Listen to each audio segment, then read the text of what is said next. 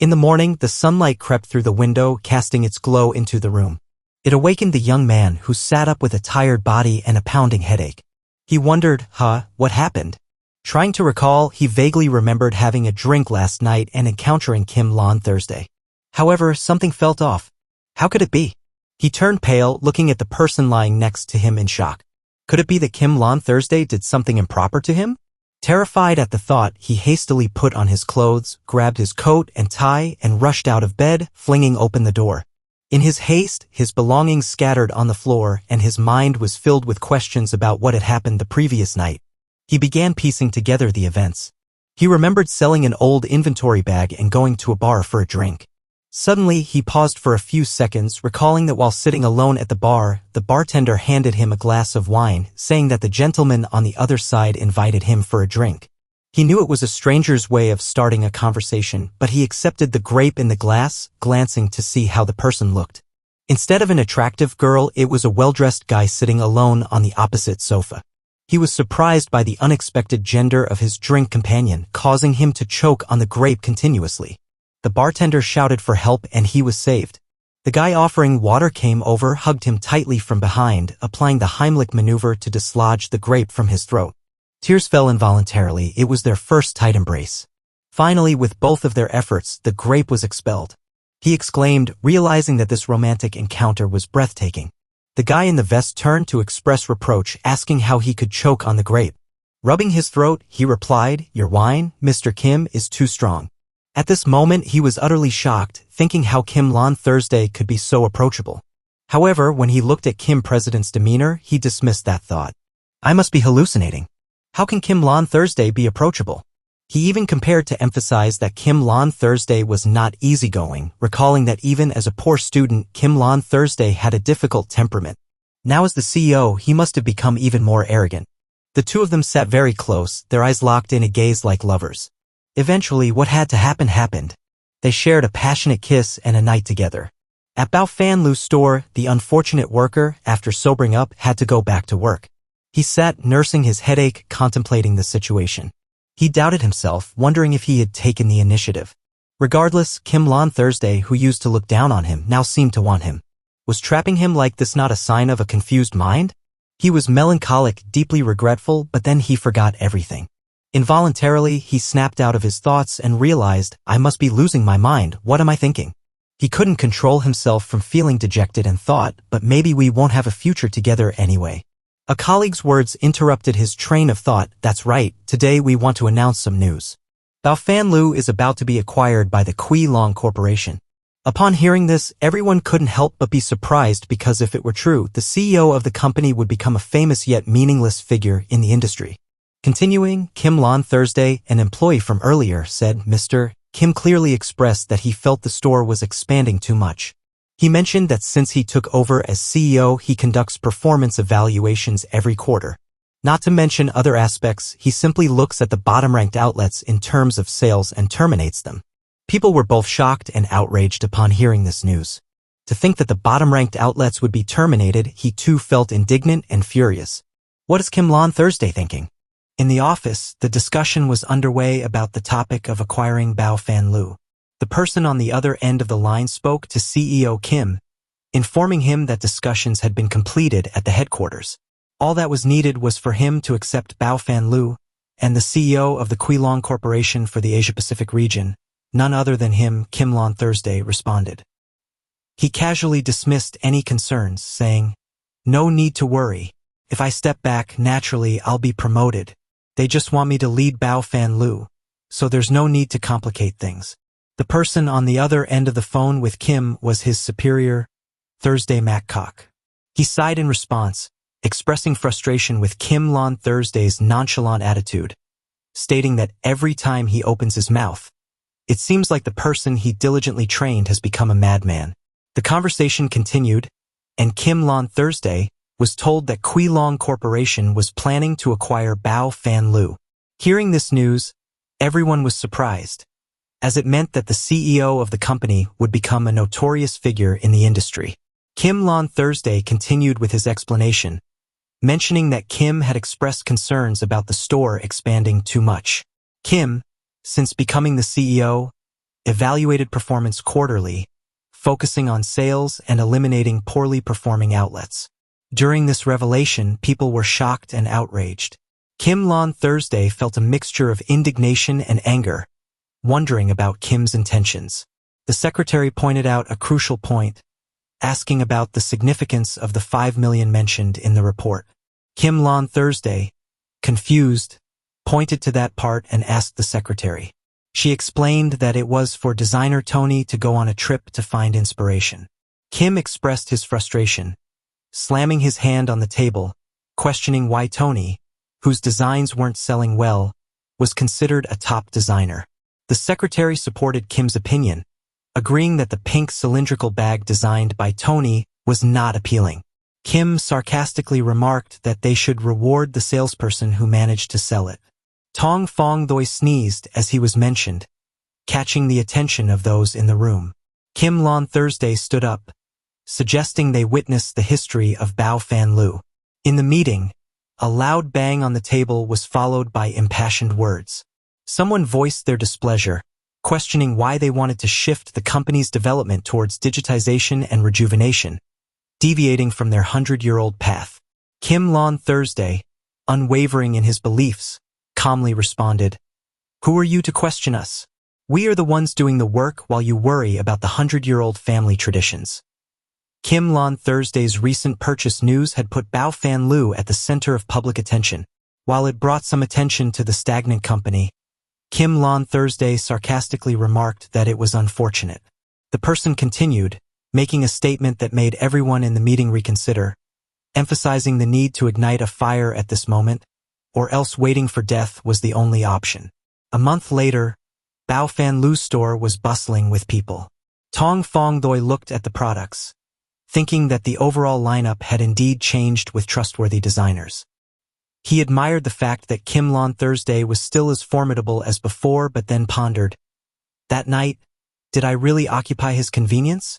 He also got drunk, and when he sobered up, he couldn't remember if he regretted it or not. Why did he get involved in this situation? A woman's voice interrupted his thoughts. She hesitated and asked, "That thing?" Tong Fong Doi quickly changed his expression to a friendly one and said, "Hello, how can I help you?" He returned to the cheerful state of advising customers, realizing that this might just be another misunderstanding. He had better continue living his life. After work, he had a prior arrangement. Carrying both a large and a small bag, he headed to the bar. Looking around, he spotted Kim Lon Thursday sitting alone on the sofa. His friends, aware of the arrangement, saw Tong Fong Doi and called out, "Hey, over here!" Tong Fong Doi approached the table, laughing and saying, "Sorry for the wait." Before Tong Fong Doi could respond to the teasing question about graduating from a renowned academy and working as a shopping guide, a quick response came from the lady. She clarified that Tong Fong Doi was the store manager. Another friend pointed to Tong Fong Doi's bags, retorting that they didn't look the same. The lady thought he liked her, and the friend with glasses didn't let Tong Fong Doi off easily. However, Tong Fong Doi skillfully changed his demeanor, raising his glass elegantly and speaking in a more feminine tone, saying, "No, I'm genuinely happy that you, my sisters, have helped me. We're truly good sisters." This unexpected response left the two young men speechless, unable to say a word. The two young men across looked at Tong Fong Doi with suspicion and asked, "Are you guys siblings?" He nodded his head in agreement, and the sister next to him held the bag that Tong Fong Doi had brought and exclaimed in admiration, "This bag is really beautiful." Then she chuckled and added, "Finally, you convinced the blind designer to join us, right?" Tong Fong Doi also laughed, not to offend the sister. He switched to the role of a salesperson and tried to persuade her to buy the bag, saying, "This bag is really beautiful, especially suitable for you." The young man sitting opposite took the opportunity to join in, "But I feel it's a bit plain." This remark made the sister feel a bit uneasy, as every girl likes perfection and wants to shine. She wondered, "Why do you say that?" The young man unexpectedly pulled out a necklace and said, "I just passed by Tiffany and saw this one. It's not bad. Why don't you try matching it with this bag?" The girl hesitated at the words of the young man. The young man with glasses next to him interjected. Tiffany isn't worthy of giving to a noble sister like you. At least it should be Bulgari. Then the two started arguing.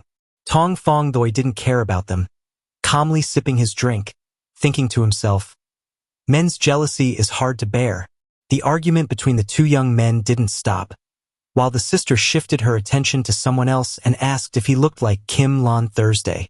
Tong Fongdoi felt a sudden fear at the mention of Kim Lon Thursday, his face drained of color. This remark halted the argument between the two young men. The sister stood up in the confusion of Tong Fongdoi and walked towards the man. Everyone at Tong Fongdoi's table was surprised. The young man with glasses couldn't help but ask, "Oh my, is Kim Lon Thursday going to like him?" The other replied, "What kind of competition is this?" The other person retorted, "Does your brain have a problem?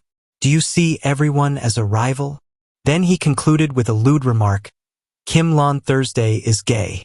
The young man with glasses still didn't believe it entirely, saying, "But Kim Tong's appearance doesn't seem like it." Another commented that Kim Lon Thursday didn't look like Tong Fongdoi. At this point, Tong Fongdoi just wanted to transform into a tall, muscular man and teach him a lesson. To the amazement of all three, the sister managed to pull Kim Lon Thursday in front of everyone. The young man in green felt tense, trying to flatter Kim Lon Thursday by complimenting the jewelry he wore. Kim Lon Thursday, feeling uncomfortable meeting Tong Fongdoi, stood up and pretended to have to leave. Tong Fongdoi, feeling uneasy about encountering him like this, made an excuse to leave early. Seeing Tong Fongdoi wanting to leave, Kim Lon Thursday had no reason to stay and called out to him. Feeling anxious, Tong Fongdoi hesitated, and Kim Lon Thursday insisted on taking him home. Tong Fongdoi couldn't refuse and agreed. As they left the bar, Tong Fongdoi noticed Kim's car waiting, but he hesitated to ask where they were going. Kim Lon Thursday casually replied, "I'll take you home." Feeling resistant, Tong Fongdoi tried to decline, saying that his home was nearby, but Kim Lon Thursday stood close and said with a slight smile, "It seems like you're resisting me." Tong Fongdoi immediately raised his hand to stop him. Tong Fongdoi waved his hand dismissively, still smiling, and said a seemingly indifferent sentence, "It's just that we're not that close." Those words hit Kim Lon Thursday like a lightning bolt, making him grit his teeth and repeat each word, his face darkening with anger. Kim Lon Thursday was so furious that his veins bulged. Not that close, yet able to do that? His anger left Tong Fongdoi perplexed, and he replied, "Sorry, but..." Kim Seo's heart felt like it was stabbed with 1,000 knives. He abruptly turned away and got into the car. Before leaving, he told Tong Fongdoi, "Don't speak as if I will cling to you and not let go." Then he angrily slammed the car door shut and drove away. Tong Fongdoi stood there, stunned, watching the car gradually disappear into the distance. Upon returning home, Tong Fongdoi first took a shower. While bathing, he wondered why Kim Lon Thursday appeared there and why he suggested taking him home. The more he thought, the more he blushed uncontrollably. Could it be that he wanted to approach him? Then he suddenly regained clarity and began to self-blame. What had caused him to feel guilty like this? After the shower, he only wrapped a towel around his waist and went out. He warned himself not to think anymore, not to wander in irrelevant thoughts. The next morning, he was awakened by a text message on his phone. Tong Fongdoi opened his eyes, checked the message, and found that it was from his older sister last night. The main idea was to ask little Tong Fongdoi for Kim CEO's contact information. Since it was just an assistant yesterday, she only wanted to establish some business relations. Because she noticed that the two of them were quite close, she asked for his help a bit. Feeling helpless, Tong Fongdoi lay on the bed and replied to the message. He thought, he's the CEO. If I'm so close to him, I wouldn't need to worry about performance in the store every day. In the early morning of the next day, a difficult guest appeared at the store where Tong Fongdoi worked. A woman walked over and sat on the sofa, exuding an air of difficulty. She asked the female staff if they had drinks in the store. The female staff cheerfully explained that this was a fashion store, and if she wanted a drink, she could go to the store opposite. The answer seemed to anger the woman, and she spoke in a sharp tone. I want to drink something here and then look at the product list slowly. Is that not allowed? The staff member glanced at the woman's cheap t-shirt and hesitated to check the membership list. The angry woman immediately threw the product list on the table, scolding, I'm not a member, so I don't deserve service, right? The situation was challenging for the staff, fearing that it would affect the store's business. Fortunately, Tong Fong Doi appeared in time. He signaled the female staff to leave so that he could handle this matter. He politely asked, What drink would you like? The angry woman calmed down a bit and, after reviewing the product list, said she wanted to drink Hong Kong-style milk tea. Tong Fong Doi thought to himself that there couldn't possibly be Hong Kong-style milk tea in a luxury store. But he couldn't say no to the customer's request. He reluctantly bowed his head and said, Please wait a moment. He went to the kitchen, opened a cabinet, and luckily found 2 cans of Hong Kong-style milk tea that he had put away earlier. He sighed in relief, thinking it was fortunate that he had prepared a bit when he wanted to drink it himself. Then he poured the tea into a cup and brought it to the difficult customer for her enjoyment. After being served according to her preference, the woman began asking about the products, inquiring about the most challenging items of the season. Tong Fong Doi chuckled gently and replied, Of course, those that are not displayed. She looked at Tong Fong Doi, gave a faint smile, and then the two talked for a long time before the woman finally left. The female staff member who was previously treated poorly by that woman expressed her discomfort and spoke ill of her, saying, That annoying person. If she doesn't want to buy anything, that's fine. But she keeps asking this and that, making so many requests. Her colleague behind her began to suspect if that mysterious woman might be someone special. The female employee responded, Impossible. Mysterious customers from the main office who come to supervise are just regular people. At most, they observe more and ask more questions. They wouldn't intentionally send troublemakers here. After interacting with that woman, Tong Fong Doi remarked that she was indeed very strange, almost as if deliberately provoking others. He reminded everyone that even though they were running a store, they still needed to be attentive to avoid affecting the company's image. His co-workers agreed with his opinion. In the following days, the store suddenly became very crowded. People rushed inside, heading straight to Tong Fong Doi, clamoring for his assistance in shopping. They wanted him to choose bags for them. The crowd jostled and pushed each other just to be served by Tong Fong Doi. He, on the other hand, was completely puzzled by what was happening to him. The store was busier than usual today, and all the staff, including Tong Fong Doi, became more occupied. He carried a pile of items in his hands to serve customers, not understanding what was happening. Why were there so many people today?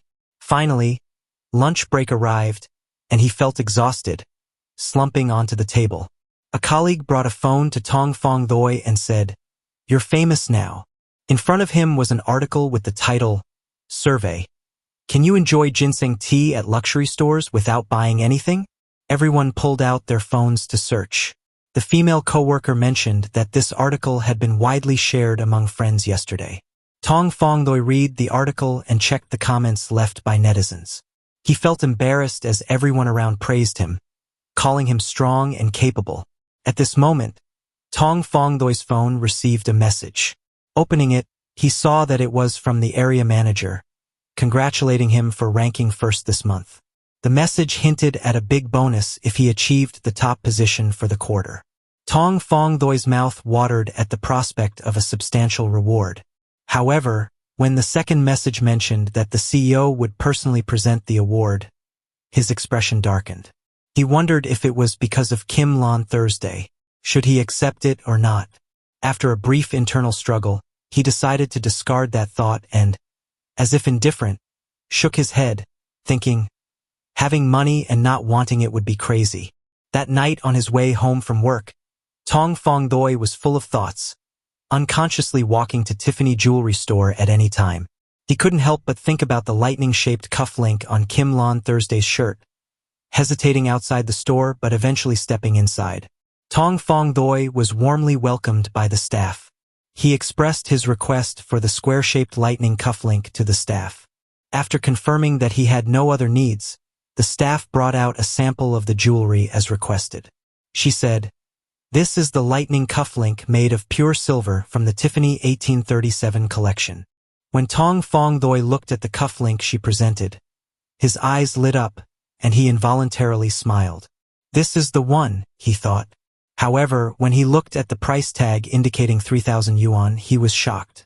He didn't expect pure silver to be sold at such a high price, feeling quite dissatisfied. He suddenly hesitated and thought, with 3,000 yuan, I could buy a pair of items with the CEO which would be more worthwhile. After that, he immediately told the salesperson that he would take it. The staff carefully wrapped the cufflink and handed it to Tong Fong along with the invoice, saying, "Please go to the back for payment." Following the instructions, he went to the back to pay but accidentally bumped into another man. Tong Fong Doi, in pain, rubbed his nose and looked up to see Kim Lon Thursday. He was embarrassed and quickly hid the bag behind his back. Kim Lon Thursday noticed Tong Fong Doi's awkwardness and asked, "What's with this sneaky look?" Although Lon Thursday appeared very cold on the surface, internally he was struggling. "Last time we met, you claimed we weren't acquainted. Now you're using my name," he said. Tong Fong Doi, fearing exposure, forced a smile to brush off the tension. He replied, "It's nothing, just a bit surprised to see you," in a commanding manner, told the staff, "Whatever he buys, I want to see it." Tong Fong Doi, feeling stiff and sweating, turned pale as the staff reported back to Kim Lon Thursday. The response made Kim Lon Thursday laugh and teasingly asked Tong Fong Doi if he wanted to imitate him. The staff had a feeling that someone was superfluous and thought she should stay under the car instead of being here. Kim Lon Thursday pressed his face close to his, the distance between them getting shorter. He kept questioning why Tong Fong Doi was imitating him. Kim Lon Thursday repeated this question several times, making Tong Fong Doi feel dizzy. "All right, I gave up to this guy," Tong Fong Doi thought. Despite being extremely tense, he managed to smile gently, saying he merely wanted to check out that particular item, not intentionally stealing Kim Lon Thursday's style. Afterward, Tong Fong Doi quickly handed the product bag to the saleswoman, suggesting that he might return it. Seeing this, Kim Lon Thursday told him he didn't need to return and turned away. Suddenly, he stopped, causing Tong Fong Doi, who was walking behind him, to bump into his back. Kim Lon Thursday self-conceitedly remarked that even if he copied him, he wouldn't be the same. While, thank goodness, he finally left. Tong Fong Doi felt much relieved and followed him quickly. They walked side by side, and Tong Fong Doi secretly glanced at his side profile. He had to admit this guy was really handsome. Looking at this sharp face made Tong Fong Doi's heart beat faster. It seemed Kim Lon Thursday sensed someone looking at him. He turned to Tong Fong Doi and asked why. Startled, Tong Fong Doi hesitated and answered vaguely. Kim Lon Thursday coldly smiled and turned away. Tong Fong Doi thought he didn't know what he was thinking. Unable to understand, he asked Kim Lon Thursday what he thought. Without turning back, Kim Lon Thursday said that he must have felt it was not a coincidence. They had met at the bar twice and now here. Remembering the bar scene, Kim Lon Thursday wondered if Tong Fong Doi thought he couldn't let go, implying he was entangled with him. Hearing this, Tong Fong Doi denied, saying he didn't think so. Surprisingly, Kim Lon Thursday got angry, urging him to be honest. "Did you think you were very attractive?" Tong Fong Doi looked bewildered, not knowing that Kim Lon Thursday couldn't forget him. The more he spoke, the more confused Tong Fong Doi became. Scratching his head, he asked what had happened that night. Kim Lon Thursday was furious and shouted loudly, asking Tong Fong Doi what he meant. Faced with his anger, Tong Fong Doi turned his face, pretending to be clueless, and then answered that he was actually too drunk to remember anything. Kim Lon Thursday clenched his hand so tightly that the green veins were visible, accusing Tong Fong Doi of deliberately saying such words to make him angry. Tong Fong Doi felt confused, but Kim Lon Thursday didn't want to hear more, so he turned away and said that not taking responsibility like that truly angered people. Tong Fong Doi softly apologized, but received no response from him. After a while, he suddenly asked about the green enamel button on Tong Fong Doi's white shirt. Tong Fong Doi was startled and admitted that it was his. No wonder he couldn't find it. It must have been dropped that night. Kim Lon Thursday, with an expression difficult to read, told him to come to his place to get it. Tong Fong Doi said it might not be a good idea to go, but before he finished refusing, Kim Lon Thursday had already grabbed his hand and pulled him away. Tong Fong Doi looked embarrassed as their hands intertwined. Later, Kim Lon Thursday led him to where he stayed. Looking at the room arrangement, Tong Fong Doi asked if he was in a hotel now. He answered yes and, turning around, slowly took off his shirt. Tong Fong Doi looked at him and asked why he brought him back that day.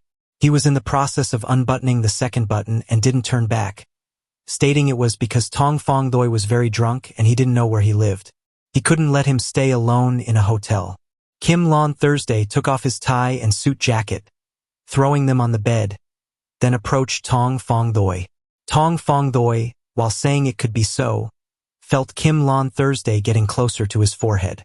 The breath of the two mixed together as he hadn't finished his sentence. One of his hands was already caressing Tong Fong Doi's smooth and white face. His other hand moved down to the waistband of Tong Fong Doi's trousers. Tong Fong Doi asked softly about the state of not wearing clothes, and Kim Lon Thursday whispered gently into his ear, making his ears turn red. He continued to ask if Tong Fong Doi definitely wanted to know, all while his hand slid down to the waistband. Tong Fong Doi blushed and nodded in agreement. The next morning, Kim Lon Thursday picked up the lightning-shaped cufflink from the ground. Tong Fong Doi said there was another one, or was it the one he was wearing? He pointed to the bag on the bedside, and Kim Lon Thursday glanced at it. He compared the lightning cufflink in his hand with his old one, and they were exactly the same. This statement made Tong Fong Doi feel embarrassed, so he covered his face with a blanket. After that, Kim Lon Thursday put on the cufflink and said he would return it next time they meet. Tong Fong Doi, peeking out from under the blanket, asked when that would be. He replied by asking when Tong Fong Doi liked it, making him even more embarrassed. Tong Fong Doi said he was a busy person, a great CEO, so it would be up to him. Kim Lon Thursday lowered his head, looking at his phone and said, "That's fine. I'll contact you when I'm free." Then he raised the phone screen and said, "We're friends now." Suddenly, Tong Fong Doi remembered that someone had asked him to contact Kim Lon Thursday before through Assistant O. Now looking at the phone screen in front of him, Tong Fong Doi immediately asked, "Isn't this your assistant?" Unexpectedly, he replied that this was his contact method. Tong Fong Doi got up from the bed, puzzled, and asked why he would give his assistant's contact to him. Tong Fong Doi wondered why he gave his assistant's contact to his school sister, referring to himself and Kim Lon Thursday. Kim Lon Thursday furrowed his brows and asked, "Who?" Seeing his expression, Tong Fong Doi couldn't help but burst into laughter. Then he asked if he needed more rest, startling him. Seeing him getting dressed and leaving, Tong Fong Doi was lost in his thoughts. Is he driving him away? Suddenly feeling unhappy, he said, "No, I'll leave now," and immediately left. But Kim Lon Thursday said it was okay, he could leave whenever he wanted. Tong Fong Doi jerked, then looked at him. At this moment, he was on the phone with someone named O Van. Tong Fong Doi wondered who O Van was and wanted to ask him to wait, but before he could finish his sentence, the person had disappeared. Tong Fong Doi sat alone in the room, frowning. He silently cursed him for being a playboy. At the company, Kim Lon Thursday and 3 others were struggling with an online scandal. A director's comment on using real animal skin for shoes would definitely stir up controversy. Kim Lon Thursday, after reading this news, rubbed his forehead, furious to the point of trembling. This guy is crazy. Nowadays, consumers are very concerned about environmental protection and animal welfare. His secretary reviewed the data and reported that there had been a huge storm online. Next month, they would issue a statement hoping to stop the malicious comments. He patiently tapped the pen on the table and demanded the social department's handling direction. The person from the social department said they must apologize, and Kim's CEO would decide how to deal with that director. The secretary standing beside shook her head, suggesting they could be stricter. So next month they'll issue the announcement. Kim on Thursday rubbed his chin, pondered for a moment, and then spoke up. We just acquired and something like this happened. It can't be easily overlooked. The other two immediately looked at him and asked what he meant. Kim on Thursday slammed the pen on the table, saying, Anyway, many designers have been fired, so one more won't hurt. Hearing that Kim on Thursday wanted to continue firing that director, everyone was surprised. The secretary asked why he wanted to fire a director near the release date. Kim on Thursday tightened his grip on his hand, stating that the company paid that guy $5 million a year, not for him to cause trouble. Immediately after, he instructed Fan Lu to release a new statement, emphasizing their commitment to an eco-friendly approach. On behalf of Director XXX, they apologized to consumers for the inappropriate remarks, and the company would terminate the cooperation with him. Additionally, the line of shoes designed by him would be discontinued. This apology somewhat cooled the public's anger. People started to view the company more positively and looked forward to new products. The next day, during Fan Lu's meeting, the secretary reported that public opinion had shifted in their favor. Kim on Thursday glanced through the documents and said that artists should not have social media accounts. Otherwise, they would talk nonsense. The PR director, standing beside him, looked at him with admiration, saying that what Mr. Kim said was indeed accurate. Kim on Thursday, sitting confidently, asserted that what he said was naturally correct. Looking at this shining figure in front of him, he thought that maybe the CEO wasn't suitable for public speaking. The deputy CEO stood up to speak, asking about the new products. Shouldn't they introduce leather shoes again? Immediately, the operations director vehemently opposed it. The deputy CEO also retorted, suggesting that the operations director was just afraid of losing his job. They argued fiercely, criticizing each other. Meanwhile, Kim on Thursday and his secretary watched them silently. The secretary observed his fingers tapping on the table. He guessed that everyone had proposed their ideas, but the hardest part was making a decision. After a while, Kim on Thursday clenched his fist and said, "Make sports shoes." As soon as he finished speaking, the whole meeting room became noisy, and no one understood what he meant. They asked why sports shoes which are worn during exercise.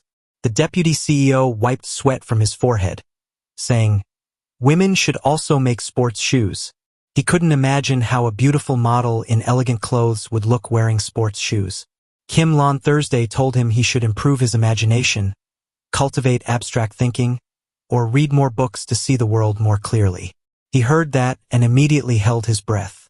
The secretary typed on the phone screen, stating that producing sports shoes and even having female models wear them during a press conference with an elegant and sophisticated theme might be conservative and not suitable from the perspective of Bao Fan Lu, who was always resistant to change. However, Kim on Thursday had always said to do it. Seeing no more opinions, he decided to adjourn the meeting. On the other side, in Bao Fan Lu's store, Tong Fong Thoi's colleagues were gossiping. They talked about the new director firing people right away. Wasn't it normal to fire a lot of designers before? The store even fired the worst performing employees through the system. Now that he's a director, is he going to fire them all? Tong Fong Thoi said to just work diligently, and no one would get fired. If they wanted to fire someone, they would have to pay them. He looked at them and told them to sneak a laugh. The group immediately tensed, panicked, and left. Tong Fong Thoi stopped taking notes, sighed, and thought that maybe Kim on Thursday hadn't contacted him recently because he was busy with recalling the leather shoes. He opened his contacts to find Kim on Thursday's number, and as he stared at it, he wondered if he was okay. Suddenly, the phone rang. Someone was calling him. The screen showed it was from Mi Sai at Bao Fan Lu's company. A bunch of shoe design drafts had been thrown on the ground. Kim on Thursday sat in front of a group of designers working. One designer wanted Kim on Thursday to review his design, but before he could finish his sentence, Kim on Thursday told him to consider whether they should change designers. This designer, already balding, became even balder. He silently wiped his tears, claiming he hadn't said anything. Kim Lon Thursday threw away his design drafts, stood up, and walked away. The secretary observed his actions. He could understand that many designers thought of themselves as the soul of the company, but this was not practical here, because Kim Lon Thursday was the true soul of the business. For him, obedience was more important than talent.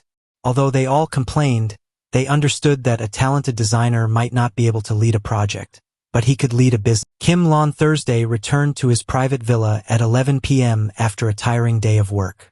Standing in front of the house, he loosened his tie and examined his cufflink, lost in thought. Suddenly, he remembered the scene from the previous night when he gently stroked the lightning-shaped cufflink on Tong Fong Doi's shirt. The elevator door opened, and a woman stepped out, greeting him as Mr. Kim. Turned back to glance at the woman. He wondered why she wasn't wearing the hotel staff uniform. It was late at night and she appeared in the corridor like this. Misai, seeing him staring at her, didn't understand. He passed her and made a suggestive remark, claiming he was gay, causing her to startle. Misai stammered, saying she knew. Kim Lon Thursday, now realizing Misai knew about it, was stern and questioned why she approached him with flirtatious intent. Suddenly, he recognized her and wondered how she knew. Misai presented her introduction as a magazine reporter who had previously scheduled an interview at 8 o'clock. She had been waiting and called his assistant, but he was busy. Kim Lon Thursday scrutinized the paper, thinking the girl who came for the interview was the same one Van mentioned before. He had mistaken her for a hotel employee. He punched himself in the conscience, realizing his error. Then he asked why she waited from 8 o'clock until now. Misai nodded, and he observed her trembling legs, realizing she wasn't lying. He told her to come in, and she happily followed him like an excited puppy. Misai started recording the conversation as the interview began. She asked him about recently firing a director due to online comments, and he explained that the company had clarified this multiple times. However, this wasn't what she wanted to know. She had found out that, after he took office, some high-ranking designers were fired. Was it because he felt their beliefs didn't align with his? Kim Lon Thursday looked at her and replied that he had no beliefs to discuss. He wasn't an artist but a manager. Kim Lon Thursday continued, stating that if anything or anyone reduced the effectiveness of management, he would deal with it immediately. On this point, he wanted to treat everyone equally. Misai nodded, jotting down notes, and asked if he was also a person who desired strong control in his personal life. Kim Lon Thursday admitted to not denying this aspect of his life. Misai's eyes lit up, and she began asking about his romantic life. However, they were interrupted by a notification on Kim Lon Thursday's phone. It was a message from Tong Fong Doi reminding him that he forgot his blue enamel tie clip. Meanwhile, Tong Fong Doi lay in bed, contemplating. He had previously mentioned that he would contact him when he had free time, but now he wondered if he had become too impatient. Unsure if he had been too impatient, he hesitated.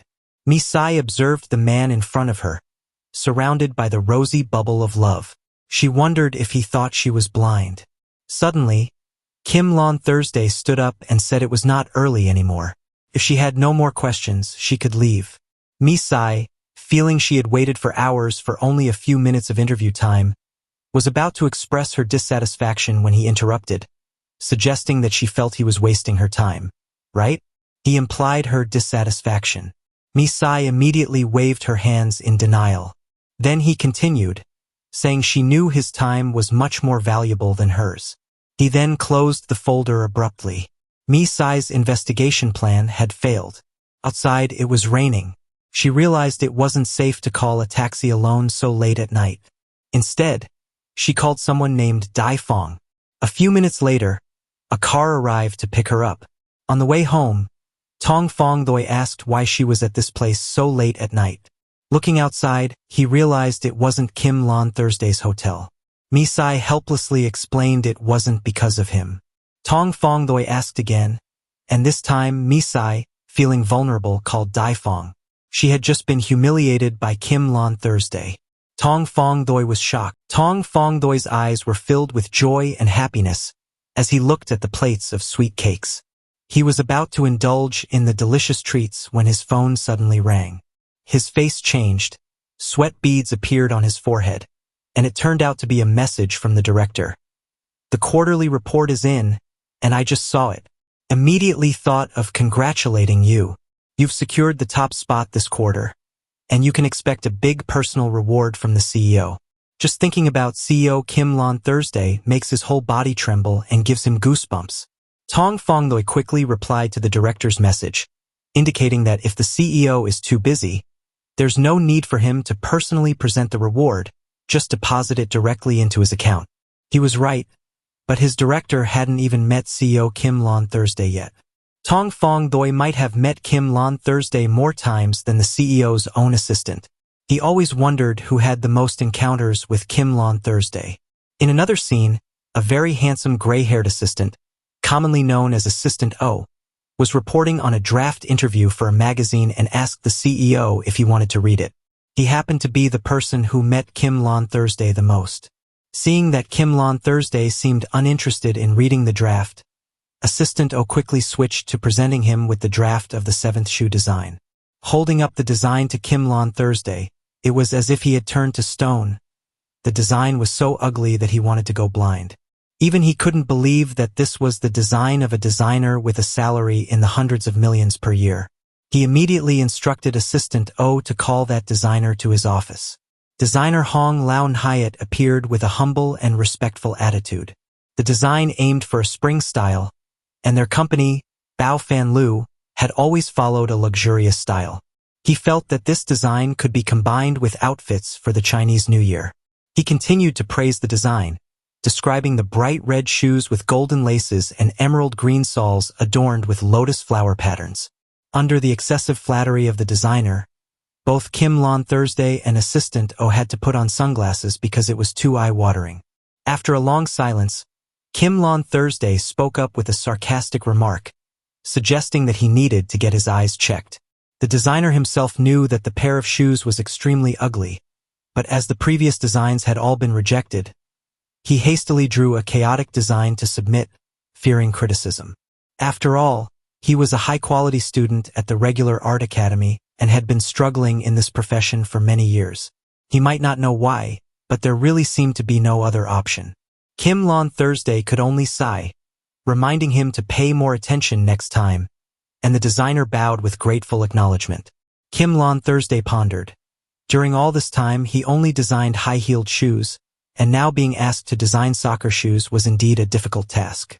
The smart assistant immediately suggested looking for other shoe brands.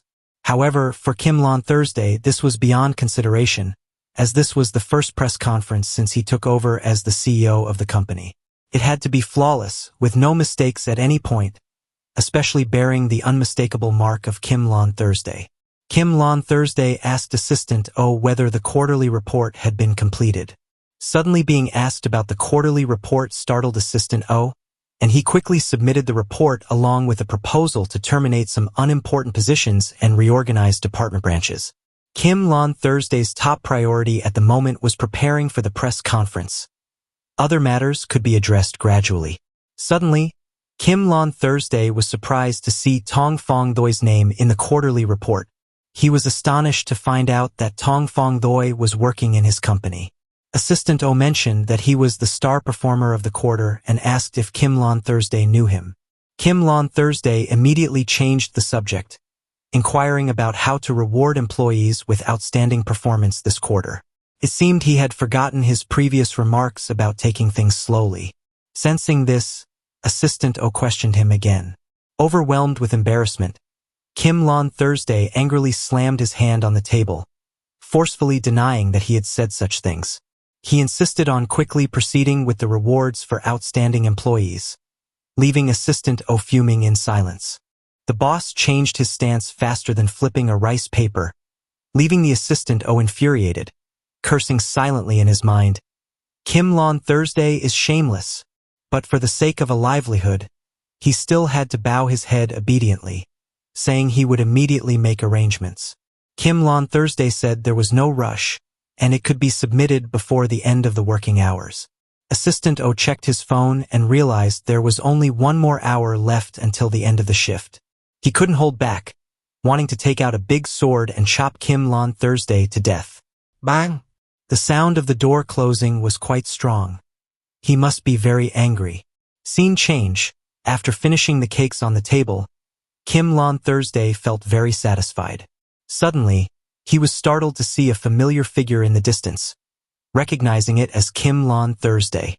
He hesitated about whether to greet him, also afraid that there might be something on his teeth after eating. Suddenly, Kim Lon Thursday appeared in front of him. Kim Lon Thursday awkwardly smiled and said, "What a coincidence. It's you." Little did he know that someone, upon learning he worked here, intentionally came to meet him. That person with a bad temper dared not admit it and just insisted it was a coincidence. Kim Lon Thursday forced a smile, and Kim Lon Thursday turned and asked him to follow. Although he didn't understand what was happening, he instinctively followed him. Turned out that Kim Lon Thursday wanted to take him for a stroll and buy clothes. Suddenly, Kim Lon Thursday felt like he was a follower at this moment. Suddenly, he stopped, causing the person behind him to bump into him. He turned and asked, "Why did you leave work early?" In his mind, he silently thought that going to their shop turned out to be a disappointment, but fortunately, he didn't give up. Kim Lon Thursday hesitated and explained that he wasn't feeling well, so he left early. Concerned, the person placed a hand on his forehead to check if he had a fever. Luckily, he was fine. Kim Lon Thursday blushed and awkwardly mentioned that it might be because of him.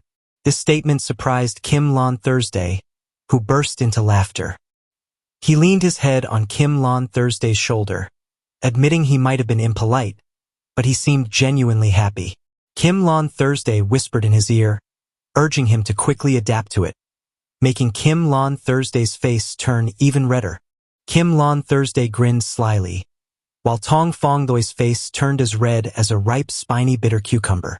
After regaining his composure, he took a step back and quickly changed the subject, asking Kim Lon Thursday where he usually buys his shirts. Someone like Kim Lon Thursday didn't need to ask, and it was obvious that the clothes he wore were all luxurious brands. Kim Lon Thursday replied that for formal and polite occasions, he wore specially designed clothes, but for casual days, he opted for common brands. Curious, Tong Fongdoi asked if not wearing company-designed clothes would be seen as not supporting the company. Kim Lon Thursday turned to him with a slightly arrogant expression, saying that he worked overtime at the company every day, and wasn't that enough support? His response left Tong Fongdoi speechless. As the CEO of Baofan Lu, Tong Fongdoi thought it was something he should do, but for Kim Lon Thursday it was just an experience for him, not everything. Tong Fongdoi wondered and asked him why he considered it merely an experience, even though he put effort and dedication into Baofan Lu. Kim Lon Thursday's immense willpower and determination might be the reason. He hoped that when people mentioned Baofan Lu, the first thing that came to mind was Kim Lon Thursday. However, if they mentioned him, they would think of something even more outstanding. Tong Fongdoi looked at Kim Lon Thursday and marveled at how he was an individual who highly valued himself but was also an attractive and bold man. He noticed Kim Lon Thursday's remarkable growth compared to the years when he had just graduated. Upon graduation, Kim Lon Thursday had faced constant pressure, with every step he took being scrutinized by those around him. He was always attentive to the eyes of those around him and material values. Yet now, he had completely stepped out, resembling the concept of immune to luxury as mentioned in a report. There was no longer any place worthy of his concern for expenses. Suddenly, Kim Lon Thursday turned to look at Tong Fongdoi's clothes, thinking that his recent life must be difficult. Why else would he dress so simply? Quickly, Kim Lon Thursday pulled him into a store. Tong Fongdoi felt a bit scared, thinking that Kim Lon Thursday had just been abducted by aliens, and in the blink of an eye, everything changed. Upon entering the store, Kim Lon Thursday exclaimed with a money-scented remark, "Bring out the most expensive items in your store." A series of outfits with prices in the tens of thousands were displayed before Tong Fongdoi's eyes, making him think that anyone who bought these must be foolish. Seeing Tong Fongdoi staring intently at a $200,000 shirt, Kim Lon Thursday thought he might want to buy it as a gift but was surprised when he declined, saying it didn't suit his style. He remarked that someone else suited this a bold and powerful style. Subsequently, a series of expensive items like clothing and bags were presented, but Tong Fongdoi shook his head and refused each one. It wasn't until late at night that the two of them returned. While walking, Tong Fongdoi asked why he normally chose his own clothes, and why today's choice was so different, causing Kim Lon Thursday to become stiff. Kim Lon Thursday awkwardly replied that occasionally, he wanted to change his style. Tong Fongdoi felt that those things didn't suit him at all. Kim Lon Thursday hesitated and then asked what he thought would suit him. This question made Tong Fongdoi's heart race, and his face turned bright red. Kim Lon Thursday and Tong Fongdoi locked eyes, standing in the midst of the bustling crowd, causing Tong Fongdoi's face to blush intensely.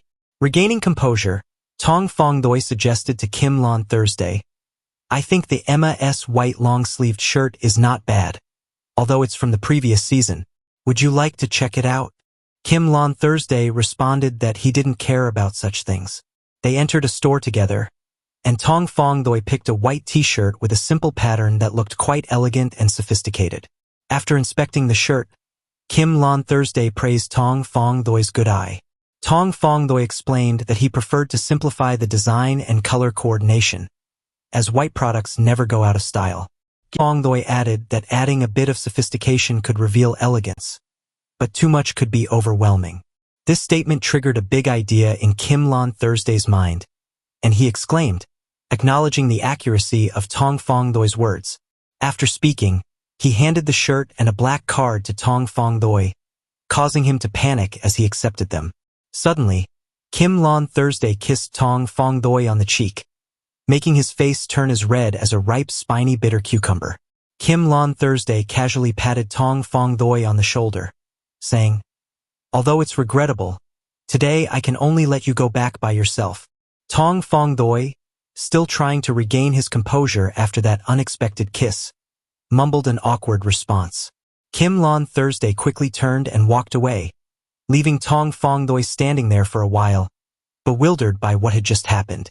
After Kim Lon Thursday left, he quickly called the designer Hong Laun Hyatt to request overtime work. However, it seemed that the designer had run out of ideas for new designs. Kim Lon Thursday confidently suggested the simplest white sneakers.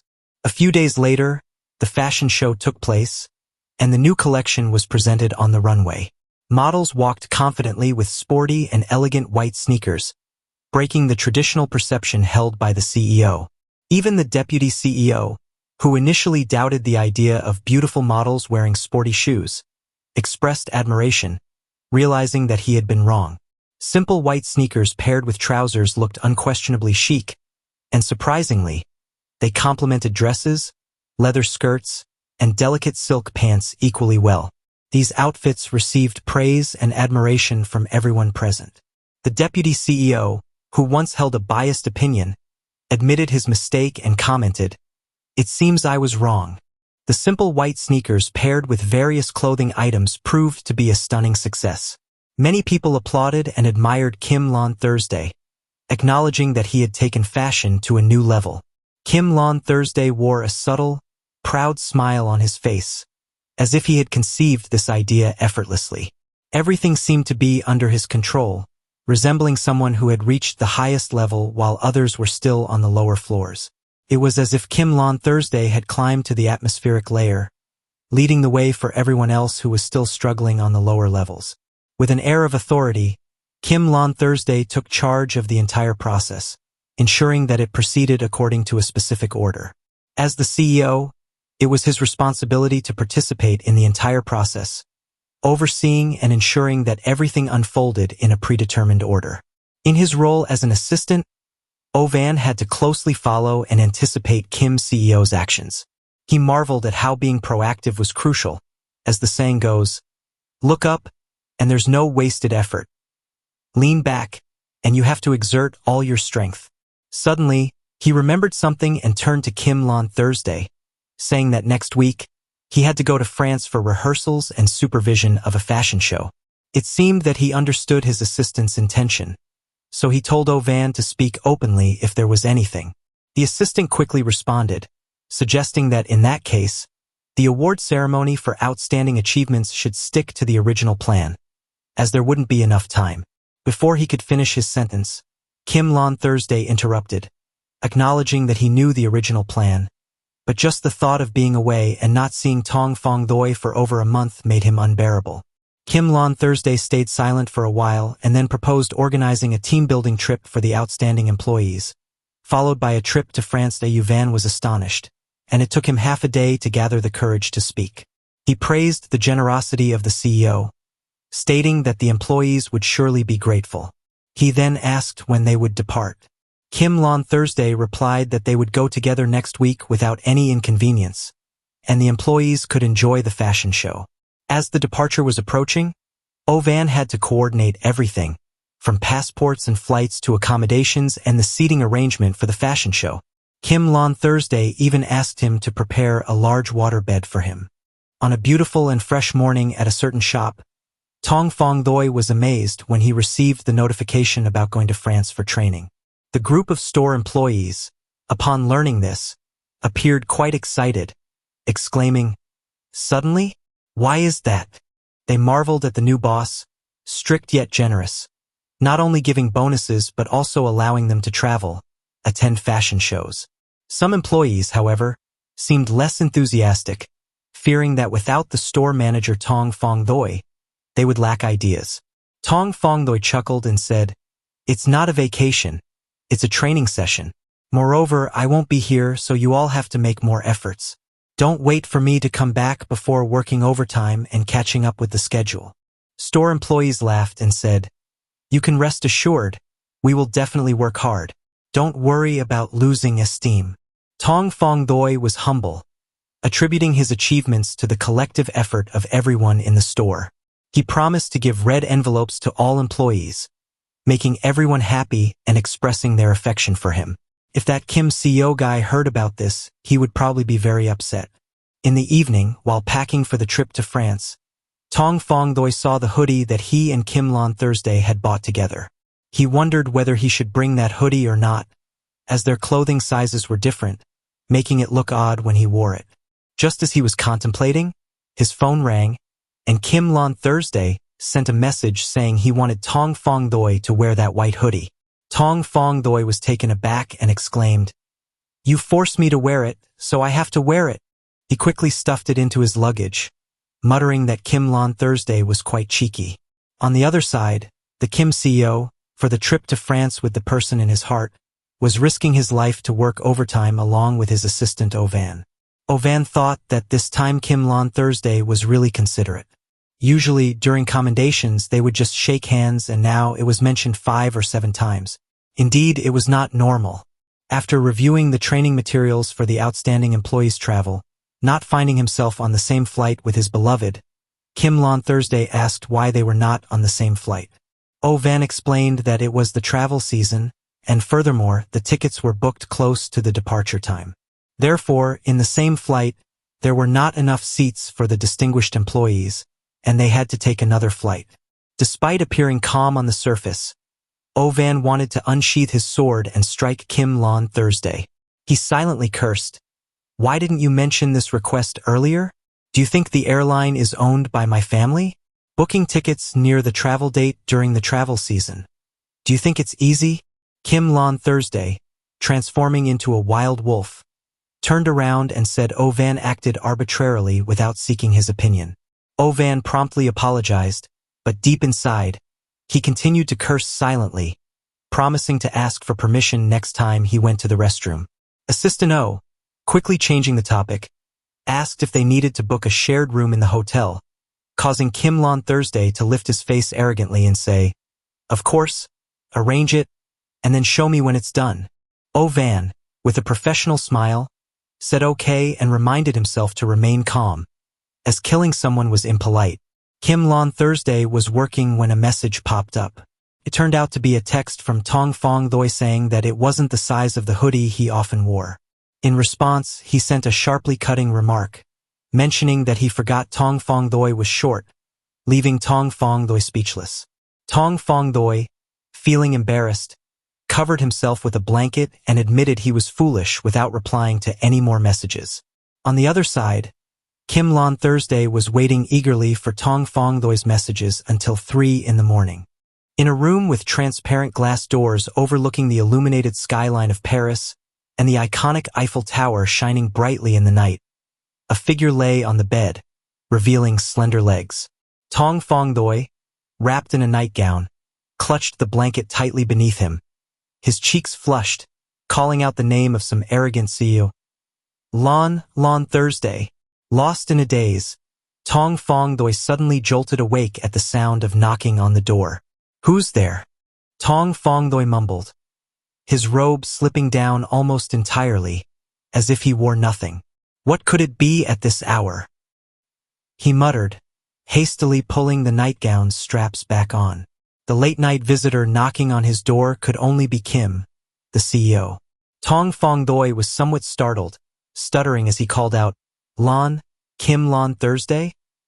While the man maintained a calm smile, grabbing him, turning him around, pressing him against the closed door, using his hand to make a deliberate loud bang against it. He confined him between the door and his own body, leaning down towards the shorter man with a sinister smile, saying, Long time no see. Tong Fong Thoi awkwardly responded, It's been a while. Is everything going smoothly in France? Kim Lon Thursday completely ignored the question, looking down at Tong Fong Thoi's attire and remarked, Why not wear that outfit? Startled to the point of trembling, Tong Fong Thoi, with both hands clutching his robe, asked again, This outfit? Didn't I say it didn't fit? In his head, he silently wondered who would wear a hoodie in the evening, and perhaps Kim Lon Thursday would tease him about being short again. Thinking so, he tried to avoid his gaze. Kim Lon Thursday looked at the embarrassed figure beneath him with an amused look, his restless hand touching Tong Fong Thoi's nightgown and quickly removing it. Tong Fong Thoi felt so ashamed that he wanted to cry but couldn't do anything, just hastily covered his body and muttered helplessly, You! Seeing this, the rascal just casually smirked, then lightly kissed under Tong Fong Thoi's damp eyes, coaxing, Just a belt? Why so delicate? But it seemed that this coaxing couldn't soothe the anger or frustration of the other person. So he decisively placed the necktie he was wearing into Tong Fong Thoi's hand and slightly bent down to ask, Can you forgive me with this? When he did that, he had such a sincere expression that Tong Fong Thoi felt as if an explosion had just occurred in his head. At this moment, Kim, like a shaggy black dog, wondered why Tong Fong Thoi stiffened, unaware that the other person was standing still because he couldn't believe it. He gave a tisk sound and decisively hugged and lifted the person, ignoring Tong Fong Thoi's startled cry. He tossed him onto the bed, then pinned him down, saying very seriously, I tried to finish the meeting in 3 days today, not to see you stupefied. Tong Fong Thoi tried to push the person off him with both hands, feeling too embarrassed to say anything, just repeating a few words. It can rest too, Kim Lon Thursday replied with a laugh. Tong Fong Thoi gasped for breath, his chest heaving, as he questioned the man above him. Lon Thursday? The man leaned down to kiss the corner of his watery eyes and then plunged into the rhythmic evening exercise routine. The morning weather in France was exceptionally good. Tong Fong Thoi and a few colleagues went out together to relax. A girl in a red dress in the group exclaimed happily, I didn't expect Manager Kim to be so considerate, canceling today's training session so we can go out for a stroll. A male colleague with black glasses replied, But Manager Kim himself is in a mess, always working without rest. He was out early this morning for a meeting with Van. The female colleague continued, That's right. I heard the schedule arrangement is very tight. They said there's no time for us to be rewarded, with bonuses and salaries directly related. The final male colleague chimed in, He's too strict.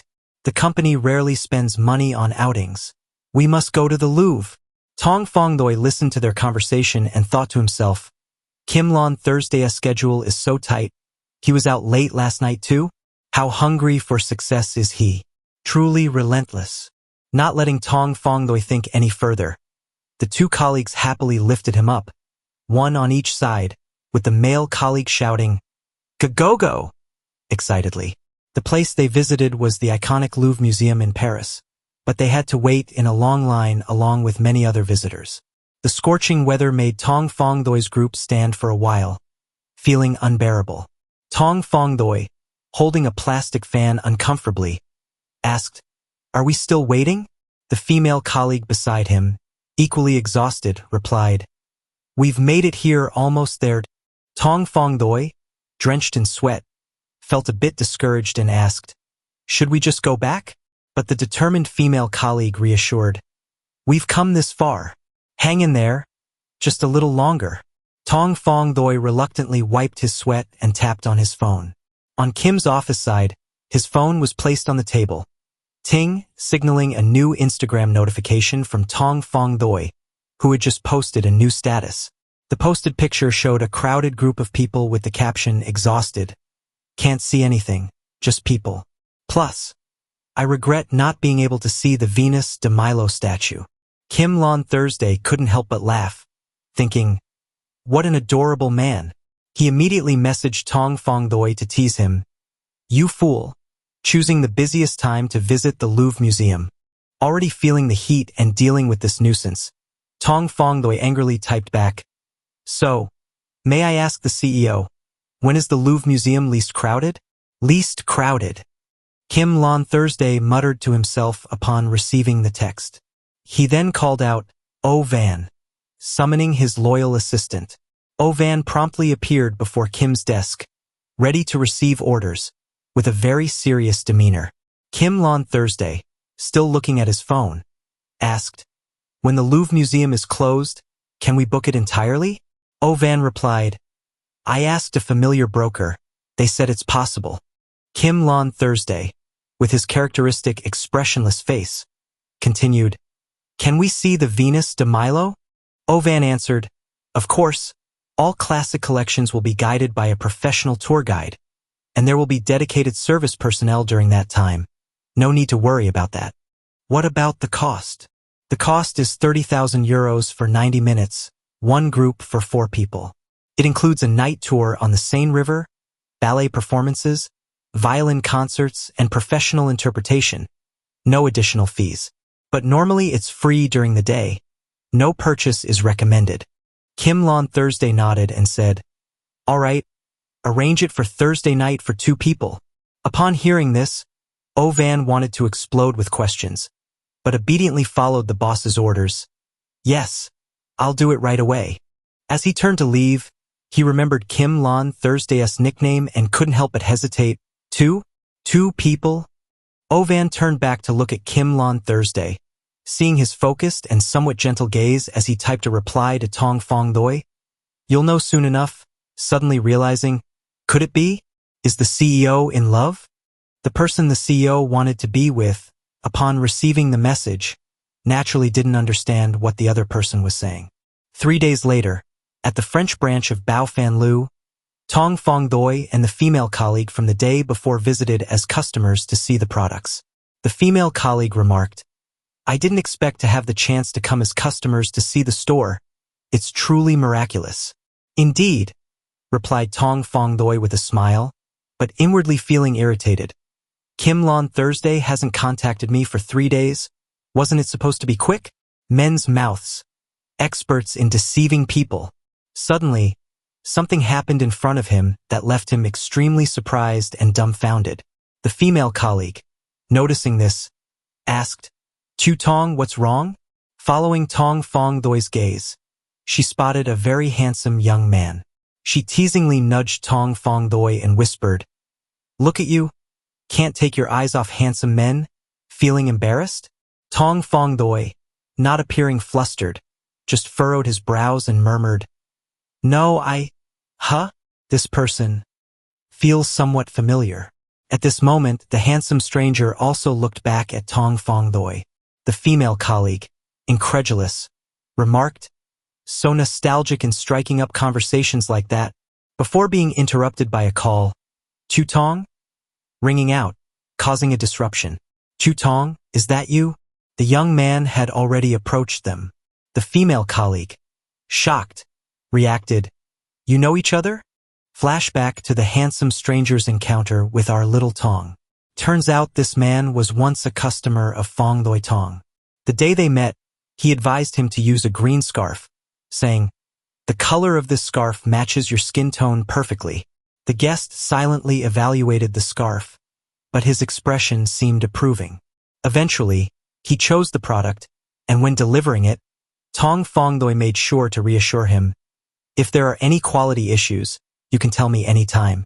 But before the goods could reach him, the guest intervened, instead gently teasing, "I feel like this scarf suits you better, little Tong."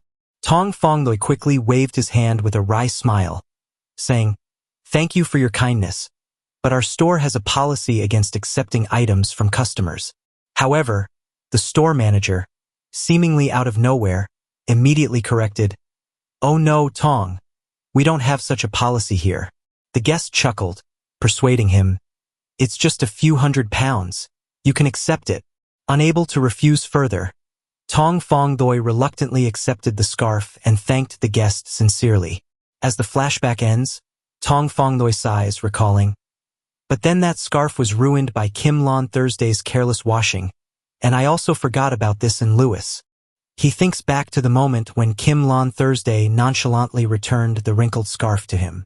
Turning back to the man in front of him, whom he now knows as Lewis, Tong Fong Loi initiates the greeting. "I never expected to meet again, Mr. Lewis, what a coincidence." Still with the same romantic and cheesy tone as before, Lewis responds, "This must be fate." Behind him, a voice rings out, "Lewis, I'm ready." The owner of the voice is a stunningly beautiful and elegant girl.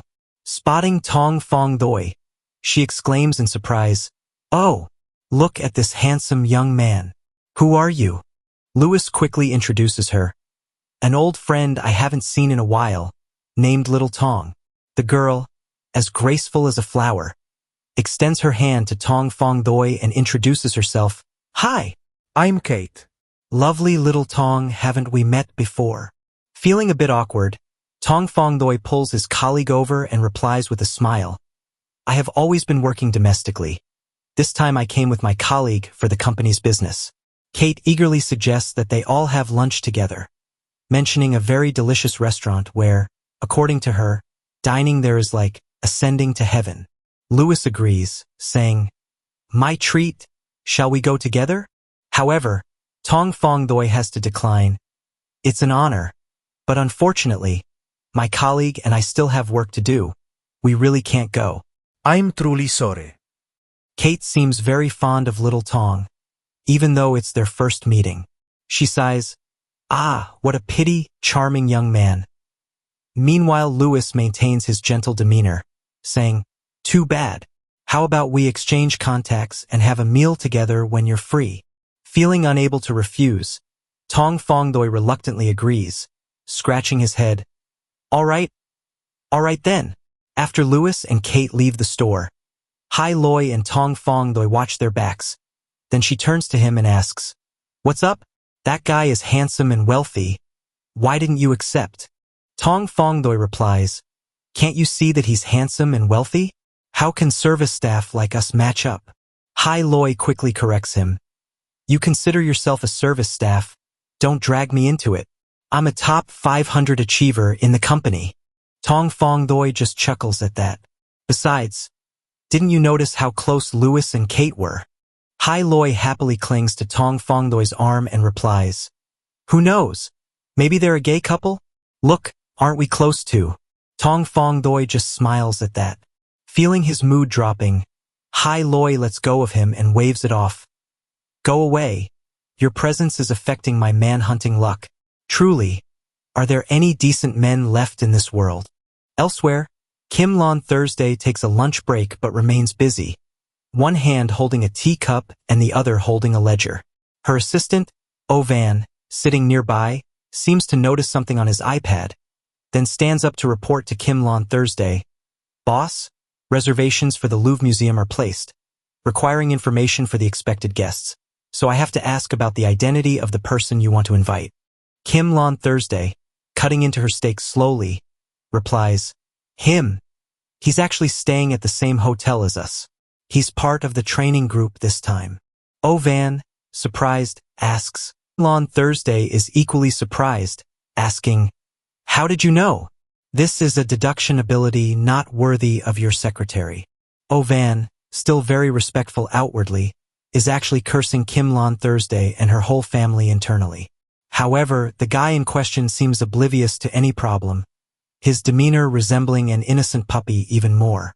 Van deeply feels that he doesn't want to look at this guy in front of him anymore, deciding he wants peace and quietly stands up to ask permission from his boss to get some food. Van is passing by the bar counter when he accidentally bumps into someone. "These are brand new shoes of mine. Handmade. Italian-made. Leather shoes." Van internally screams, unable to curse the person in front of him now.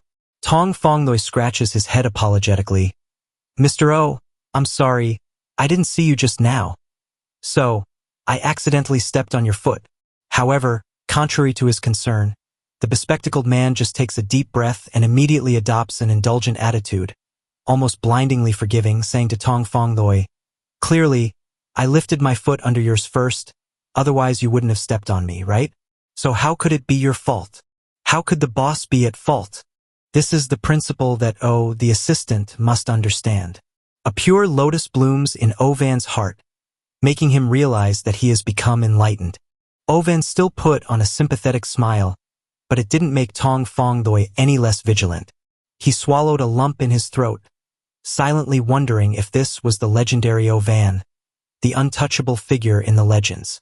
In Tong Fongdoi's vivid imagination, Van looked more like a tough guy with dyed hair, smoking and racing cars while intimidating others. Van couldn't guess what Tong Fongdoi was thinking, but he looked uneasy, prompting Van to wonder if his professional smile wasn't polite enough. As a sensitive and cautious young man, Tong Fongdoi thought, "This is a trap.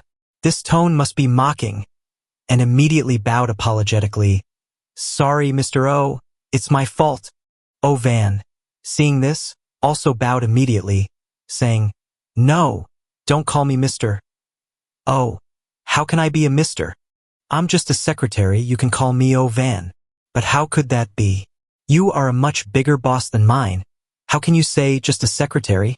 No, I'm just a lackey, relying on your salaries to make a living." Both of them kept bowing back and forth, refusing to yield. The crowd around them, holding drinks and popcorn, enjoyed watching the intriguing interaction between Van and Tong Fongdoi, wondering if the author shipped the wrong couple.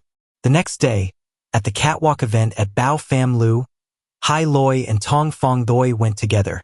Hai Loi seemed agitated and loudly complained to the event staff. "So, we're missing one seat. Little Tong is also a performing star. Check the list again." The staff member replied, "I'm sorry. All seats have been reserved. We can't add more." Tong Fongdoi reassured Hai Loi, "Forget it, Hai Loi. I'll wait outside for everyone." But Hai Loi insisted, "No, why don't we leave together?" Just then, a voice behind them interrupted, "There no more seats?" They both turned around, and Hai Loi was surprised to see that it was none other than Mr. O, the renowned CEO. The staff member replied to Van, "I don't know why Tong Sir's seat wasn't arranged."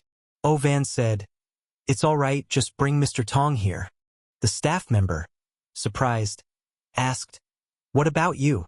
"You go," Van said without hesitation. "Please?" The staff member gestured to Tong Fongdoi to his seat, but he politely declined, saying, "No need. I'll be with Hai Loi." Mentioning Hai Loi, he realized she was staring coldly at Mr. O's authoritative demeanor and muttered, "Too much." Feeling a rush of embarrassment from the unexpected attention, Tong Fongdoi nervously told the staff member, "You can leave now," then obediently went to the designated seat. Kim Lon Thursday, sitting nearby, heard someone call out, "Boss Kim." He turned and saw the staff member who had just called him, with Tong Fongdoi behind him. "Mr. O asked me to bring him here. Take a look." I got it." Kim Lon Thursday's gaze instinctively avoided Tong Fongdoi's face, focusing instead on his embarrassed expression. He asked, somewhat annoyed, "What should Mr. O do?" Surprisingly, Kim Lon Thursday grabbed Tong Fongdoi's hand and pulled him down to his eye level, questioning, Who is Mr. O? This whole Bao Fam Lu is only mine to manage. Besides, he's grown up like this and still can't find a seat. You don't need to worry about him. While speaking, Kim Lon Thursday held onto Tong Fong Doi's hand tightly, making him feel embarrassed and speechless, just nodding silently. Finally, the catwalk show began. While watching, Tong Fong Doi noticed a familiar face across the room. Is that Kate? Kim Lon Thursday noticed Tong Fong Doi's gaze towards someone else while sitting right beside him, feeling a little sour, internally questioning, am I invisible? Want to eat swan meat? Outwardly calm, he teased, do you want to eat swan meat? Tong Fong Doi, not understanding, asked, swan? The bird that sits at the bottom of the lake. Pfft. Kim Lon Thursday chuckled at the misunderstanding. While Tong Fong Doi was still pondering what he said wrong, Kim Lon Thursday asked him, what do you think of Kate Lu? Kate Lu? The girl across. Yes. She's the younger sister of CEO Thuong Nguyen Xuan. Thuong Nguyen Xuan, the luxury brand exclusively manufactured in China by Emma Temple? Why is she here instead of at the Thuong Nguyen Xuan launch? Just here for the excitement. Kim Lon Thursday replied, she's not an employee of Thuong Nguyen Xuan. Moreover, Thuong Nguyen Xuan has never held a launch event. No catwalks, no advertisements. It's indeed a modest brand. Tong Fong Doi commented, let's just watch the show. Kim Lon Thursday nodded and turned to him. Not long after sitting down, Tong Fong Doi felt a chill down his spine. Seeing the crazy guy staring at him, he asked, what's wrong? Kim Lon Thursday, with a straight face, confidently declared, cancel it. Why? Kim Lon Thursday's fingers began to restlessly stroke Tong Fong Doi's palm, his authoritative tone leaving no room for argument as he said, because I want to make an appointment with you. Kim Lon Thursday was still deeply enamored with Tong Fong Doi's hand, causing him to blush profusely. At that moment, Tong Fong Doi's mind was in turmoil, feeling his heart racing to the point of almost losing control. He reminded himself to stand firm, not to let Kim's family look down on him. It was not just a simple date. Why should he be so agitated? While Tong Fong Doi was lost in these thoughts, Kim Lon Thursday turned to look at him. As the performance ended, Kim Lon Thursday was about to undergo an interview when she noticed Tong Fong Doi's subdued demeanor. Kim Lon Thursday appeared confident and outstanding, while he felt nothing special about himself. He felt a bit melancholic, as if he were feeling insecure again. At that moment, a hand gently patted Tong Fong Doi's shoulder, revealing Hai Loi. She mentioned that their table was already set up at the restaurant. Tong Fong Doi remembered Kim Lon Thursday's request to cancel their appointment, making him feel a bit hesitant to speak. Seeing Tong Fong Doi's silence, Hai Loi asked if something was wrong or inconvenient at the moment. Tong Fong Doi turned to look at Kim Lon Thursday, who was conversing with others in the distance. He pondered whether this relationship was unequal from the start, whether he needed to continue. Shortly after, he turned back to decline her offer, feeling too embarrassed. Hai Loi sympathetically understood and urged him to go if he had something to attend to, though she was disappointed. As they parted ways, Tong Fong Doi felt a pang of regret and teary-eyed, hearing her words as he turned away.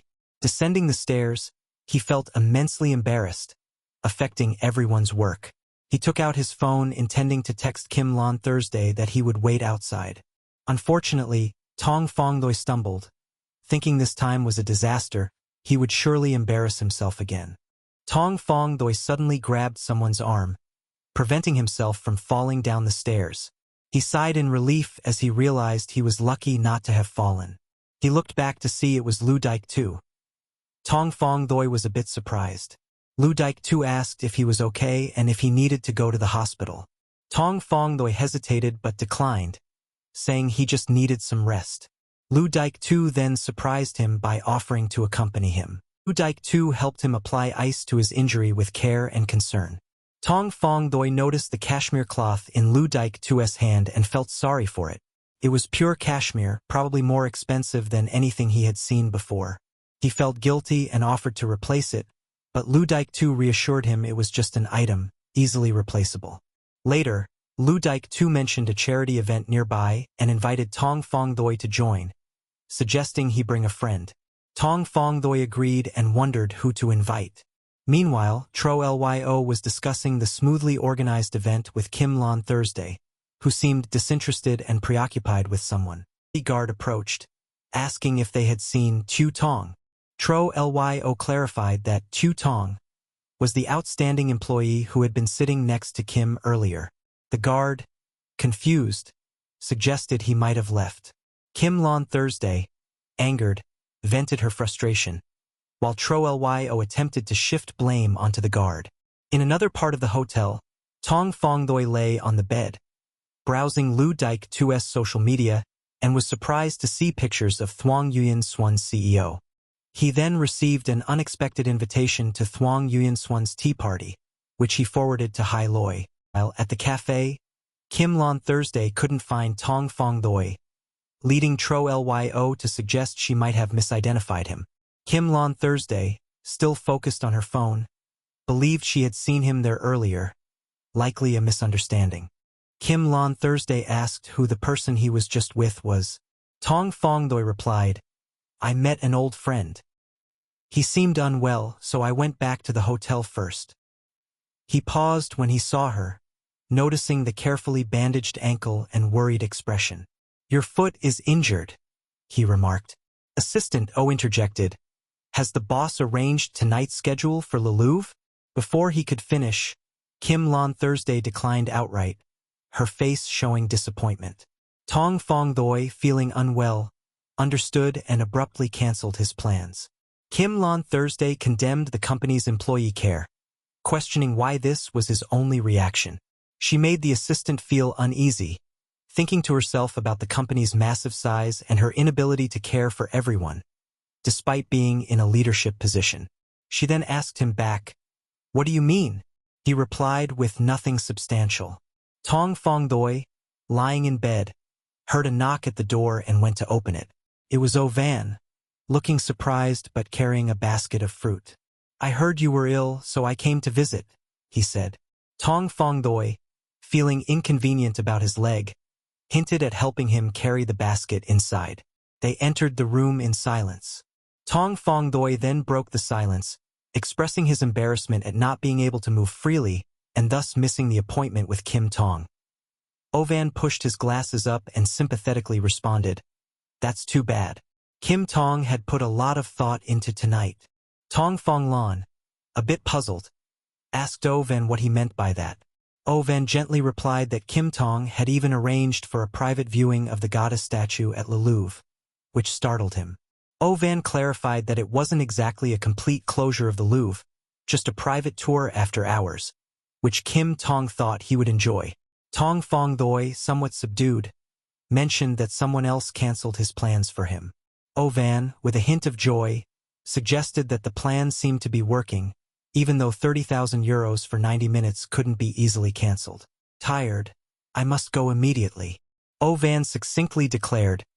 "Then the plan is a brilliant success." Tong Fong Doi, in his wheelchair, pushed by Ovan, was greeted by a servant who asked if Kim Tien-sin had arrived yet. After receiving a negative response, she replied that he was waiting at the entrance of the pyramid. Tong Fong Doi thought about the 30,000 euros and wanted to hurry there. The servant assumed he was concerned about Kim Lon Thursday waiting, but little did she know it was about the 30,000 euros. Kim Lon Thursday, enjoying her wine, saw him arrive and cheerfully exclaimed, "You're here!" Tong Fong Doi approached to see him sitting on a wheelchair, placing the wine glass down as he moved closer. Tong Fong Doi said, "You've been waiting for quite a while, haven't you?" He replied, "Just 30 minutes, that's all." Hearing that, Tong Fong Doi was astonished. How much could that be? Kim Lon Thursday advanced from behind, pushing the wheelchair to assist him, saying, "Since you've mentioned it, let's go in." Tong Fong Doi hesitated but agreed, feeling that Kim Lon Thursday also knew how to take care of others. Entering inside, they saw numerous famous paintings displayed. Tong Fong Doi, engrossed in the paintings, suddenly felt someone intensely observing him, which made him extremely tense. The staff was introducing Juan Miro's famous sculpture, Venus, as one of the most renowned works of ancient Greece, with the ideal proportions recognized as the golden ratio of beauty. Upon hearing about beauty standards, Tong Fongdoi turned to Kim Lon Thursday and noticed him staring at him, making him blush and feel embarrassed. Kim Lon Thursday teased, "Don't you want to admire Venus? Why are you staring at me? Do you find me more beautiful than her?" Tong Fongdoi blushed even more, covering his face with his hand. But Kim Lon Thursday kept teasing, "Oh, don't deny it. Isn't it true?" Suddenly, the guide intervened, suggesting there might be a place where the two could go together. Arriving there, Tong Fongdoi was surprised and delighted to see it was an artistic wooden bridge named Love Bridge, famous among lovers from all over who would come to Paris and attach their love locks here. Hearing this, Kim Lon Thursday asked where the locks were. The guide explained that due to the lock's weight, the government feared the bridge might collapse, so they forcibly removed and replaced them with glass panels on the railing to prevent people from hanging locks.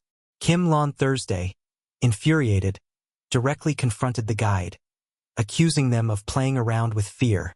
The guide responded, "But now, walking across the bridge with your loved one is the new trend."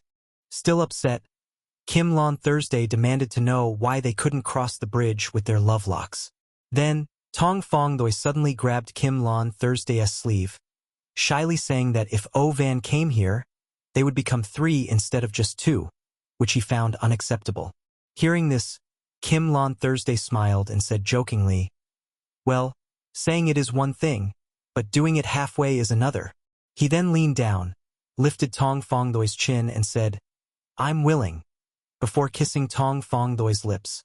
Upon arriving at the Kim Lon Hotel, Tong Fongdoi got out of the car and went around to the passenger side to open the door for Tong Fongdoi. He immediately thanked him and raised his hand as if to help him out, but Tong Fongdoi declined, not wanting to bother him anymore. As the wheelchair was in the trunk, Tong Fongdoi thought to himself, "Who wants to help you? I'm here to carry you." He remained motionless, making Tong Fongdoi think that indeed, this was him still doing things by himself. As Tong Fongdoi began to step out, he inadvertently touched his wound, causing him to cry out in pain. Immediately, Kim Lon Thursday lifted him up, saying confidently, "What are you thinking? It's already like this, just accept it. There's no use struggling." Feeling suddenly lifted, Tong Fongdoi panicked, saying, "I'm not comfortable. Please put me down." But as they walked, Kim Lon Thursday remarked on his current condition, which couldn't be described as anything but uncomfortable, albeit roughly approximate. People around them were gossiping and taking photos with their phones, capturing the scene. Tong Fongdoi felt embarrassed, burying his face into Kim Lon Thursday's chest, thinking he couldn't face anyone anymore. Meanwhile, Kim Lon Thursday looked proud, displaying a sense of fulfillment, everyone around noticing and acknowledging that this was his person. Once in the room, Kim Lon Thursday sat him down on the bed. Tong Fongdoi thanked him, indicating he could leave. However, Kim Lon Thursday suddenly took off his jacket, startling Tong Fongdoi, who wondered what he was doing. Noticing Tong Fongdoi's confusion, Kim Lon Thursday explained that his leg wasn't fully healed yet, but if he insisted on leaving, he should at least take it easy. Tong Fongdoi, feeling embarrassed, explained there were cold compresses in the bedside cabinet. Kim Lon Thursday asked why they weren't used, to which Tong Fongdoi replied that he couldn't wear shoes with them. Kim Lon Thursday, puzzled, asked why he couldn't wear shoes to the Louvre. Tong Fongdoi, feeling awkward, didn't know how to respond, thinking mainly about the 300,000 euros. Suddenly, Kim Lon Thursday grabbed his shoulder and pushed him onto the bed, causing him to panic. He was still worried, wondering what to do, his mouth dry with apprehension. The dawn broke with rays of light shining on the beautiful face of Tong Fongdoi. At this moment, Lon Thursday was adjusting his clothes when he suddenly leaned down to gently kiss Tong Fongdoi, saying, "I'll leave first. Good night." As the sun rose higher in the sky, and everything came to life, Tong Fongdoi gradually opened his eyes. He quickly reached out to the side and felt the coldness. Sitting up, he squinted and called, "Kim Lon Thursday," looking at the clock. He muttered, It's only 8 a.m. and he's already left? He is indeed very busy. His face clearly showed disappointment, and a moment later, he shook his head, saying, I can't ask for too much. Kim Lon Thursday as a bed partner is already enough for me. Just don't know when we'll meet again. Finishing his words, he stepped out of bed, his legs trembling and struggling to stand. In the following days, the two didn't meet in person, communicating only through messages. Lon Thursday inquired, Can you move around now? Tong Fong Doi quickly responded, Yes, I can. He then added, So, take 2 steps for me. Immediately, a video clip was sent, confirming that he could indeed walk. Tong Fong Doi held his phone in hand, walking and smiling. He couldn't understand how this headstrong Kim Lon Thursday managed to be a CEO, probably because of that person named Thursday MacCock. Then he shook his head. Not right, not right. Why am I thinking about him? Rarely having a vacation, I should go have fun. As he finished speaking, he suddenly heard laughter. Tong Fong Doi was surprised to see a guy with his arm around Lon Thursday. At that moment, he said, I've completed the task this time. I guarantee my success. Lon Thursday, feeling annoyed, spoke up, How many times have you guaranteed your success? But the guy replied, As many times as you've had no issues. Tong Fong Doi leaned against the wall, standing still like a stone statue. The guy from earlier was Thursday MacCock. Tong Fong Doi then thought, he and Kim Lon Thursday seem very close. Could they be? Before he could finish his thought, Tong Fong Doi's legs went soft, and he sat down. However, he didn't know that Lon Thursday had immediately hit MacCock's arm, signaling him to let go of his shoulder. Then he said, Let's talk about the task. The phone rang, and Tong Fong Doi received 2 messages. One was from Lu Dike 2, saying, Little Tong, tea party today, hope to see you there. Lon Thursday also messaged, Where are you? After reading the messages, Tong Fong Doi thought, No, I can't give in so easily. He replied, I'm just outside the outdoor supermarket. Seems like I saw you and Lu Dike Tuesday. Lon Thursday asked again, You know Lu Dike too? A moment later, Tong Fong Doi quickly replied, Mainly because I have a friend who's interested in him. Is he single? Although he asked on the surface, in his mind, Tong Fong Doi was thinking, What's the relationship between them? Kim Lon Thursday answered, Tell your friend to quit. He's been in a relationship for 7 or 8 years. Seeing this, Tong Fong Doi had a happy expression, thinking, So, their relationship is not what I thought. In the evening at the Thuong Nguyen Shen store, it seemed to be the location for the tea party. There were bamboo awnings with beautifully lit red lanterns, creating a picturesque scene.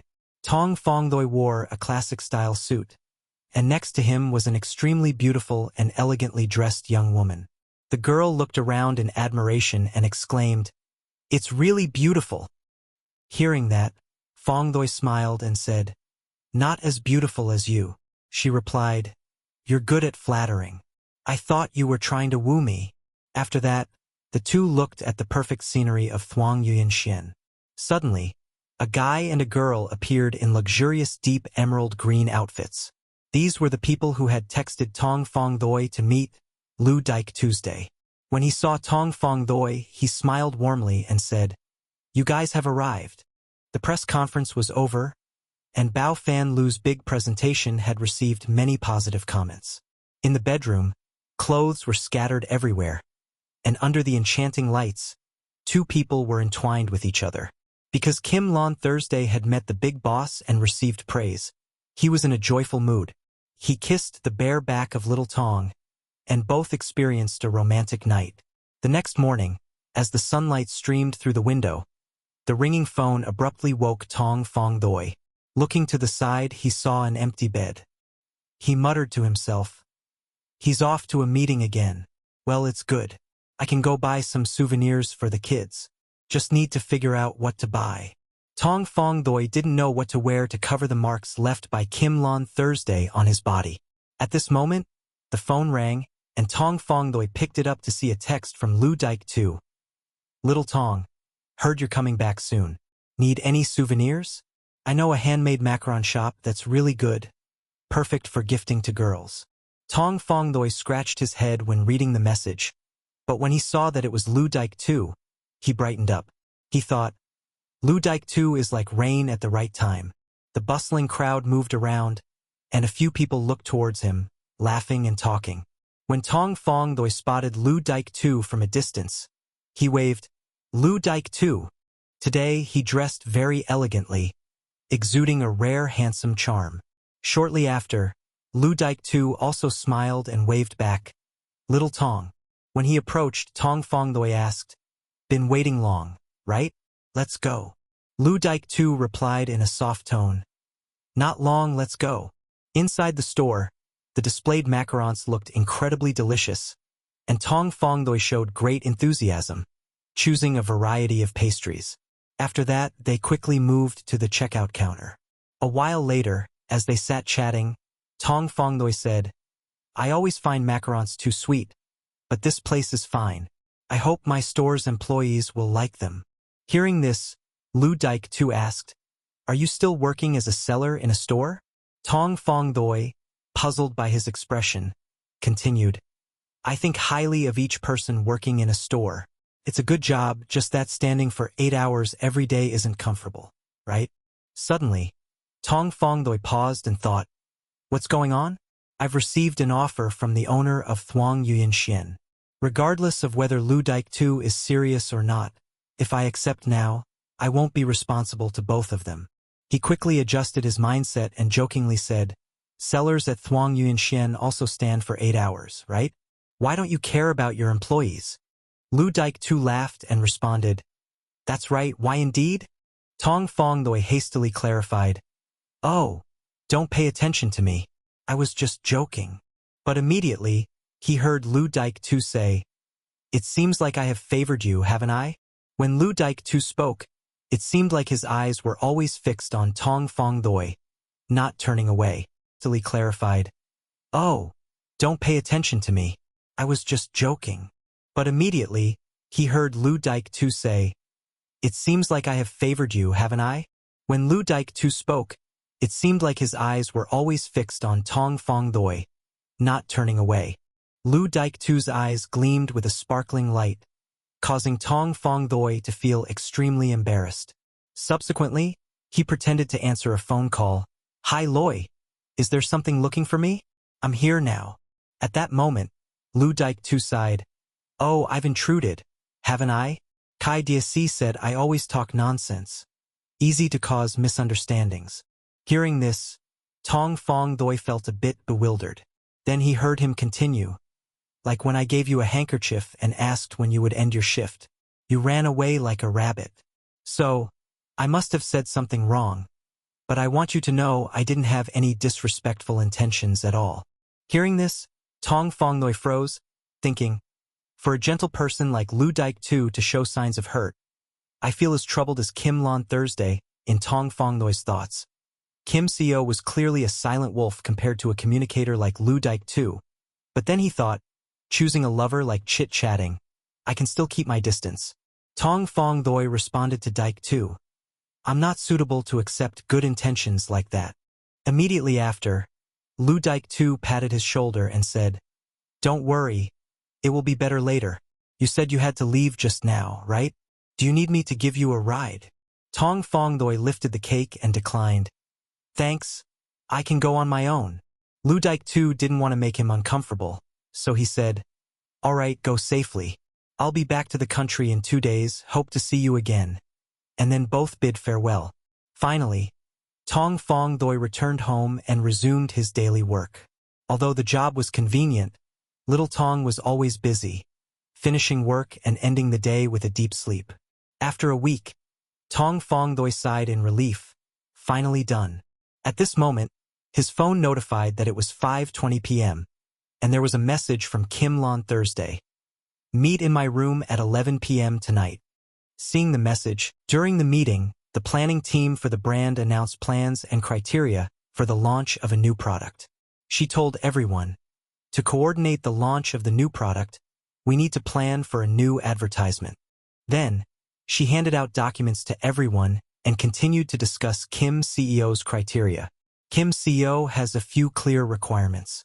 First, we need to show the brand's transformation close to the new trend, rejuvenate the brand, meaning innovation. The second requirement that Kim CEO has set is that the basic theme must include two core news: transformation and youthfulness.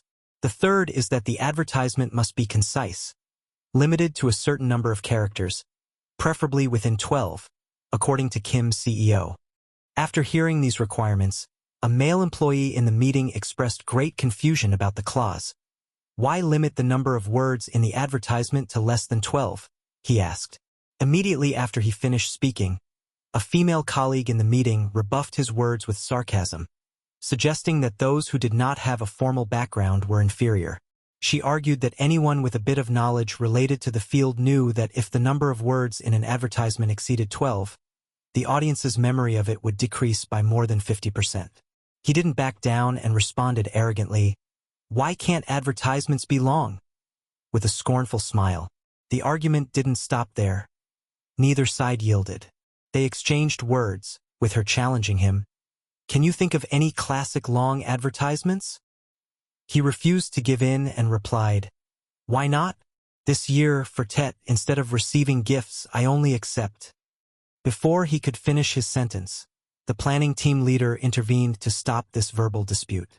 She sighed with a serious expression, saying to both of them, "Work seriously," and at the end of the meeting, she assigned tasks.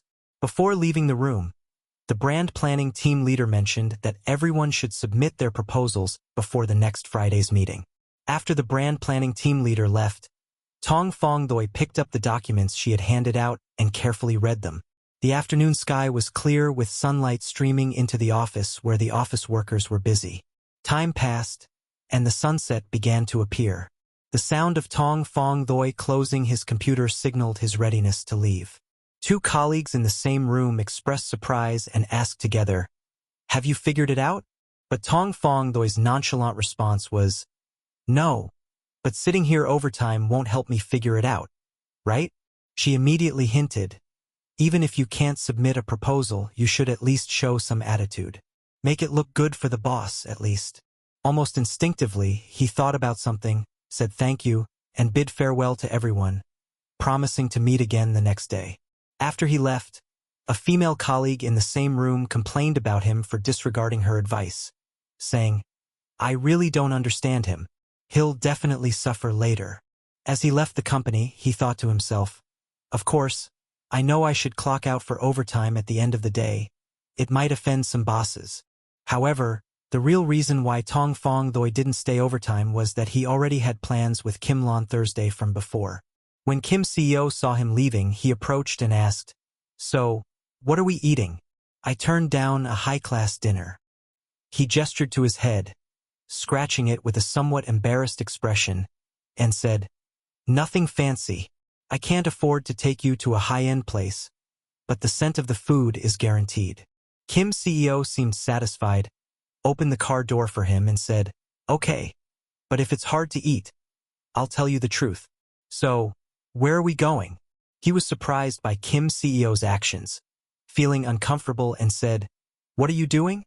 "I'm not used to it." He hesitated before continuing. Before he could finish, Kim CEO cut off his words, mentioning his home and suddenly saying, "Thinking about the image of your body, half covered and half revealed, is truly attractive. I hope you're braver than I think." This statement left him bewildered, not understanding what Kim on Thursday was talking about. He responded with a confused, "What?" Kim CEO slammed the car door shut, fastened the seatbelt for Tong Fongdoi, who stiffened, his face blushing with embarrassment. Suddenly, Kim CEO kissed him and said, "I am looking forward to it." Kim on Thursday's hands were tied with a red scarf. He hesitantly said, "Isn't Tu Tong eating?" Tong Fongdoi was eating a special meal with him, so why was he in the mood to eat something else? He sat on Kim on Thursday and smiled and said yes. The two rushed at each other. The leaves on the porch fell, accompanied by an echo from the room. The two of them enjoyed themselves so much that sweat drenched their faces. Seeing Kim on Thursday frowning, Tong Fongdoi immediately asked, "Don't you like it?" Then he laughed happily, haha. Tong Fong Doi put his head through the gap between Kim Lon Thursday's arms. He praised the dish as delicious. Tong Fong Doi wanted to hear more from him, so he leaned closer and asked, so? Kim Lon Thursday looked at him with gentle eyes and a scheming smile and said, but I don't like it. Then he grabbed Tong Fong's waist with his hand and started to counterattack, not knowing who was the patty and who was chicken. Throughout the process, Tong Fong Doi didn't know what to say except to continuously call Kim Lon Thursday's name.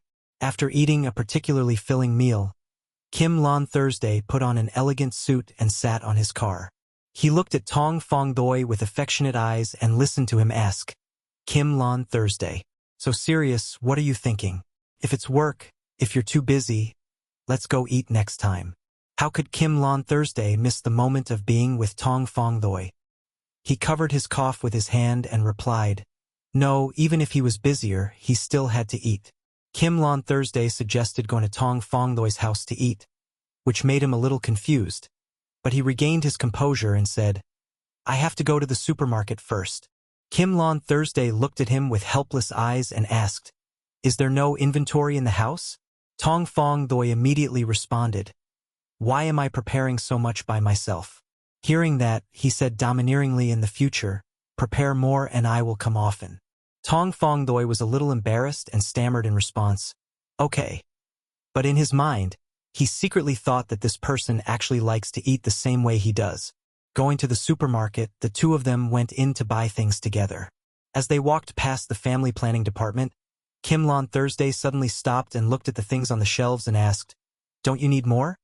Starline? Tong Fong Doi looked at him with judgmental eyes.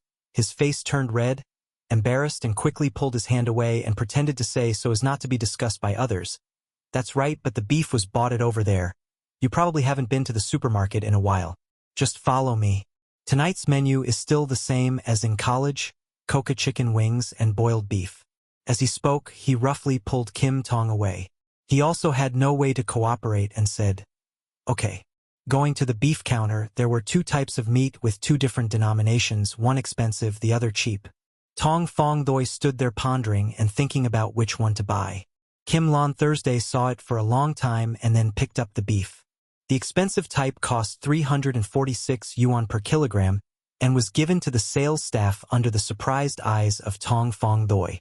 Then he hastily apologized to the employee and embarrassedly pulled Kim Tong away. Seeing that Kim Tong was attracted by the wine display case in front of him, Tong Fong Doi quickly walked to the back and spoke up, do you still have to drive home at night? Kim Lon Thursday replied while looking at the wine, who said I wanted to? About. Then he said a seemingly simple sentence but filled with sweetness that made Tong Fong Doi so embarrassed that he could drive at night but couldn't go home. Kim Lon Thursday replied to Tong Fong Doi by saying sweet honey would kill flies, making him blush with embarrassment. He could drive at night, but he couldn't go home. Tong Fong Doi was thinking something, looking at a low-concentration wine. With Kim Lon Thursday's fragile and easily broken intestines, it must be the only one worthy of it. He then tried to reach out to get that wine but was stopped by his words. This wine can also be drunk. Why not drink fruit juice? After hearing this, Tong Fong Doi could only laugh lightly to ignore the cursing about love, ha ha ha, that depraved name. Faced with Tong Fong Doi's doubts, Kim Lon Thursday took out his phone to call someone with a very serious expression. The other end of the line was in the parking garage to pick up the phone. Kim Lon Thursday started this conversation by asking, are you still at the company? Assistant O immediately replied, yes. As soon as he left, Kim Tong smiled with satisfaction and said to him, very well. Please come to my place to get your things. Assistant O couldn't hide his curiosity and speculated whether the fish had slipped through the net or not. By the way, if he let someone go on a special trip, his elementary school physical education teacher would cry. Assistant O couldn't refuse Kim Tong's request, so he asked, yes, Kim Tong told me what to get. Kim Lon Thursday replied immediately. 42 Kalimna Cabernet Sauvignon 2004 was on the phone when interrupted by Tong Fong Doi's scream. The bottle cost $168,000. He screamed in shock at the price of a bottle of wine. Tong Fong was so surprised that he could barely breathe oxygen. Kim Lon Thursday glanced at him and quickly ended the phone call with this advice. I sent your home address to Van so he can bring it to you later. Before Kim Lon Thursday hung up the phone, Tong Fong Doi quickly bowed his head and said thank you, bothering O Tong. Kim Lon Thursday felt unhappy when he called Assistant O like that and frowned and said, "Who is Mr. O? I am your boss." To soothe Kim Lon Thursday's feelings, he came closer and patted his head, smiling and saying that's right, Kim Tong. Then Tong Fong Doi asked, Kim Tong, how do you have my address? Kim Lon Thursday was afraid that his lie would be exposed, so he didn't dare look directly at Tong Fong's face. Doi turned to the other side and covered up the matter. Didn't you write down the employee's address? Tong Fong Doi is a simple person, so he didn't think much about it and just let out a loud noise. Kim Lon Thursday didn't want to stay here any longer, so he asked, I finished buying it, so let's go home. He immediately replied, I'm going to pay. After that, the two of them got in the car and went to Tong Fong Doi's house. They opened the door and went inside. Kim Tong, who was rich and noble if he wasn't used to it, criticized his house for being too small. Tong Fong Doi put his bag on the table and went straight to the kitchen. He replied unhappily, Again, I've had enough of being alone. Kim Tong went to the sofa to sit down and didn't see Tong Fong Doi coming out, so he asked, Why did you go straight to the kitchen and not care about me? He called out from the kitchen and said, Why am I taking care of you? Kim Lon Thursday continued, At least pour me a cup of tea. Isn't this basic etiquette? Tong Fong Doi was a little annoyed and thought to himself that God Kim Lon Thursday was talking about social etiquette, and then told him that my tea cannot be a foundation for your noble status. Kim Lon Thursday pretended to say that he was still waiting for Van to deliver the wine. Hearing him say that, Tong Fong Doi stiffened his body, released his emotions by chopping white radishes loudly in his head, cursing loudly in his head, making the person talking take a breather. But who taught Kim Lon Thursday to do that? The sound of Tong Fong Doi chopping food showed his anger, but Kim Lon Thursday thought he was trying to please him and thought he really wanted to perform well in front of him, so adorable. Suddenly there was a knock on the door. Tong Fong Doi quickly ran to open it and saw it was Assistant O. He gave Tong Fong Doi a box of wine and said very politely, Mr. Chu Tong, good evening. This is Kim Tong can wine. Tong Fong Doi was also very reasonable and invited him. He worked hard, came in for tea and then left, but he didn't know that Kim Tong was behind him glaring at Assistant O. Now that the wine has arrived, what should I do next? Tong Fong Doi was afraid that Assistant O would be heavy, so he took the bottle of wine. He politely invited him in to rest for a while. Kim Tong stood behind and looked at Assistant O with eyes that wanted to chase him away. Assistant O also knew how to politely refuse. No need for Mr. Chu Tong to come next. I still have things to do first. Turning away, my heart was sad and I could only cry silently. Mr. Chu Tong is a tool that doesn't deserve to rest. Looking at the back of him leaving, Tong Fong Doi somehow always felt in his heart that Mr. O really was a person with a story. Seeing Tong Fong Doi just standing there stupidly, Kim Lon Thursday quickly closed the door with a bang, then pinched his cheek and jealously said, Why look at him? He's not prettier than me. Tong Fong Doi let go of his hand and spoke his mind. Now it's time to get off work so Van can run errands for us. It's embarrassing. Kim Lon Thursday didn't care that much, so he replied that this was nothing. The employee was originally a part-time employee, and the company didn't have enough money to buy his time. Seeing Kim Tong answer indifferently, he sighed and said, But you don't need to be so rude to him. Bosses and employees must respect each other. Having finished speaking, Tong Fong Doi held the bottle of wine and walked into the kitchen. Kim Tong followed behind as he walked and said, I didn't disrespect him. If I didn't respect him, I wouldn't give him such treatment. Do you think Van is stupid? You can clearly see that with this salary, you don't expect to have time to get off work. When Tong Fong Doi heard that, he asked Kim Tong's argument back. Did his previous boss, Shimoker, also use him like that? Then he picked up the bottle of wine and tried to pour it into a small flask. Kim Lon Thursday showed his masculinity by going up and taking the bottle of wine from Tong Fong's hand. Doi answered his question instead.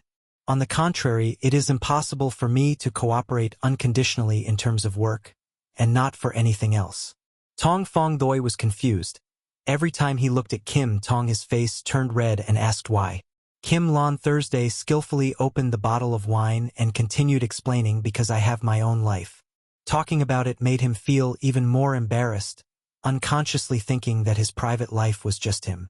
Dinner was also finished cooking and arranged on plates and brought to the table. The two of them sat down to enjoy their own time together, clinking glasses. Tong Fong Doi took a sip and his emotions reached cloud 9. It was his first time drinking a wine that tasted this good and thought, this is the taste of really good star money. The wine was so delicious that he didn't even want to eat, but kept taking big sips and small sips continuously. Kim Lon Thursday looked at him with pampered eyes, thinking that he would still be a little wine devil, so that O Van would pay more attention to him later. Recent wine auction. Tong Fong Doi kept drinking one glass of wine after another and panting like a little mouse. Kim Tong looked at his adorable appearance and thought to himself that he was just eating, but he didn't expect to see another side. With Tong Fong Doi's drinking power, the bottle of wine was soon empty, leaving only a little bit. At this time, because he drank too much, he fell down on the ground drunk, holding his legs and head leaning on his thigh, crying and saying he was tired. In his recent times, why did Kim Tong have to rejuvenate Bao Fan Lu? The advertising language is too difficult to think about. Kim Tong gently rubbed his head and explained because this is a trend that even if you work in a store, you should have an intuitive feeling. Now consumers are getting younger and younger. Based on a recent market survey, the average age of luxury consumers has decreased from 35 years old to 25 years old. Understanding the problem, he sat up straight, looked into Kim Tong's eyes and said he also took this opportunity to ask for some advice from him. So the rejuvenated Bao Fan Lu had to change. You are wise. But can you give me some advice on how to use advertising language? Kim Tong looked at him with a scheming expression and asked him again if he wanted me to teach him. Tong Fong Doi nodded and looked at him with eyes hoping he would accept. Kim Tong lifted his chin with his hand and said, but I don't teach people casually. Looking at his handsome figure and eyes full of enchantment, Tong Fong Doi bit his finger and said provocatively, I believe I will be a good student. Mr. Kim kept licking Kim Tong's hand vigorously. Kim Tong pulled his finger from Tong Fong Doi's mouth and stroked his plump lips and said defiantly, then let me see how strong your learning ability is. Tong Fong Doi looked at him with a bewildered expression, as if he still did not understand the profound meaning of that sentence. Scene change. Kim Lon Thursday sits elegantly enjoying a glass of wine and drinks with a satisfied look on his face. While he was having fun, Kim Lon Thursday said something disheartening. Tong Fong Doi, he was not happy and asked, isn't that just bad? Kim Lon Thursday embarrassedly swallowed his saliva and replied yes, thinking in his head, clearly hoping. He was happy, but at this moment he just wanted to annoy him. When Tong Fong Doi heard him say that, he frowned angrily and jumped up to sit on Kim Tong's lap. Kim Tong was confused and didn't know what to say when he saw a side of him that many other people didn't know, and a side that was only him visible. Tong Fong Doi's eyes were looking at Kim Lon Thursday to see how he would explain to him. He laughed at his anger and said, his honesty deserves praise. Tong Fong Doi pouted and said, with such a beautiful smile, how could he not see that I was angry? Then he cursed love so hatefully and then like that for a moment. The two of them rushed to joke passionately. It was morning, inside Tong Fong Doi's small house. Clothes were thrown everywhere from the dining table to the chairs and even on the ground. The next day, starting a new week, Tong Fong Doi with a dull face went to work. He thought back and regretted the time spent sitting sadly. As a result, the whole weekend just passed like that. The advertising slogan hadn't even been thought about yet. Suddenly, another female colleague spoke up to break the heavy atmosphere that was covering the office. If we can't think of it, then let's see if we can refer to the case of another family. Modify some themes, but don't make them look too similar to the inspiration. Another female colleague held the paper in his hand and looked at it for a moment and then said, doesn't KC have an unlimited win sentence? We also say youth has no limits. How about that? Youth is very challenging. There is no limit to the feeling of change. The man sitting next to him saw that it was not positive and immediately gave his opinion. That was too blatant. It was better than learning Chanel as time gradually changes. The classics still endure. We say youth leads to change. Bao Fan Lu still endures. Tong Fongloy sat alone, still trying to think, but his mind was completely blank, meaning the most annoying thing about himself was that he didn't remember anything. He only remembered that he fainted a few times during that time. He was trying to remember something, but his mind was filled with the image of him and Kim Lon Thursday kissing passionately. He felt like he had forgotten something important and asked himself, "What is that?" Seeing him sitting alone in contemplation with his eyes closed tightly, the female colleague in the black shirt secretly thought that Chu General was so serious. Was he thinking something? That's right, after all, he is Kim Tong's classmate. He probably understands Kim Tong better than the rest of us. Then he came closer to where Tong Fongloy was sitting and asked, "Chu Tong, what do you think?" His question brought him back to reality and out of the chaos in his head. A female colleague wearing a black shirt stepped forward and asked, "Chu Tong, what do you have in mind?" Tong Fongloy hesitantly answered, "I then pretended to pick up the papers on the table and read them, then moved on to a topic that had nothing to do with his question. We need to target the new series shoes, right? So I feel that walking on youth, gradually transforming, can also express youthfulness and change." Listening to Tong Fongloy, he also saw that this slogan was meaningful. He thought for a while and then made a decision, choose this one. Chu General prepared the PPT, went to report to me in the afternoon. Ace and Ali helped collect documents and compare them for printing. Upon receiving the instructions, his whole body jumped, looking at the team leader in bewilderment. When two colleagues next to them saw that they had chosen a slogan that solved the problem, they breathed a sigh of relief. At this time, Tong Fongloy is feeling extremely insecure with this decision of the team leader. But has it already been decided? But this slogan is clearly a bit worse than Kim Lon Thursday's request. Seeing the worry on Tong Fongloy's face, he went to pat him on the shoulder and said, "Don't put any psychological pressure on him. Our usual approach is to first modify the plan based on the classic example, submit it to the boss for approval, and then send it down to do it again." Two other colleagues also nodded in agreement with her, but Tong Fongloy still felt like a soldier about to confront a fortress of Kim Lon Thursday. The team leader sighed and prayed, only hoping that Kim Tong could respect the previous friendship between him and Tong Fongloy and open his mouth to show affection. In the afternoon, the group leader and Tong Fongloy brought documents to report to Kim Tong. He picked up the other group's report and read it with displeasure and said, "From a butterfly to a chrysalis. This is exactly what you guys think of the ad. Don't be too figurative. It's very difficult to turn into a butterfly, and I still want to turn back to being ugly." He directly threw the report down on the table, slapped his hand on it, and told them that next time it would be the same plan, so everyone should all go home as a group.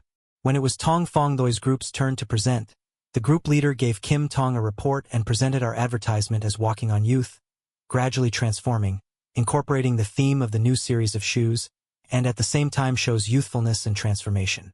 Tong Fongloy, standing behind the team leader, was extremely nervous. He tried to stand up to see how Kim Lon Thursday would feel.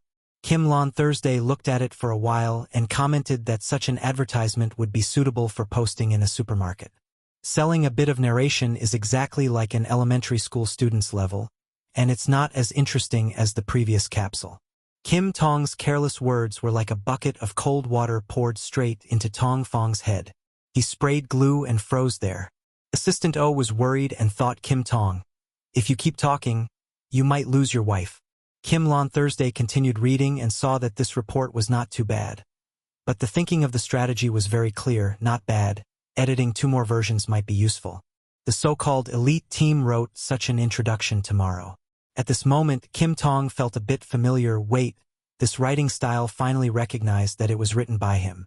Standing there listening to his plan being criticized and having no room to criticize anymore, Tong Fongloy's emotions were extremely depressed, his face showing sadness. The leader of another team, he couldn't just let himself be scolded, so he asked Kim Tong what he hadn't finished saying just now. What about tomorrow? Kim Tong, who was frantic because he had upset his lover, frowned angrily and answered him, "Tomorrow will be even better." This sentence was so meaningless. The two team leaders did not understand what he meant.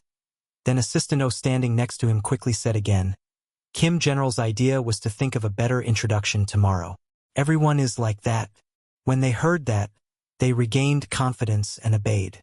Only Tong Fong Doi still felt very sad standing there after Kim Lon Thursday's criticism.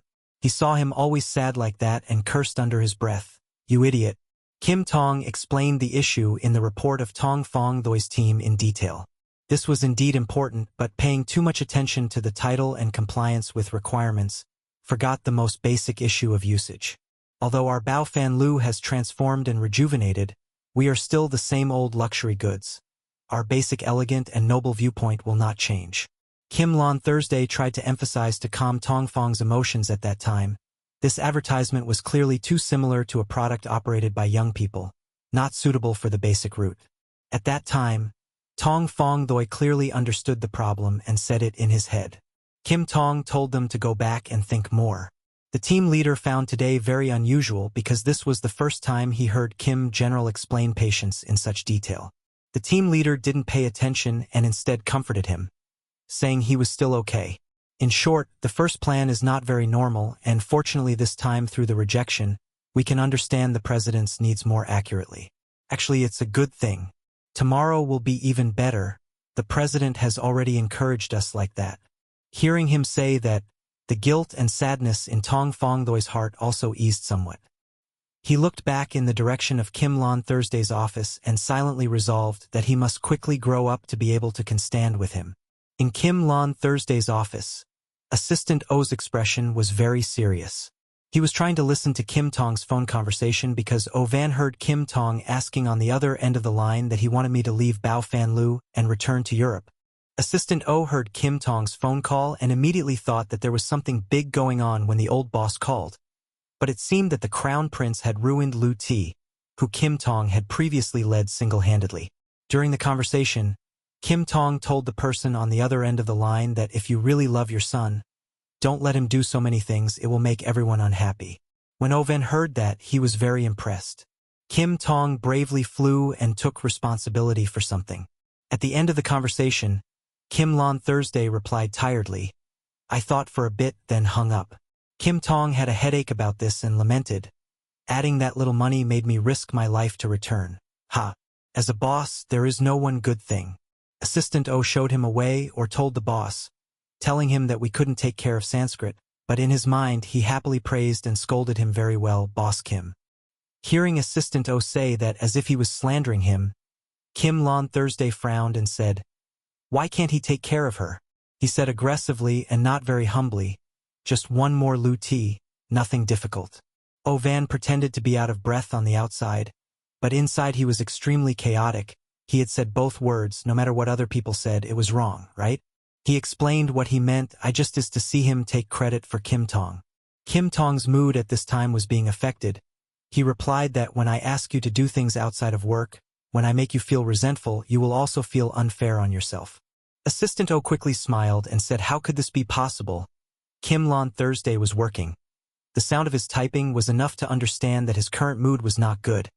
He told O Van, "Don't play this game. It's all for work. Who doesn't know? The salary given by the boss is half of the service fee and half of it is the mental damage fee. If you receive money, you still have to work honestly. Working as a laborer and doing business are the same. In addition to the money agreed upon by both sides, you also have to make a mouthful of beer to get far in the future." Assistant O did not dare to argue and accepted Mr. Kim's instructions. I thought everything would just stop there, but unexpectedly he tried to say more and wanted me to leave now. How could it be? What if when I'm not here, there's a cat or dog looking for him? I will let them know that they need me, Kim Lon Thursday. Not that I Kim Lon Thursday need them. O Ven gently reminded Kim Tong of his inner monologue and that his lines were backwards. In Tong Fong Loi's office, he sat in front of the laptop absent-mindedly thinking. A few pieces of paper were written down but were all thrown away. Today, Tong Fong Doi and Kim Lon Thursday did not see each other because both of them were too busy with work. Kim Tong had to go meet with his partner to discuss business matters while Tong Fong Doi had to stay up and work until late to complete the report for tomorrow. On the weekend, 2 weeks later, Tong Fong Doi washed up, sat on the bed and dried his head. He was in a sad mood and missed his lover. It had been a long time since we saw each other. Is he okay? Thinking back to Assistant O's appearance recently, it seemed like they were also very busy. He was worried and wondered if Kim Lon Thursday took good care of himself. If he missed him. If he would miss me like I missed him. He missed his lover so much that he had to open the photo on his phone to look and caress Kim Tong's face on the phone. He missed Kim Lon Thursday so much that he had to rub his legs together, lying on the bed in a daze and imagining Kim Lon Thursday calling him. He imagined Kim Lon Thursday lying in front of him saying, "Chu Tong, I'm Chu Tong." In the illusion he was lovingly kissed on the forehead by Kim Lon Thursday. The two hugged each other. He expressed his feelings to him. "Kim Lon Thursday, I miss you very much." In his imagination, Kim Lon Thursday hugged him tightly and gently told me that I also miss him very much. Unable to control his hands, he stroked down his penis. He imagined his lover, telling stories that because he missed him so much, he kept calling Kim Lon Thursday's name, his legs rubbing against the bed.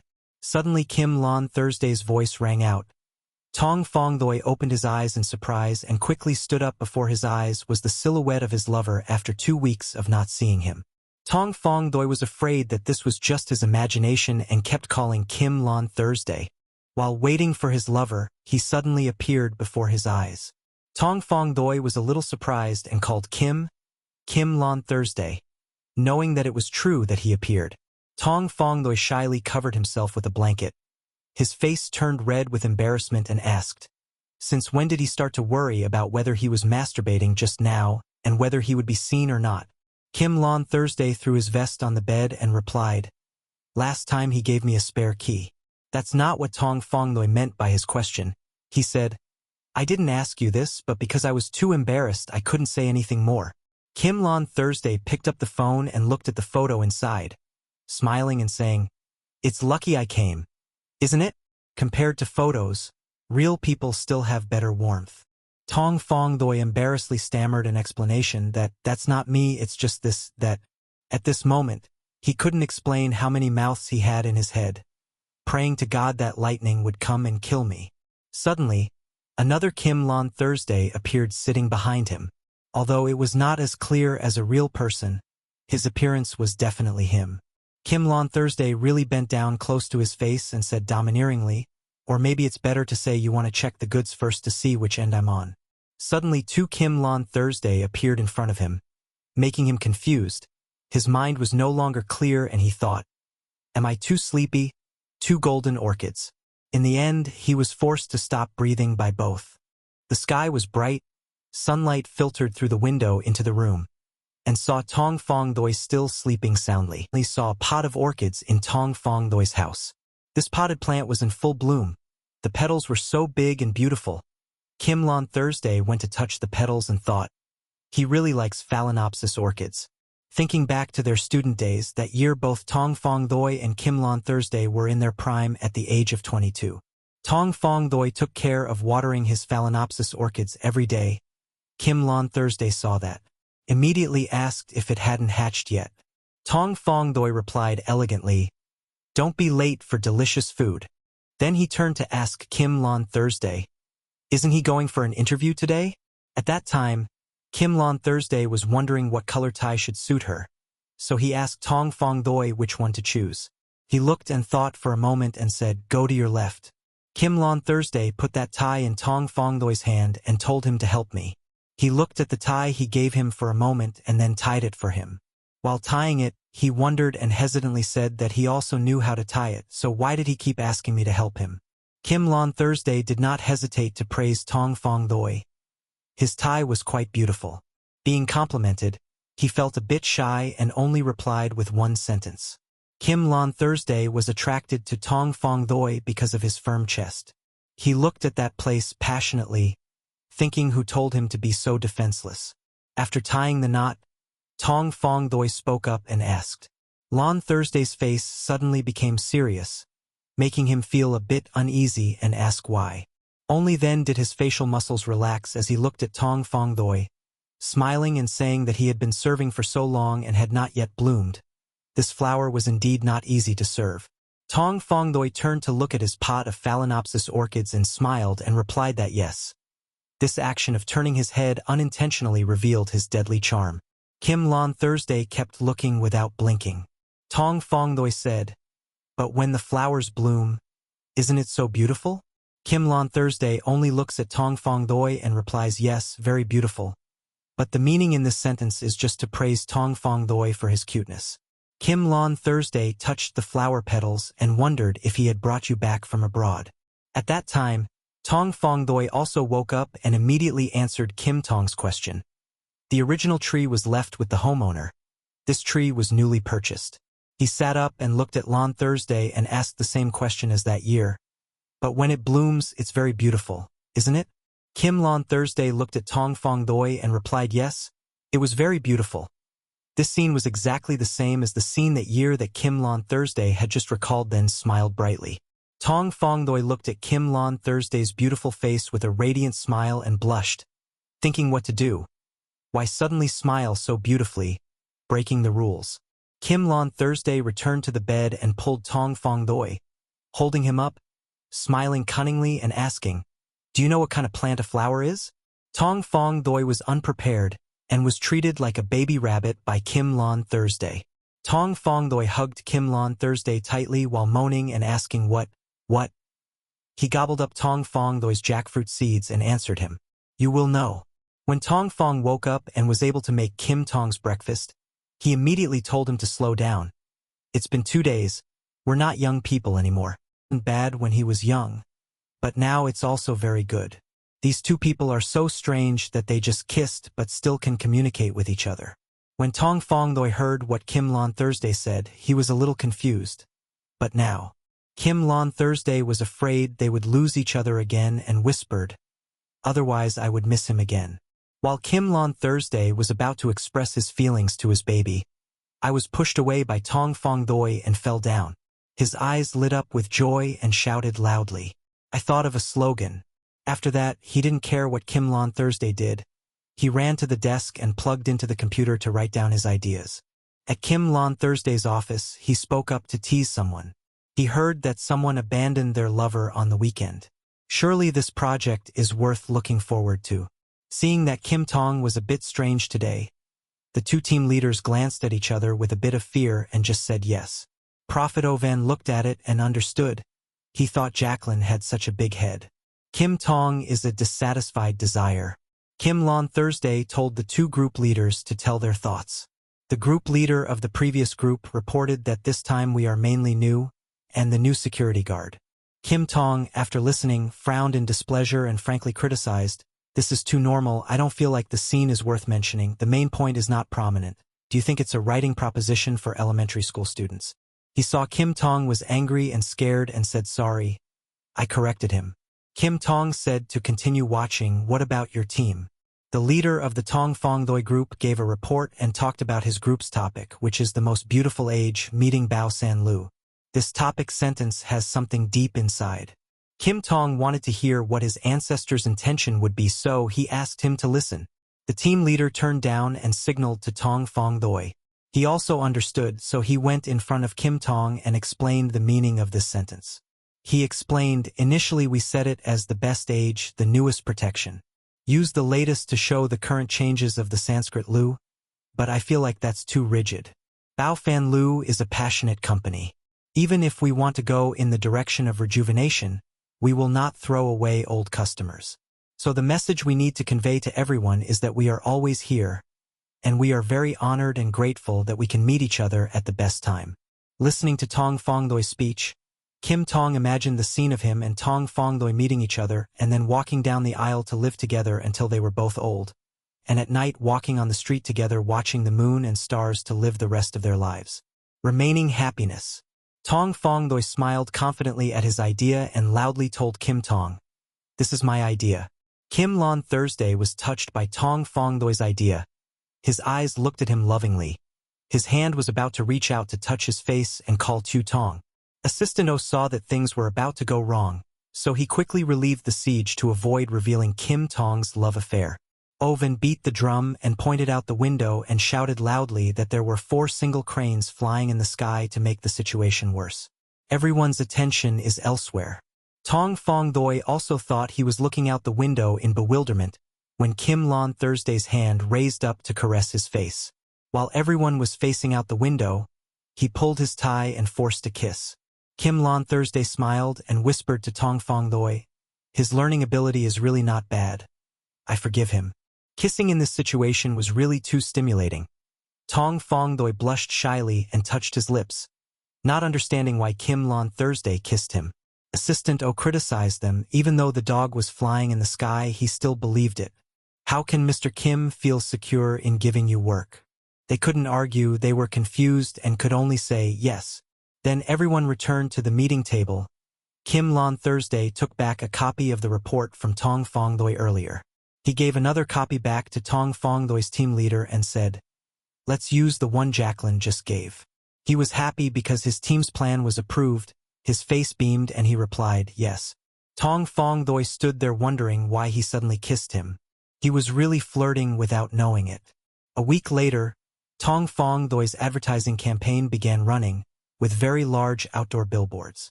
Tong Fong Doi looked up at the billboard and said with satisfaction, "The performance of the brand department is really high. It feels like it's finally born." Not only that, he also has other thoughts and feelings. He has a strange romantic feeling, like a love letter written to Kim Lon Thursday. I thought to myself like that and then wondered if he thought the same as me.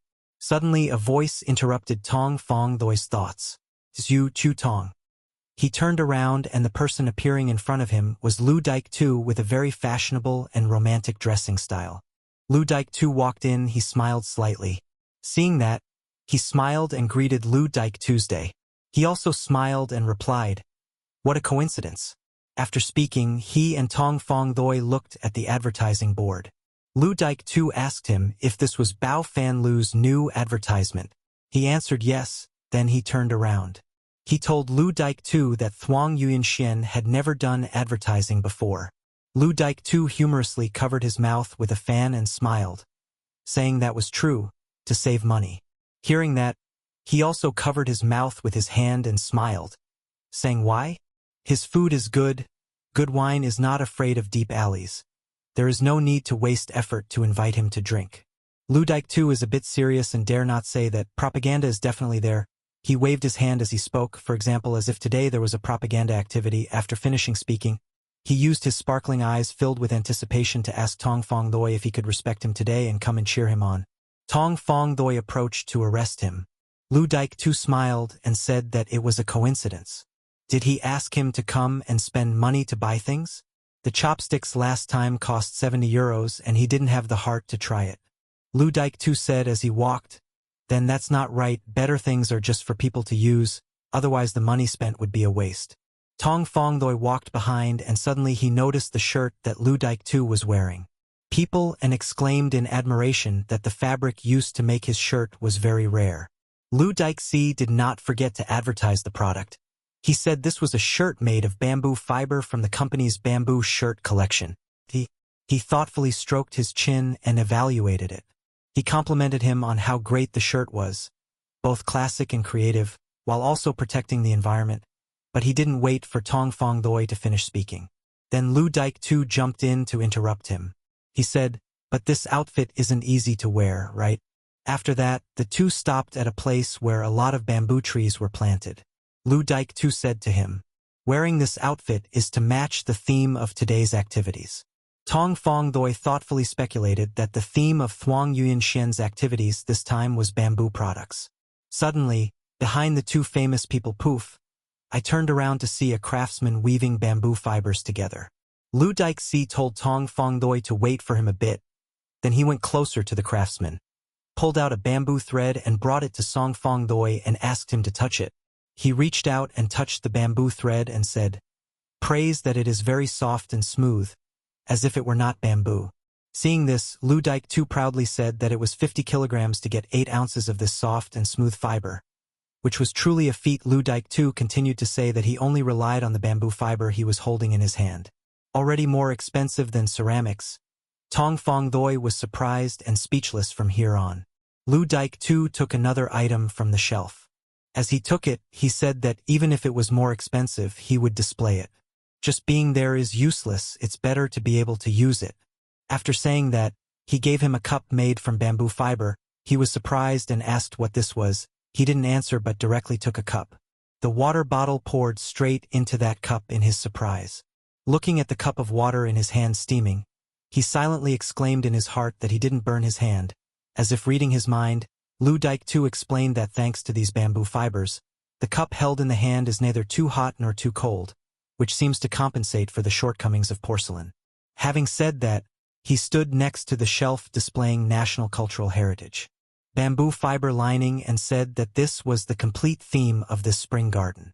Tong Fongdoi's eyes sparkled with admiration. He exclaimed that everything here was indeed very special, but the price of a coaster this will probably be equal to the number of cups in his entire life combined. Liucong suggested that he try enjoying a piece of tea to see if it smelled of bamboo. He clicked his lips and tried to drink the tea cup in his hand, filled with suspicion, or wondered if it even had this function. After trying it, he showed an innocent expression and told Liucong that this cup of tea didn't seem to have the scent of bamboo. Afraid that Liucong would misunderstand, he quickly explained. Because he was too vulgar to taste the bamboo flavor in the tea, Liucong's efforts were wasted. Liucong laughed and said how could the tea have bamboo flavor when rolled on the outside? Tong Fongdoi bewilderedly asked, didn't he just say that the tea had bamboo scent? Liucong opened the box containing the bamboo cup holder and praised Tong Feng's sincerity towards others. Times are more precious than bamboo. Then he hugged the box and handed it back to Tong Fongdoi and offered to become friends with him, taking the relationship one step further. After Liucong asked Tong Fongdoi if he could go one step further with him, suddenly the space between the two was quiet and strangely tense. Their two eyes faced each other. Liucong looked deeply into Tong's eyes, were waiting for his answer. Tong Fongdoi seemed very confused and didn't have time to think, so he hesitated forever without answering. When he heard him answer so hesitantly, he suddenly realized it and said, it seems like I said the wrong thing again. I want to become close friends with you. I admire you very much. It seems that Tong Fongdoi misunderstood. Then he breathed a sigh of relief and took it back calmly and responded to Kate's invitation. You are too humble, being able to create such a famous spring garden. You are someone I should learn from. The more he talked, the more grateful he became. He asked, so will you accept this gift?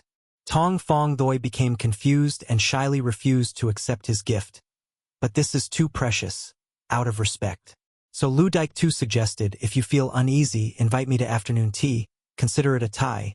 No one has to be afraid of anyone. He added, the afternoon tea of the aerial flower garden here is very wonderful. There. Tong Fongdoi took the gift, still looking awkward, not knowing what else to say. He could only nod and accept the agreement. Okay. As soon as he finished speaking, he turned around and then looked back and said, then let's go. Okay, Tong Fongdoi was surprised. Oh, okay, so many evil thoughts kept appearing in his head. Why did I feel like I was being led by Liucong? Whatever he said he believed, it seemed like he felt there are traps ahead. His eyes closed tightly to be able to feel more clearly about this person. Although it was only a faint feeling, Liucong gave him the feeling of looking elegant and polite in his bones. Surely. He's also like Kim Lon Thursday, having a controlling desire to want others to do what he thinks, he wondered. The scene changes to the two people now sitting in the flower garden on the clouds. It can be said that the scene here is pleasant and fresh. There are many flowers that look very attractive, creating a feeling of excitement when coming to this place. It is very suitable to talk to. Together, Liucong asked, how do you feel about Bao San Lu's new idea? Tong Fongdoi didn't know how to answer. I didn't really understand, but on the contrary, I really wanted to hear his opinion. Liucong without hesitation told him, roughly when I was 10 years old. There was a very important party when my mother went there wearing a costume from Bao Fan Lu and received a lot of compliments. Since then he has been a loyal customer of Bao Fan Lu. Nothing is left up to her. While buying something, Tong Fongdoi's face suddenly showed surprise and admiration for his mother. His mother was so rich. Liucong continued his story with a very enthusiastic expression. At that time, he said that Fan Lu had a very traditional style. That dress, I remember, was French embroidered and was worn by his mother. Very classy. Tong Fongdoi listened attentively and then sadly said, French embroidery, that's a work from a long time ago. He pondered about that dress. French embroidery is very expensive. Is high. But the consumption in Bao Fan Lu is not good. So in addition to ordering high-priced tuxedos, all the dresses are only made of embroidery thread. Liucong gently held the teacup with a calm face and replied, Yes. Bao fan Lu now. Lu even made sneakers, precious stones were very few, changed to sequins, originally using diamonds but changed to using Swarovski crystals, which made my mother very disappointed. He was also a little surprised and asked himself. He's using the image of a mother to criticize Kim Lan Shu's changes to the Sanskrit treasure now, right? But then he didn't care anymore and responded to Lu Daik-tu's words. Even though this change is he made the previously dead bodhisattva come back to life. He calmly voiced his questions. Of course, doing so not only lowered the price but also rejuvenated him. Rejuvenation is actually a compromise with the market. It's just that I feel like there are a lot of people who would prefer Bao San Lu to maintain their own style. He just said, Bao San Lu's high-end line will still be kept because people like that, but doing business still means making money, right? Lu Daik-tu calmly held a cup of tea while enjoying it and asked, of course, whether he felt he was doing business or just doing art. As soon as he finished his sentence, Tong Fong Loi said, although I don't think these two things are contradictory, Mr. Picasso would also sell paintings, but I am really curious whether Thuong Van Xian is business or art. Lu Daik Fong immediately put the cup down. I held the tea in my hand and slammed it on the table, loudly affirming that it was my dream. Tong Fong though was a bit surprised. Why is it a dream? He blushed, covered his mouth and shyly replied, it's a bit childish, isn't it? He waved his hand in confusion. No, this is very romantic. Lu Daik-tu placed his hand on his cheek and stared at him. That's right, I'm half French. Romance is written in my genes. If you don't believe me, you can continue to get to know me. Let's try. Tong Fong just laughed. Kim Lan Thursday will kill me, Lu Daik-tu thought.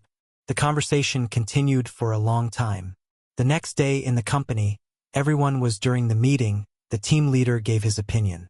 Our previous advertisement greatly exaggerated youth, but the president emphasized that adult consumers are the land we already have, and we cannot afford to lose them. Chu Tong listened and took notes very enthusiastically. He asked what Kim Tong meant was that this time's online advertising needs to have depth, breadth and hotness. It seemed like he was very serious and enthusiastic about his work. The head remembers, the eyes look, the hand writes, the team leader continues to speak, so that young consumers have a feeling of participation and at the same time cannot ignore the adult consumers of the store, creating a feeling of participation. Of all ages. An employee suddenly had an opinion. Kim Tong here wants to play in full color. If he doesn't do it well, he will offend both ends. While Tong Fong Doi is thinking about rereading the script. Project again. A few days later, in the meeting room with Kim Tong present, the planning team of the brand department came up with a plan for this advertisement. Through discussion over the past few days, we wanted to use the form of an advertising film to promote it. Expanding online operations, planning to invite this year's beauty queen and supermodel Tong to participate in our advertising. Their fans also cover our adult consumers. As soon as he finished speaking, Mr. The marketing department immediately rejected his opinion. Thinking that it was unreasonable because model Tong's fans were mainly female, he said, it was very good, but did he ignore the male consumers? The two of them had hated each other before, so when they heard him say the brand team immediately looked very upset but then calmed down and responded. Your opinion is very correct. In the finished product there should be a male image. After all, it is best for youth to be genderless. But how can the market manager forgive her? He always finds a way to insult the set. Proud face, not just adding men, have you determined which platform you want to post on? His words were like lightning hitting his ears like an arrow piercing his heart, making him speechless, not knowing how to respond. He was sweating and replied in a hesitant tone, This is of course a digital platform, major video platforms. Before he could recover, he sent out a series of the question made his heart seem to tighten. Once again the words were like sharp arrows piercing his body. He asked, how long is the time? He trembled and answered, a few minutes. Not willing to leave him alone, he immediately jumped back. So long? Such a long promotional video is no longer suitable for today's market. We are all making short videos. He couldn't say anything more, so he found a way out, turned to talk to Kim Tong, and Kim Tong also haven't said anything yet. Is Manager Chow too hasty? He thought for a moment and said, indeed, the number of views of luxury goods advertising videos compared to the same type has decreased by 8 to 15%. This is true. Indisputable. Taking this opportunity, The market manager immediately handed over the document and expressed his opinion. I think that we can find famous stars on current livestream platforms to do live streams with very high interactivity. Ms. Chief, the trademark office also won't leave him alone. Because last time he criticized his plan, saying that I'm afraid this can only satisfy the needs of young people. Can adult consumers like to watch celebrities on live stream platforms? After he looked at the documents he had just given, he nodded and agreed to tell them that adult users of live stream platforms indeed, more than we imagined. The team leader looked at him with a satisfied expression. But before he could raise his head for long, a sentence from Kim Tong made him pale. He said, but this plan redone because of 5 platforms, 3 were interviewed, 2 were in internal competition, the remaining 1 had too little traffic. You are in the area where your competitors are coming from. The 2 people with panicked faces replied, yes. When he heard their answers, he seemed to want to destroy them all. Seeing that the situation was becoming more and more complicated, they quickly replied in fear, no, no, no, no. At that moment, Kim Tong's phone rang. Ringing, someone called. The meeting ended and he promised everyone to submit a new project next week. As soon as they went out, he answered the phone. Hello. The other end of the line immediately replied, to Kim, what did you think about Lu Ti? But he replied bluntly without thinking. Kim Tong seemed very uncomfortable, but they still made the request and asked, is that okay for now? Maybe his cooperation is very important to their side. He replied very angrily, but I also have a lot of work on this side. That's why Kim Tong answered like that. So because at first he wanted him to hand over Lu Ti, but now he summoned him back, there was no such thing as a good thing. Seeing that Chu Kim wanted to return to the other side, he gave the last trick, which was to increase his salary. They said, don't worry, the salary is definitely double for you. He asked again, just double. The shares were calculated as he said. The other party immediately complied, so he agreed without hesitation. So we? The other end of the line asked impatiently. Mr. Kim replied, at that time ask his assistant to send part of our agreement. I read it and felt it was okay, then signed the working contract, finished speaking. He hung up the phone. At that moment, Assistant O walked in. Kim Tong said, you came at the right time. He didn't understand what was going on. He continued, you should take care of Lu Ti's matter.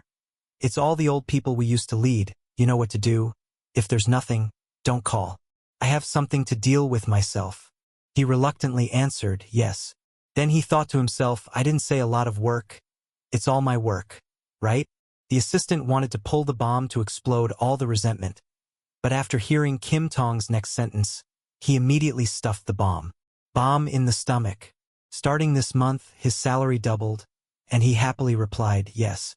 The sky also began to darken, and in a certain room, Kim Lon Thursday's voice rang out. Hey, why did you make so many green chili peppers? This dish of yours is actually stir-fried chili with meat or chili mixed with meat. As he answered Kim Tong, he picked up a piece of chili and put it in his mouth. Eating a lot of green chili is beneficial. Treating the results of other people, cooking and washing dishes is very tiring. He chewed and said, so why don't you buy a dishwasher? Chu Tong answered him, look at the small kitchen in this small house of mine. Where should I put the dishwasher? As soon as he finished speaking, Kim Tong immediately said calmly, so why don't you buy a bigger house? As a company employee, when will you ever be able to afford to buy one? Big house, he replied nonchalantly. Buy a big house? I gave you money. He immediately gave you food and answered something that surprised you. Okay. After a hard day at work, Mr. Kim returned home. As soon as he opened the door, he smelled the fragrant smell of food coming from the kitchen. Turned out that Tong Fong Doi was cooking.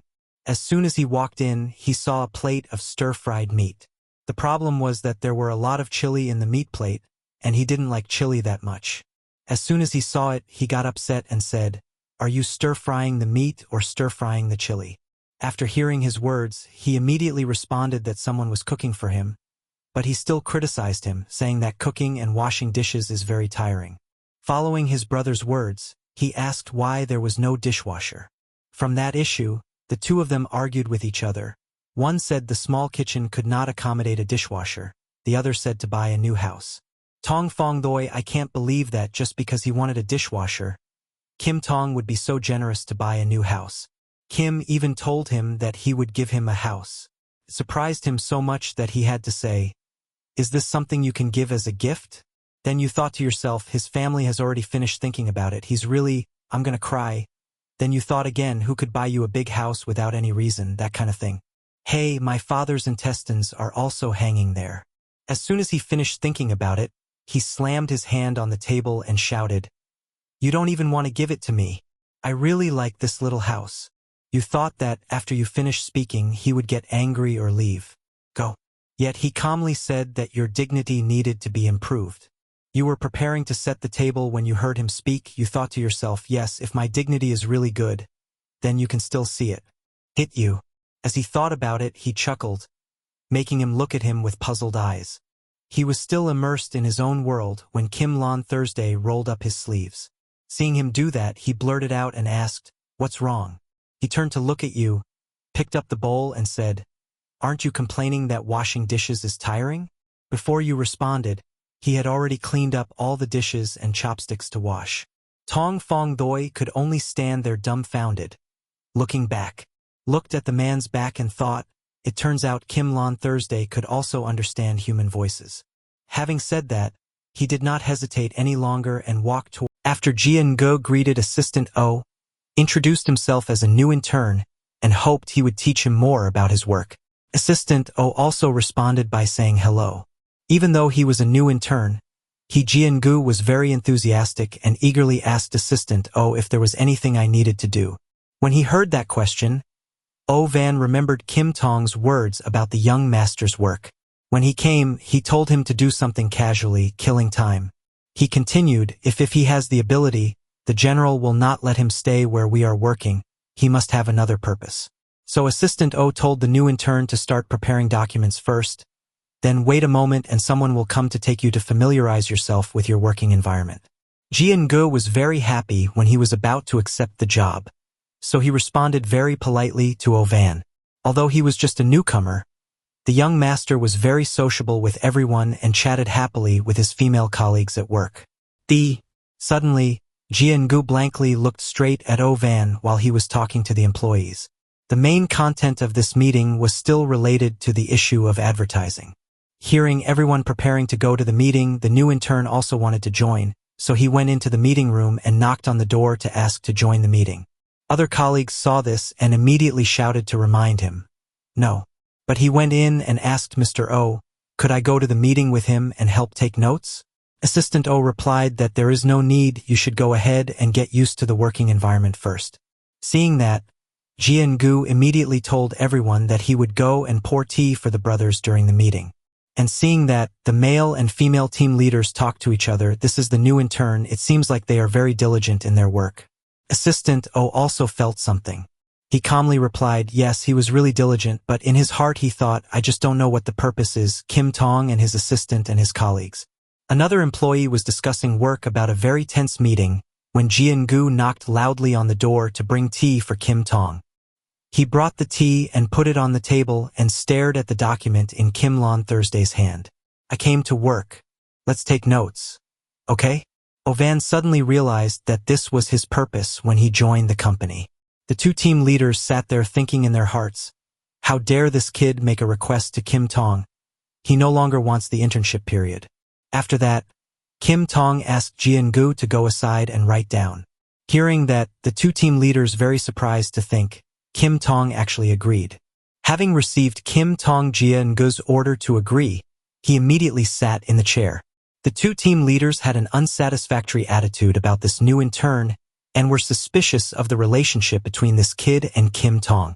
Seeing this situation, O Van coughed lightly to move on to another issue, then asked, do you two team leaders have any new ideas for online advertising this time? Hearing that, the male team leader raised his voice. It was a real operation. The other team leader's face was not good, so he angrily said, impossible, have you seen that Real People campaign saddlebag of Dior? Have you seen it? Found an amateur female student to shoot an advertisement, leading to many large-scale negative comments. The male team leader did not agree with this and countered that being scolded was not wrong. But do you know how good the data of this advertising video that was scolded by people is? In this day and age, black is the opposite. In such a situation, the female team leader immediately asked Kim Tong how he felt. Kim Tong said that Real People campaign's concept was very good. The female team leader's expression darkened and was not happy, but Kim Lon General also felt that the male team leader's opinion of black and white was not good either. Hearing that the leader's attitude was the male team leader was unhappy. He continued, brand value is very important because making a hot advertisement that lowers your image will cost you more in the long run, so we have to ensure that we tone just right to suit the masses. After hearing Kim Tong's opinion, the two male and female department heads agreed with an unsatisfied attitude but could not argue with their boss, and even thought to themselves, what the heck? Today's weather suddenly rained heavily. Kim Lon Thursday, after finishing the meeting, was about to go home when Jian-gu called back. Kim replied, what's wrong? Jian-gu hesitantly told Kim Tong that it was raining. I didn't bring an umbrella to suggest that I wanted Kim Tong to take me home with me. I wonder if you can give me a ride? Jian-gu continued. My father arranged for me to stay in the same hotel as you. Very convenient way. When Kim Lon Thursday heard that, his expression was not happy. After the meeting ended, it was pouring rain outside. Kim Tong was holding an umbrella and preparing to get in the car. Suddenly, Jian-gu offered to go with him because he didn't have an umbrella, but Kim Tong's street ended up on the same street, so he was shy and wanted to go together, but he couldn't. Why? Kim Tong looked at Jian-gu with an unpleasant expression. He really wasn't interested in him. He thought, what? This is because he wants me to work overtime. He still smiled and waited for Kim Tong to agree. It's difficult. Suddenly his phone rang. He took it out of his pocket and looked at it, blushing shyly. The phone in Kim Lon Thursday's pocket suddenly rang. He thought it might be Tong Fong Doi. He turned to look at Jian-gu, not wasting any time, and agreed to let him go with him. So let's go without saying anything. He hugged the bag with interest and obediently said yes. The two of them walked to Jian-gu's car and were about to get into the co-driver's seat when Kim Tong stopped him, waiting, making him lose patience with him. Jian-gu suddenly saw his expression and understood what he was going to say, so he closed the door. The car was about to reach the back seat but was also blocked. Wait, he was startled and raised his head to look at him, suddenly asking what did Kim Tong have to teach him. In his mind he also began to complain to him, what again, what? He has so many things to say. He crossed his arms and looked at him with a serious expression and replied, is that polite? Sitting in the back seat, do you think I'm the driver? He looked uncomfortable and frowned at Jian-gu. He didn't know how to behave and awkwardly said, I didn't mean that. But he thought that if he couldn't sit in the passenger seat, including the back seat, then it must be the driver's seat. Before he could say anything more, he threw the key to the driver. His cold attitude and unpleasant expression made Jian-gu accept it. He got into the driver's seat. Kim Tong sat in the back seat. He sat in the back looking at his phone very enthusiastically. His expression seemed a bit wrong. That expression was seen by Jian-gu. He wondered, is this a period of passion? He thought while driving, I didn't hear that Kim Lon Thursday had a other half. Could it be that the relationship hasn't been confirmed yet? No, this is what Kim Kui-ba's son-in-law prepared for him. He can't let someone else rob him. Before, his words were determined to win Kim Tong's heart. After the two of them arrived at the hotel, he seemed to be in a hurry. When going up the stairs, Jian-gu noticed him, so he followed him, thinking in such a hurry, could it be that the person he was meeting was upstairs? Feeling even more curious, he decided to follow him. While walking behind Kim Tong, he pretended to fall on him to hug him and cry out Aya, startling him and suddenly turning around. Just when he noticed, he looked pitiful and weak. I'm so tired of following him to please him. Kim Tong, I think my leg is twisted. Can you take me back to my room? When he was suddenly hugged like that, he was a little confused and pushed him while calling out, he let go. I went out first. Jian-gu still hugged him tightly and didn't let go. While struggling with him, he was suddenly startled by the sound of his name being called. Kim Lon Thursday, none other than Tong Fong Doi. He stood at the bottom of the stairs looking at the two of them. Person, your face is not very good. He knew that, so he tried to explain. Chu Tong, you heard me. At this time Jian-gu seemed to think he had succeeded and became even more arrogant, swooping into his arms to show weakness. Chilly. This guy Kim Tong just wants to take me back to his room. Don't misunderstand. Tong Fong Doi quickly approached him, speaking loudly and looking panicked. Let me, my classmate. Don't be afraid. Tong Fong Doi immediately called the hospital, saying hello. There was someone not here who needed help. He hung up the phone and calmly went to Jian-gu to comfort him, his classmate, try hard and everything will be fine. Then he pushed Kim Tong away and warned him, Kim Tong, absolutely don't move. This is a staircase that could turn into an unintentional murder. His face was bewildered. Not understanding what was going on, he said, unintentional murder. Chu Tong, you're too exaggerated. When he finished his sentence, Chu Tong continued, Kim Tong, did you forget that your classmate next to Diamond Lake was just scratched and fell on you? But after you took care of him, he ended up with a broken bone. Hearing him say that, Jian-gu was a bit surprised and didn't understand what was going on. After a while, the emergency room arrived. Immediately put an oxygen tube on Jian-gu and pulled him to lie on the bed. His face at this moment, I don't understand anything anymore. Who am I? Where am I? How did things turn out like this? After that, he was taken away by ambulance. Tong Fong Doi was on the side waving and saying, It's been hard, Kim Tong. Still confused and didn't understand the problem, when the car left, he lowered his voice to explain to him, Chu Tong and I. Before he could finish his sentence, Tong Fong Doi stood there dumbfounded without saying anything and grabbed it tightly. Kim Tong's hand pulled him into the room, closed the door firmly, then pressed him onto the bed and kissed him. The next day at the company, Tong Fong Doi went to work with him, but his whole body was tired and sore while Kim Lon Thursday was full of vitality. He was tired as he walked, rubbing his back and blaming him. Why was he the one who tried hard? The one who was tired was me.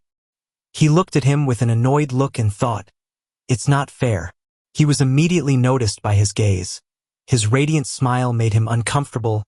Great saint, quickly withdraw his magical powers. Suddenly he heard someone's voice, which startled him. It was such a coincidence. Turned out that Jian-gu appeared. He laughed excitedly and asked Kim Lon Thursday, I have to go to a meeting in the morning, right? I'm ready. Tong Fong Doi looked at him intently and realized that this was the general's son. When he saw him looking at him, he looked friendly and looked up to say hello. Hello. Sorry, I just took the position not long ago and haven't been able to get to know you yet. Then I introduced myself and asked for his name. I'm Jian-gu and I'd like to ask who he is. He quickly smiled and replied, Tong Fong Doi, operations room staff. Nice to meet you.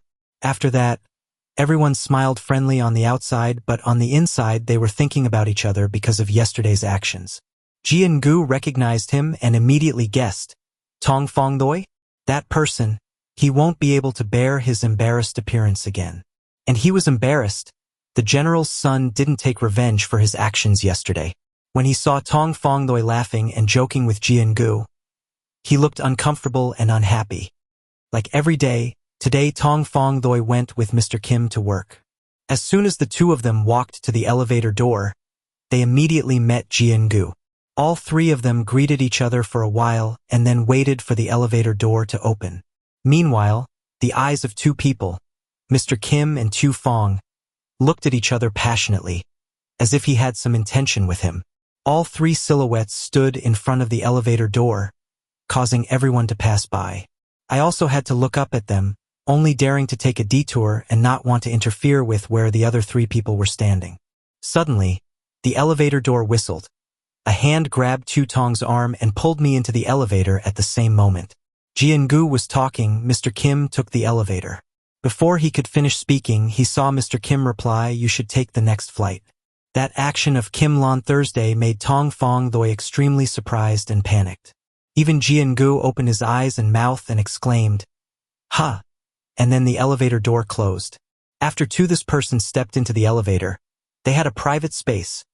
Chu Fong didn't have time to ask what President Kim's actions were like, but he immediately pressed him down and kissed him. He couldn't breathe. I just put my arms around his neck and patted him a few times and whispered, This is the company. After listening, he whispered. I tried to please him again. At this point, he still didn't understand what was going on, so he answered with an innocent face. Why are you? Before you could finish speaking, Mr. Kim spoke loudly and clearly. You smiled at him so beautifully. So he was jealous all along, jealous because you smiled at someone else. But that wasn't a sweet smile, it was just a polite smile. Understand what is called a beautiful smile, he said. In his heart he was still unconsciously chuckling. Kim Lon Thursday understands politeness. Isn't that far-fetched? Tong Fong Doi is joking. Then he responded to Mr. Kim's words with he had a super cute face and a bright smile.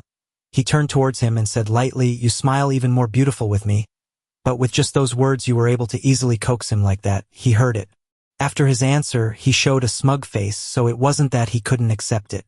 After speaking, he leisurely immersed himself in his sweet words, but he thought differently because he's seeing that someone had feelings for him.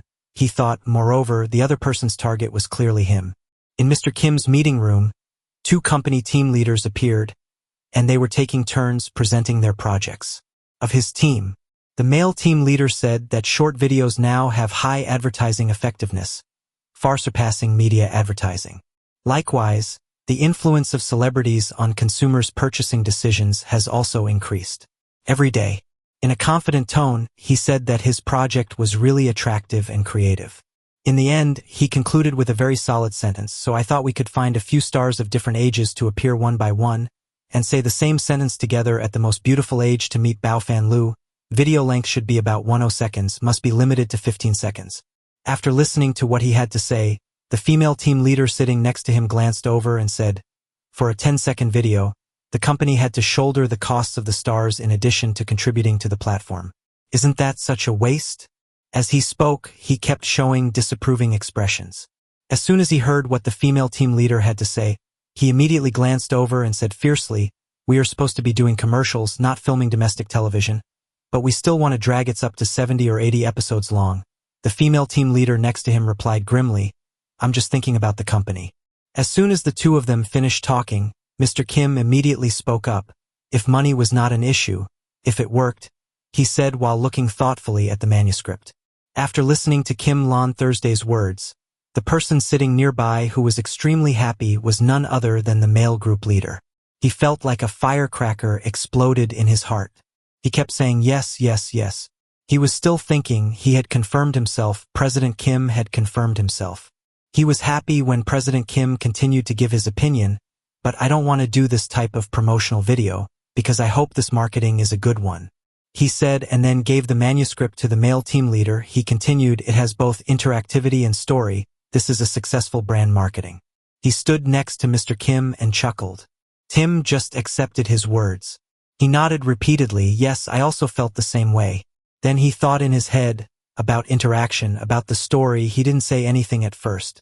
After hearing about the project of the male leader group, Kim the general turned to the female team leader and asked loudly, so what plan does your team have? He held the project booklet and prepared to give a presentation. He said that his team was mainly doing an online interaction with Valentine's Day, doing activities. Bao Fan Lu is my lover, just heard about the project. Mr. Kim immediately replied, isn't this copying FDN's Love from that place? Immediately he felt guilty and stammered.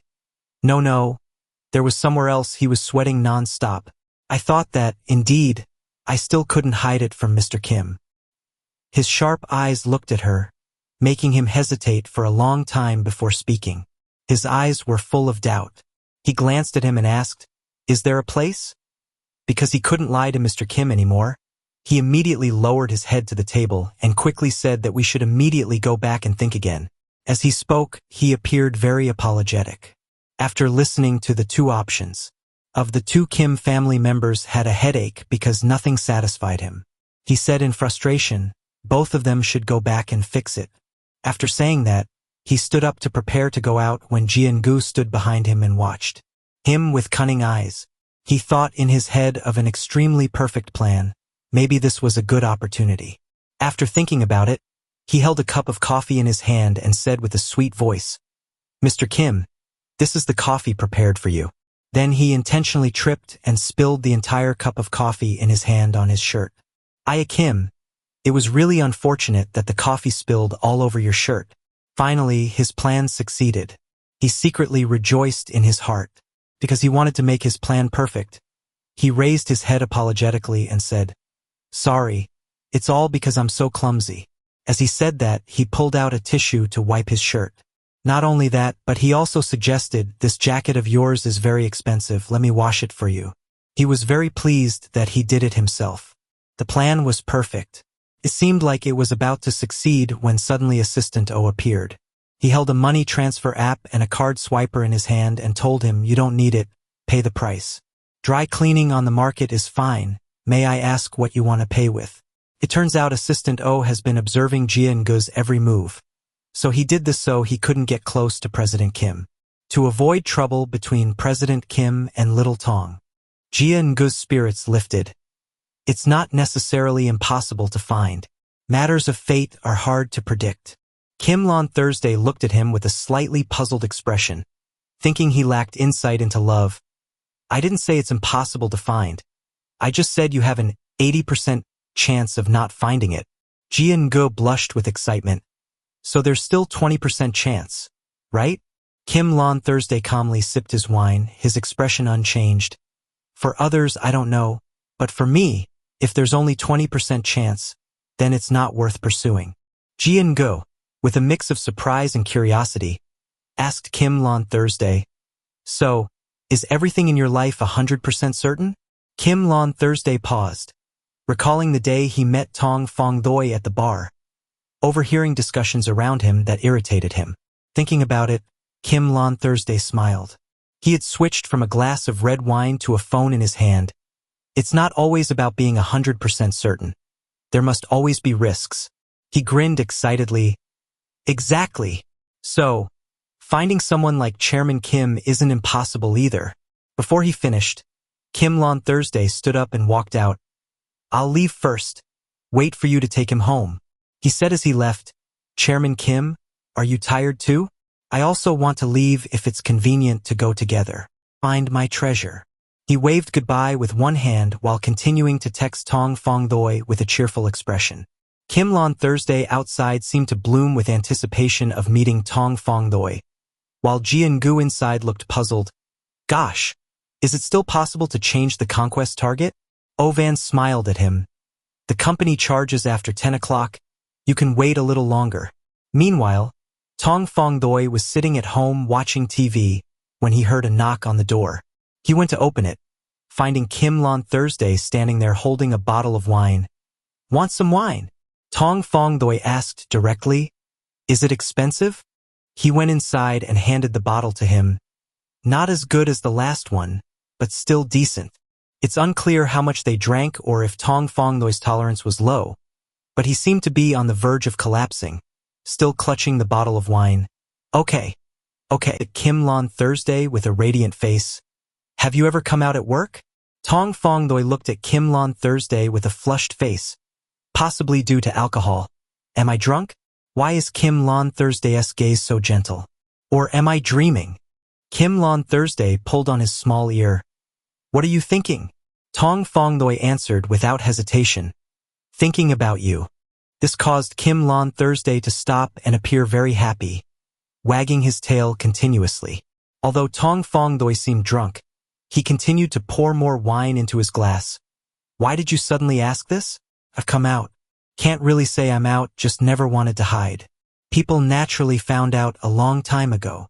Kim Lon Thursday suddenly grabbed Tong Fong-doi's hand holding the wine glass and drank from it, the proximity making Tong Fong-doi's heart race wildly. Even having bad intentions, "Go ahead, grab him, kiss him. Can you resist this?" Kim Lon Thursday raised his head. "So what's your ideal type?" After Kim Lon Thursday had a meeting with his staff and stood up, Ji-eun-gu brought him coffee. He accidentally tripped and spilled the coffee on Kim Tong. Ji-eun-gu told Mr. Kim, "Let me do the laundry for you." But Assistant O said no need to just pay according to the market laundry price. Assistant O held out 2 payment methods, asking Ji-eun-gu to choose, and he answered yes. Okay. When scanning the code to transfer money to Assistant O, Ji-eun-gu hesitantly said that he was actually a person who fell easily, didn't know what to do, and laughed to avoid embarrassment. Kim Lon Thursday stood there and heard it. "Okay, so I suggest you go for a health checkup. Maybe there's a problem with brain development or something." Ji-eun-gu saw that Kim Lon Thursday cared for him like that and was very happy. The person then thanked Kim Tong. In addition, Kim Tong also added that cognitive impairment and visual impairment can also lead to this problem. Ji-eun-gu then remembered that Kim Lon Thursday also went to the party that night. Now that he was invited, he asked Kim Tong if he could give me a ride to the party.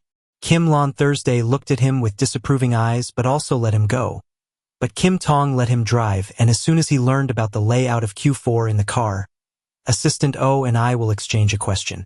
It's reasonable for you to drive. As soon as Jian-go got into the car, his hair was a mess. Water fell on a duck's back. Could it be that Kim Tong is straight? After a while, he arrived at the kneeling party. Everyone at the party was waiting. The conversation was very bustling, boisterous, and fun. Suddenly a guest called out, Kim Lon Thursday has arrived. From afar, Kim Tong's figure walked in very brightly, attracting the eyes of everyone around. When Kim Tong arrived, suddenly a man came out to greet him. He joined the party with a glass of wine in his hand and went to greet everyone. And everyone was very fond of Kim Tong's talent and immediately came to greet him, interact with him. Jian-go stood far away and saw Kim Lon Thursday talking to everyone. He thought to himself, even if excluding Kim Lon Thursday's talent, just with his appearance, living with him wouldn't be bad. Very disadvantaged. Jian-go turned around and gulped down a glass of wine. His eyes caught the sight of Kim Tong and Assistant O exchanging glasses of wine with each other very quickly. Jian-go saw that and said it was okay and coughed. Cough. After the exchange was over, Kim Tong said why the party hadn't ended yet. Immediately answering that question, Jian-go immediately asked Kim Tong a question. Lately I've been feeling quite confused and there's a special thing I want you to give me the best advice. Kim Tong just said what's going on. His hands were about to loosen his collar. Jian-go asked, I don't know if I should come out at work or not. I'm afraid of being considered a different species. Kim Lon Thursday laughed and said that in our industry it's not that they're different species. After speaking, Kim Tong patted Assistant O's shoulder and said, Is that right? But Assistant N answered very happily, I am different from everyone else. After speaking, O Van gently stroked the wine glass. After knowing Assistant O's answer, Jian-go turned to ask, So what about Kim Tong? And Kim Lon Thursday said, Doesn't everyone know everything? So Jian-go answered very quickly, Is that so, with a happy expression, and asked Kim Tong's ideal type like that. Kim Tong thought, but before he could answer, Jian-go immediately replied, I don't have a lover now, but I think that if I want to find a lover, then that person must be handsome and talented. Jian-go said, for example, someone like you. Kim Lon Thursday said, like me, you set such a high goal, so 80% cannot be found. Hearing that, Jian-go was very surprised and very hurt. But then Jian-go got excited again and said, It's not like I can't find it, this kind of fate thing is very difficult to talk about. Tong Fongdoi's eyes widened brightly as he gazed at Kim Lon Thursday. The ideal type. Isn't it just someone like you? You? Why ask that? Kim Lon Thursday blushed and turned away shyly. Just curious. In truth, deep down, Kim Lon Thursday's thoughts were, I want to know. Tong Fongdoi sighed, looking at her, then answered her previous question. Well, surely the ideal type must have come out like me, and then it's best to be in the same field as me. If we're talking about the ideal type, there's no harm in aiming a bit higher, wanting someone with talent, wealth, and good looks. Kim Lon Thursday perked up to listen. I see. Tong Fongdoi reached out and touched Kim Lon Thursday's face. And you? What's your ideal type? Kim Lon Thursday looked at Tong Fongdoi and smiled in response. Do you really need to ask? Tong Fongdoi blushed.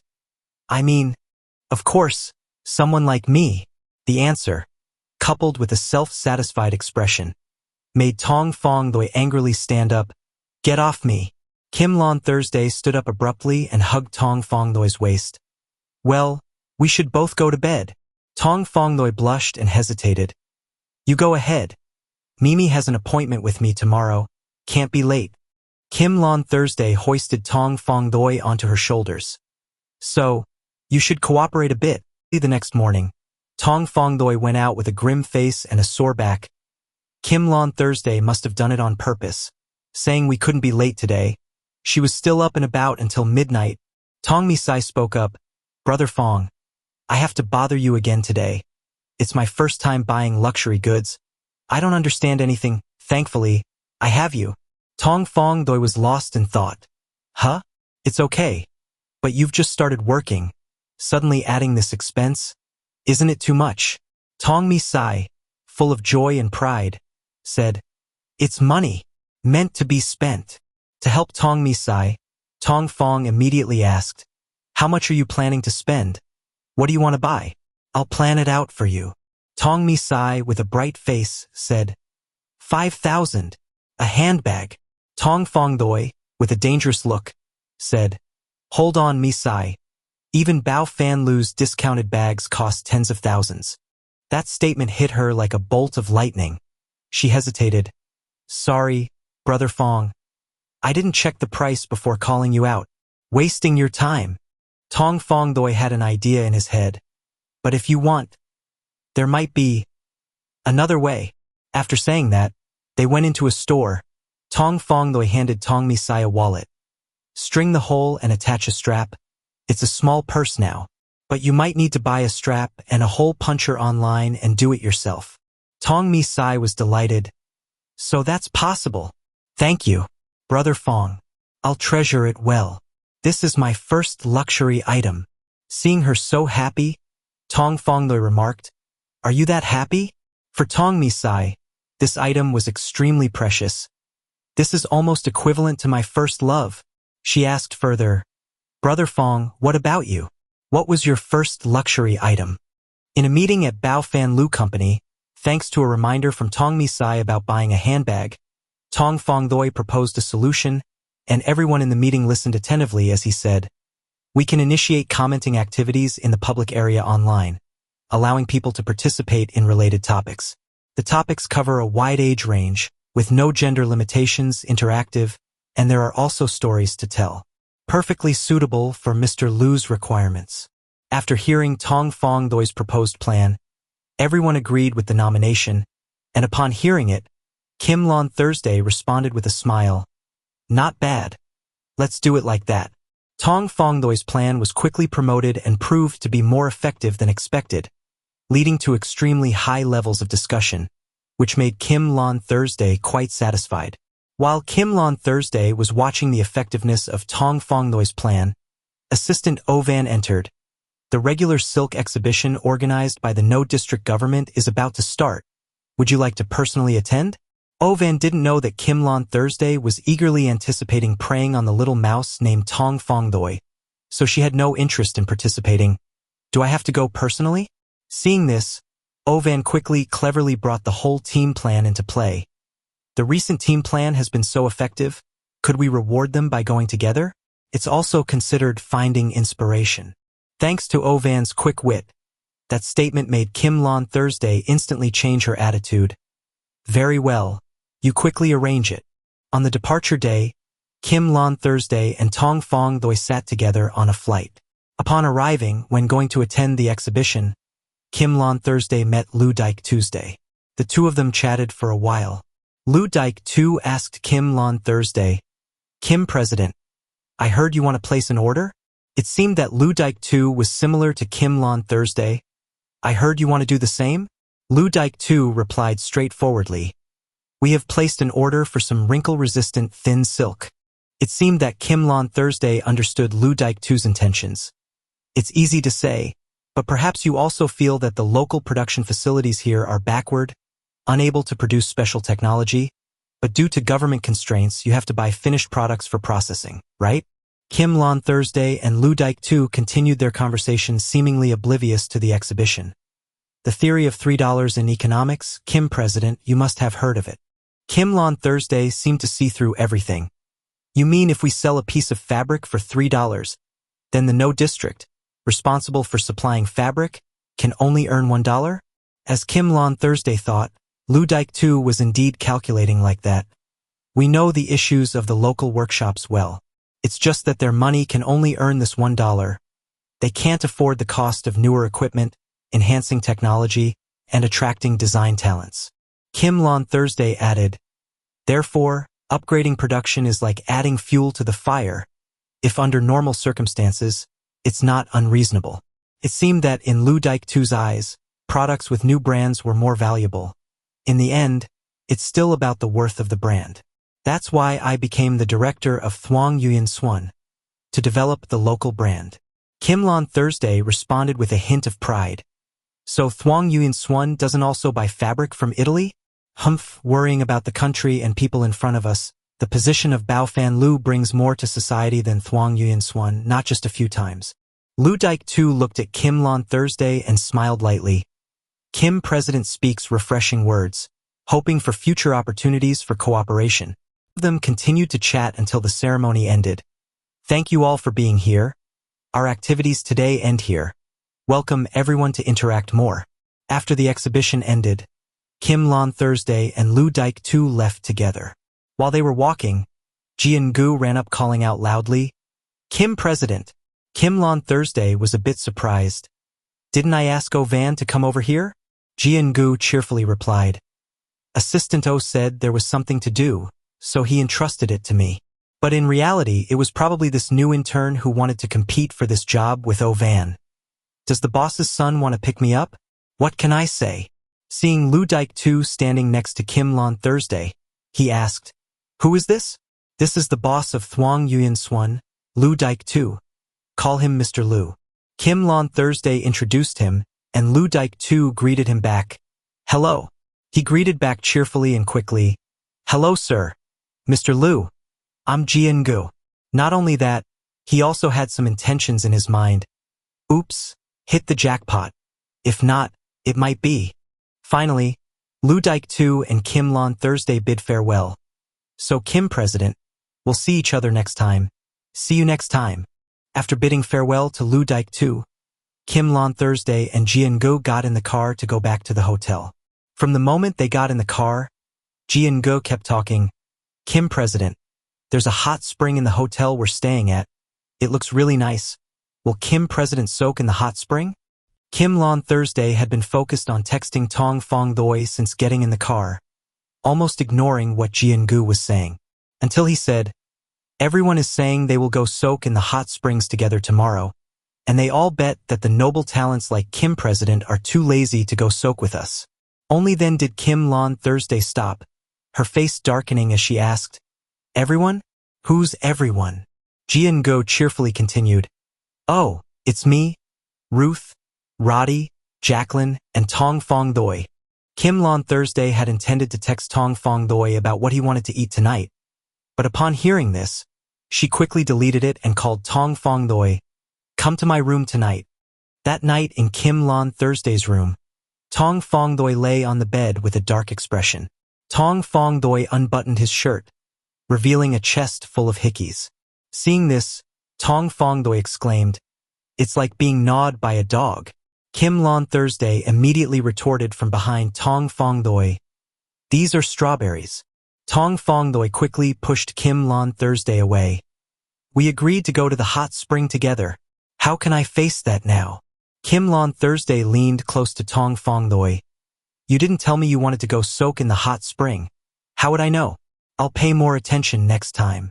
After saying that, Kim Lon Thursday kissed Tong Fong Doi's hand, making him blush. "You, being shameless, aren't you?"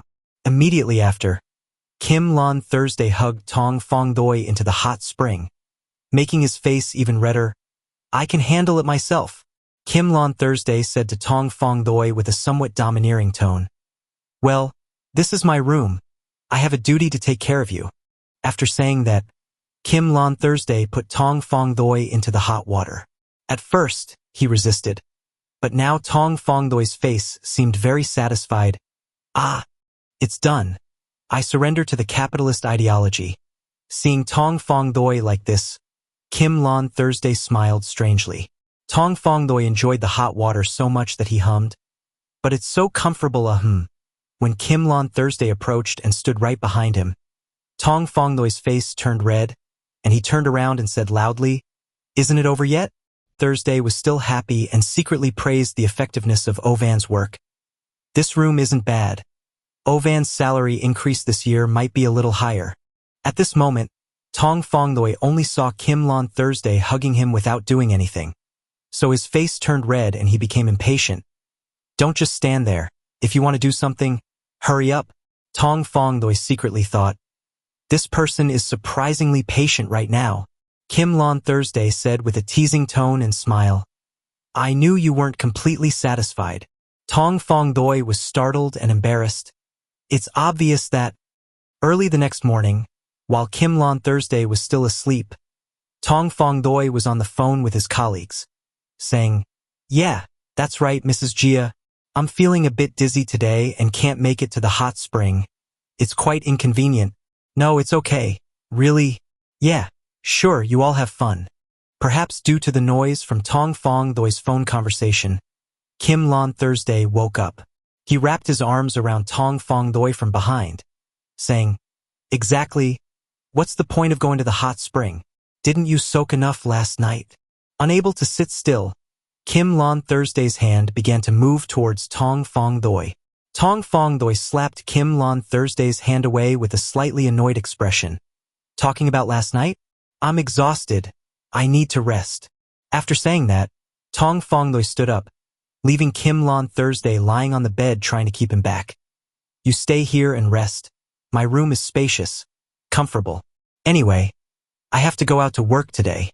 Tong Fong Doi, with a serious expression, continued, "If I go out to work today, then I can't stay here. What if someone wants to visit me and inquire about my health? I won't be there. Won't that be awkward?" Tong Fong Doi's words angered the big black cat, Kim Lon Thursday, to the point of turning his face black, heartless. "Every time I wait for you to serve you, you quickly run away." Not long after Tong Fong Doi left, Kim Lon Thursday was making a drink when he heard a knock on the door.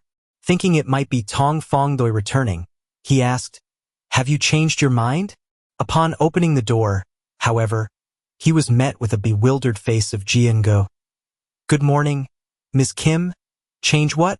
Realizing it wasn't Tong Fong Doi, Kim Lon Thursday suddenly became irritated. "Changed your mind about why you can't excel like me?" Jian-go seemed slightly frightened, sweat dripping down his face. Assistant O asked me to confirm today's schedule with you." Kim Lon Thursday instructed him. "Come in then." As Jian-go stepped into the room, he was astonished at the sight of the trash can. 1, 2, 3, 4. Kim Lon Thursday, losing patience, sat down and said, "Isn't your purpose to confirm? Why stand there?" Jian-go snapped out of it, "Yes." His expression became somewhat complicated. "So Kim Lon Thursday has another half? But I've never heard." Jian-go recalled meeting Tong Fong Doi when he first arrived, so he immediately thought, or a competitor? Suddenly, Jian-go chuckled with a slightly peculiar smile.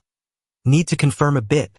Immediately after, Jian-go arranged to meet Tong Fong Doi at a restaurant. Tong Fong Doi found it puzzling why this fire kid wanted to meet him outside. "Sorry, I'm late. Didn't keep you waiting long, did I?" Tong Fong Doi thought. "The young master suddenly asks me out for a meal?" Jian-go smiled brightly, placing the menu in front of Tong Fong Doi. "No worries. Heard you're not feeling well, so I urgently texted you to eat something nutritious. Hope you don't mind." Tong Fong Doi, without much thought, took the menu and smiled. "How could I? Thank you for your concern." But he was slightly startled. "Oh my. Not afraid of high prices on the menu. Most afraid when it's not listed," Jian-go said with a somewhat disdainful tone. "What would you like to eat?" He even thought, haven't experienced life. Even Kim Lon Thursday's gaze is just like that. Tong Fong Doi calmly replied, "This place isn't familiar to me. Still bothering you? I'm not picky." Jian-go then called the waiter over. "I'll order 2 dishes randomly." Looking up, Tong Fong Doi suddenly noticed a painting on the wall. "Is this a silk embroidery painting?" As he asked, he moved closer to the painting. The waiter replied cheerfully, "Yes, all the embroidery here is done by local artisans. It takes at least half a month to complete one piece." Tong Fong Doi thought, Kim Lon Thursday came to the No district for this. He was still curious. "Can I touch it?" The waiter happily responded, "Of course, sir." As Tong Fong Doi's hand approached the painting, Jian-go suddenly exclaimed, "Be careful!" This startled Tong Fong Doi, causing him to accidentally snag his finger on the thread of the silk painting. When Tong Fong Doi withdrew his hand, he accidentally pulled out a red thread. causing both him and the restaurant waiter to panic, while Jian-gu innocently remarked, "Oh, the painting is ruined." After intentionally pushing Tong Fong-noi down, Jian-gu did not feel guilty at all. He even pretended to be worried for Tong Fong-noi. While Tu Tong was extremely worried because he had accidentally damaged a precious painting, this new in turn pretended that he had told Tu Tong to be very careful because the painting was silk. These silkworms are very expensive. If you accidentally damage them, you don't know how to pay for them. He even patted Tu Tong's shoulder, comforting him not to be too nervous. After all, this was just a painting, and then invited the store manager over. Soon, the manager quickly ran over. Jian-gu immediately informed the manager about the condition of the painting and received compensation, even though the person who damaged it was Tong Fong-noi. Tu Tong felt extremely sorry. He quickly accepted responsibility and proactively compensated for the damage. This was also the moment Jian-gu had been waiting for so long. He glanced at the manager and advised Tu Tong not to be in such a hurry, to see how much this painting was worth and then pay it back. The manager looked into Jian-gu's eyes and immediately understood. He said that this painting had been bought a long time ago, so it wasn't worth much money. Only about no more than 200,000 yuan. Is this not worth that much money? Tong Fong-noi was startled by the amount of money quoted by the manager. On the contrary, Jian-gu calmly thought that this was just a small amount of money. His brother Tu Tong shouldn't be so worried. But who knew that, on the surface, he acted kindly to help Fong-noi, but on the inside, he was jealous and despised Tu Tong's poor appearance, even thinking in his heart that Tu Tong must have known understand the difference between the two after this. Assuming it was 200,000, Jian-gu did not hesitate to tell the manager to just charge it to his account. This made Tong Fong-noi feel even more guilty. He immediately stopped it and hastily searched for the money he had worked hard to save in his pocket and thought to himself, if he borrowed more from his friends and wrote a debt note, probably enough for 20,000. But how could a person like Jian-gu feel what it means to see someone in trouble? He couldn't understand Tu Tong's fair nature, so he just smiled and said there was no need to be so reluctant. After all, the purpose of this matter is just that this young master wants Fong-noi to feel indebted to him. It is better to stay a little away from Kimlon Thursday. Under this situation, Tong Fong-noi still refused help, taking responsibility for himself, and it seemed that his feelings also told him not to owe Jian-gu. At this moment, Lu Daik-tu leisurely walked out and asked about something, making Tong Fong-noi quite surprised. Meeting an acquaintance in an awkward situation like this is truly confusing. As for Lu Daik-tu, it seemed like he sensed something and immediately went to ask about Fong-noi. Before Tu Tong could open his mouth to answer, Jian-gu quickly interjected and told the whole story. He gossiped about Fong-noi accidentally damaging a painting worth 200,000 VND in the shop and acted like a dedicated person helping Fong-noi during this difficult time. Not only that, he also told little Tong brother not to be polite. The store manager could just deduct the money from his card. Lu Daik-tu seemed to have seen through Jian-gu and the store manager, so he signaled that Jia should wait a bit and then immediately turned to question the manager. He smiled and told the manager not to joke with them, because this handmade thread probably only costs about 2 dong for 1,000 threads, so this painting is very expensive, only about 5 or 6,000. The manager was extremely frightened after hearing this, but he did not immediately give up his cards and quickly corrected the price of this painting from the time he bought it, which was already 200,000. Lu Daik-tu just calmly said that it turned out to be like that. The manager and the young master breathed a sigh of relief. It seemed that Lu Daik-tu didn't want to prosecute anymore, but unexpectedly he suggested reporting to the police, causing the other two to jump as if they had a black heart.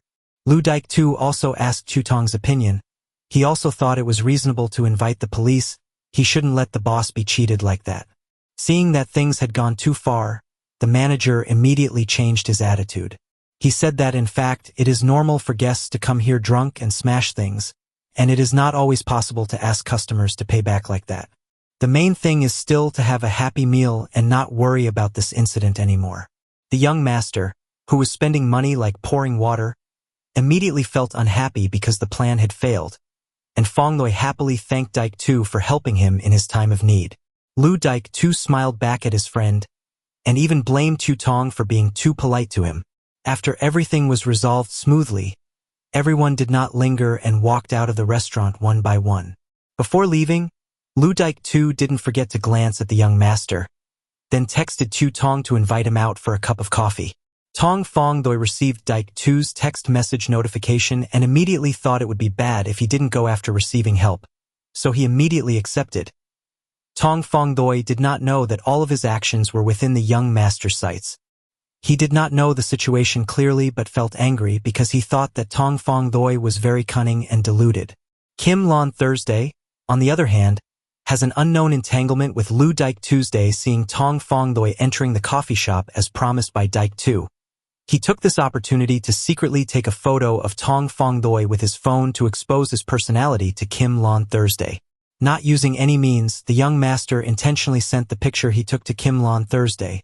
On the other hand, secretly carried out the evil plot that he would take advantage of the photo taken of Chu Tong going out to eat with him. Another homosexual to cause false rumors to Fongdoi. A flower pot that already has an owner, who is also an extremely precious treasure, is hanging out with another person like that. If Kim Lon Thursday saw it, I don't know how angry he would be. In the cafe, Tong Fongdoi met Lu Daik-tu to thank him for helping him with the painting, and also apologized to him for being late. Lu Daik-tu was quite comfortable at this time. He did not feel troubled but was happy as if nothing big had happened, and even said that in this matter, it was mainly because the rich young master wanted to play. You're just one guy. Lu Daik-tu saw Fongdoi's unsurprised expression and immediately realized that he had already paid attention to guarding against him. His worry was just a waste. Fongdoi did not think this was superfluous. Although he had taken precautions, it would be even more precious if General Lu helped him avoid the risk of bankruptcy. If Lu Daik-tu did not help at that time, Chu Tong definitely would not have been able to escape the trap of Jiangu and his people. Even an outsider like Lu Daik-tu realized that he just wanted to show Fongdoi's prestige, so he stopped him from paying. On the contrary, in such a situation, Daik-tu thought that with a steadfast personality like Fongdoi, he would prevail as if confronting him. Chu Tong could only forcefully smile and scratch his head because he had read his heart. He simply did not want to lose to that young master in anything. At this time, Kim Lon Thursday was having dinner at a luxury restaurant with the young master and suddenly felt like someone was talking about her. The young master sitting opposite was very gloating because it was just as he thought. Tong Fongdoi was truly a person who could not leave Kim Lon Thursday even half a step away. In the afternoon, after sending a picture with a glimpse of Tong Fongdoi, the young master immediately invited Kim Lon Thursday to dinner. He thought that Kim Lon Thursday agreed to this invitation because of Chu Tong's presence, so he happily took the glass of wine and enjoyed it. At this time, Kim Lon Thursday asked him to send him a photo from the afternoon so he could review it. Of course, he took this opportunity to agree, and kept praising the restaurant for its good business and the customers' behavior. The line seems very friendly, even the atmosphere there is great. Even the assistant you standing next to him admired his acting ability in a place like a private place and not a willow boy like this. Meanwhile, Kim Lon Thursday quietly deleted the photos he took, even asking if he sent this photo to anyone else. Surely when he sent the photo, he thought that sending a photo of Fongdoi with another gay person in public would make Kim Tong angry. But Jiangu could not have known that Kim Tong had single-handedly saved Lu.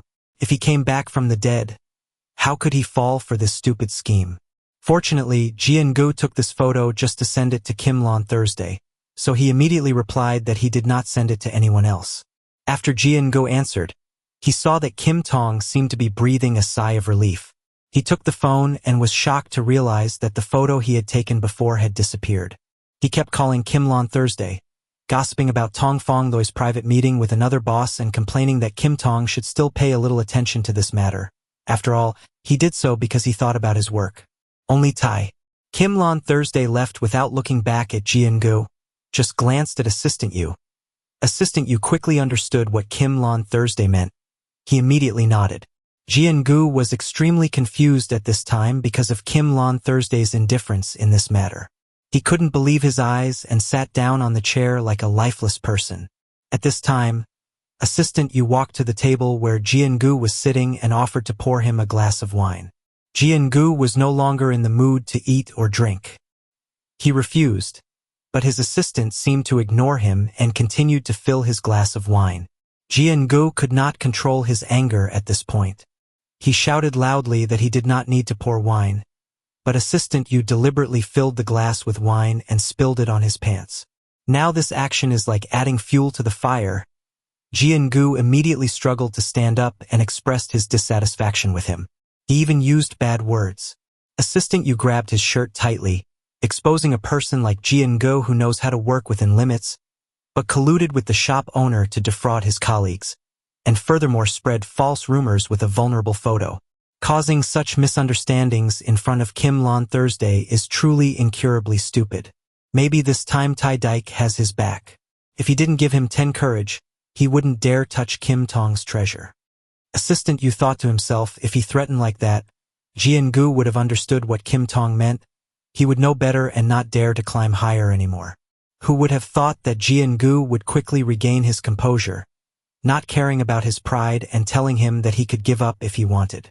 Assistant Yu seemed to see through him, so he told Kim Tong that he would not accept any conditions, that even if he tried to please him, it would be useless. Before he could finish speaking, Jian-gu used his brazen fingers to caress his assistant's sleeve, asking if he was interested in being the one to comfort his wounded heart. If the first goal had failed, he would immediately move on to the second goal, trying to please Assistant Yu, even wondering why he didn't pay attention to a person like him before.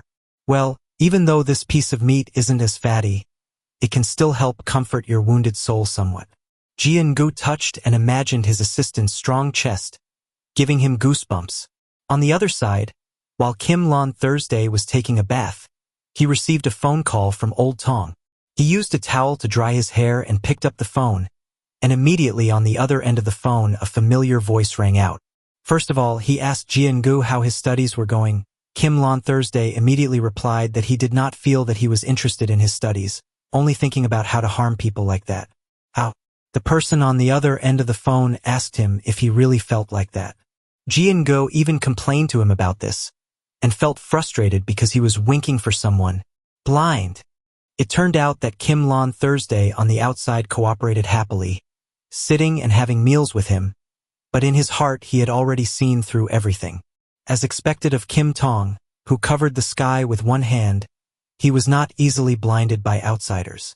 No matter what Old Tong said on the other side, Kim Lon Thursday very calmly affirmed that he came to work, not to see eye to eye. Hearing that, he still did not give up, thinking that working and seeing people were not in conflict with each other. He could take this opportunity to kill one bird but kill two birds, that would not be the same thing. Very good. Moreover, none of his children are outstanding. This powerful inheritance with no one to inherit is like a delicious piece of cake placed in front of Kim Lon Thursday. If it is given to an outside director to inherit, then I can't feel secure. It's better to find family members. The implication is that as long as he's with Jian-gu, Bao Fam Lu will hand it over to him. Indeed, he thought it was very beautiful, but he did not expect that Kim Lon Thursday already had a lover's intention. The sweet words he wasted on trying to please him were just meaningless. It seemed like he couldn't believe this truth either. Hearing Kim Lon Thursday say that, he still thought he was joking. Kim Lon Thursday, on the other hand, calmly said that not only that, he had just been rejected by his lover. While looking at himself in the mirror, he remembered a time long ago, when he and Tong Fong Doi were still just 2 university students. At that time, Kim Tong was once responsible for providing food and drink support for Chu Tong. It seemed that Kim Lon Thursday felt that Fong Doi liked him, so he immediately asked him to confirm this again, but Chu Tong was afraid of revealing his unspeakable feelings, so he panicked and avoided him. Kim Tong only gently expressed his true feelings, the things Fong Doi did for him such as sewing buttons and cooking rice, even though he was a person who inherently did not like being around and became dependent on others. Chu Tong brings a different feeling. Tong Fong Doi at this time realized that Kim Lon Thursday understood his feelings for him, but because he was afraid of having his feelings exposed, he kept it hidden in his heart, extremely nervous and tightened his pants legs, and avoided Kim Lon Thursday's questioning eyes. His expression was really not good, causing Kim Lon Thursday to misunderstand it as an implicit rejection, but who would have thought that right at that moment?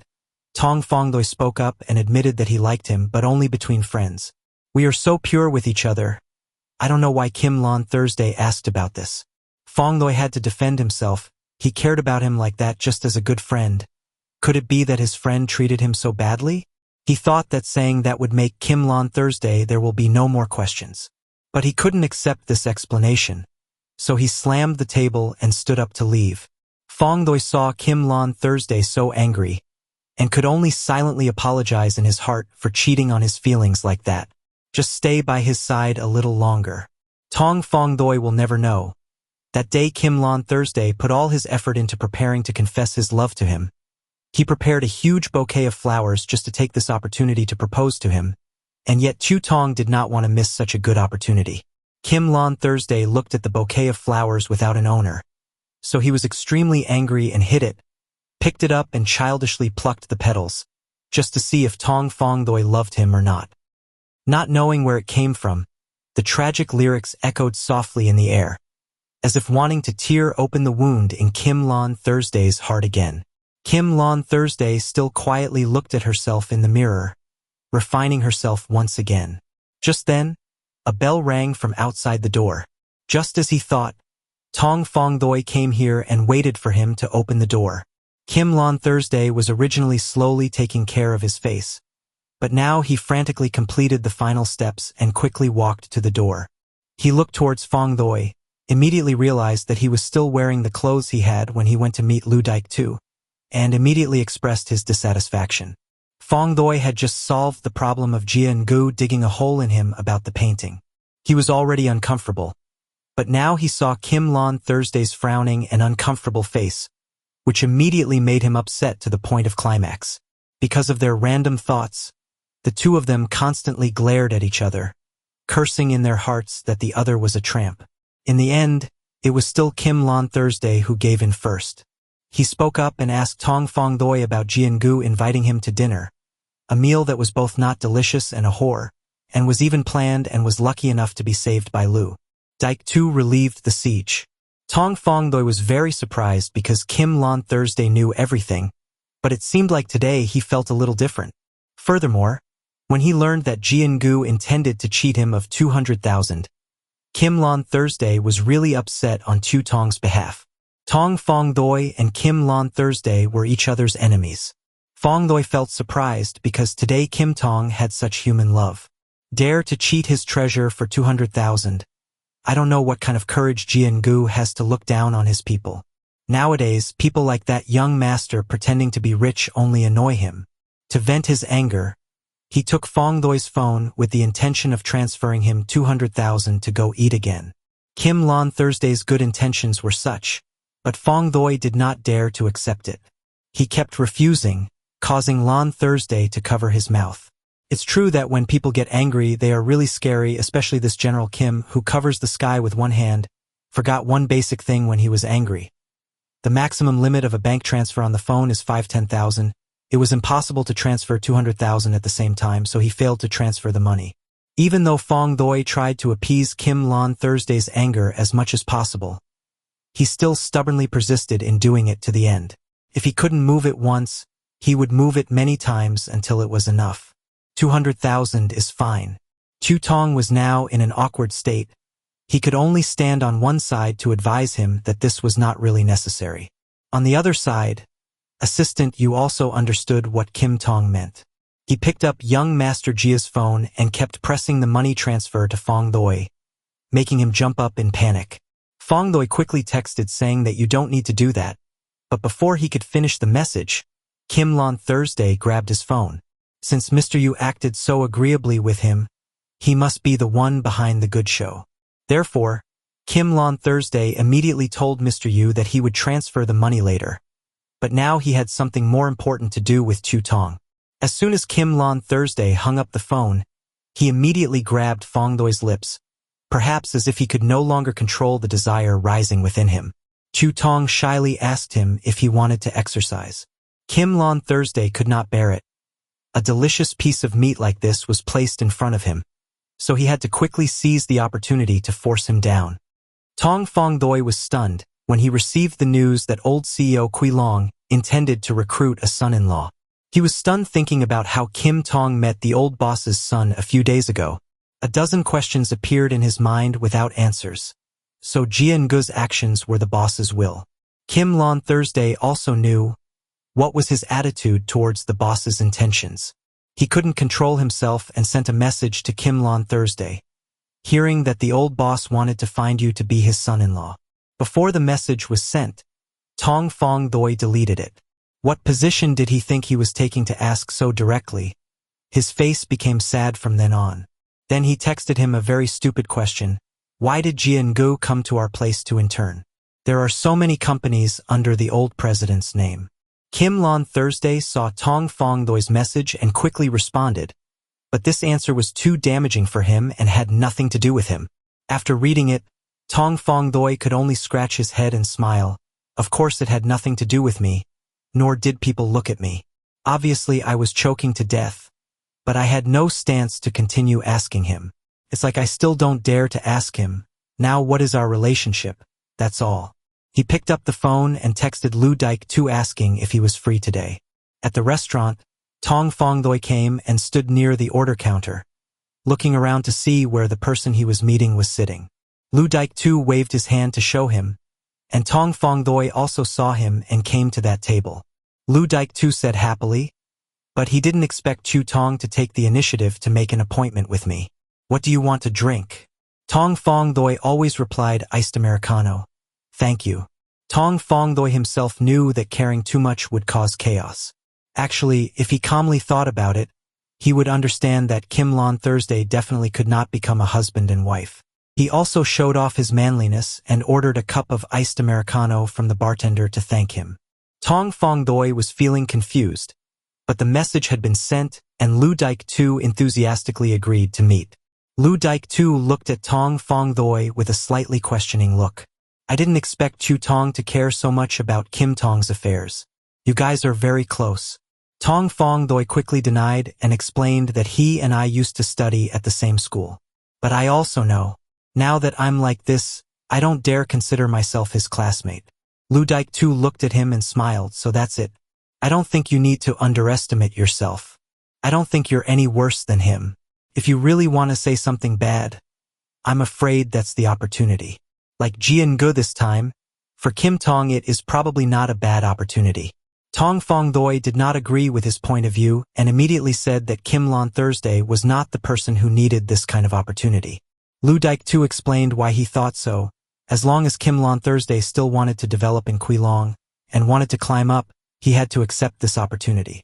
No matter how outstanding his talent is, the type of business that values blood relationships like Guilong will not really recognize outsiders like Kim on Thursday. Hearing this, Tong Fong Doi felt very dissatisfied.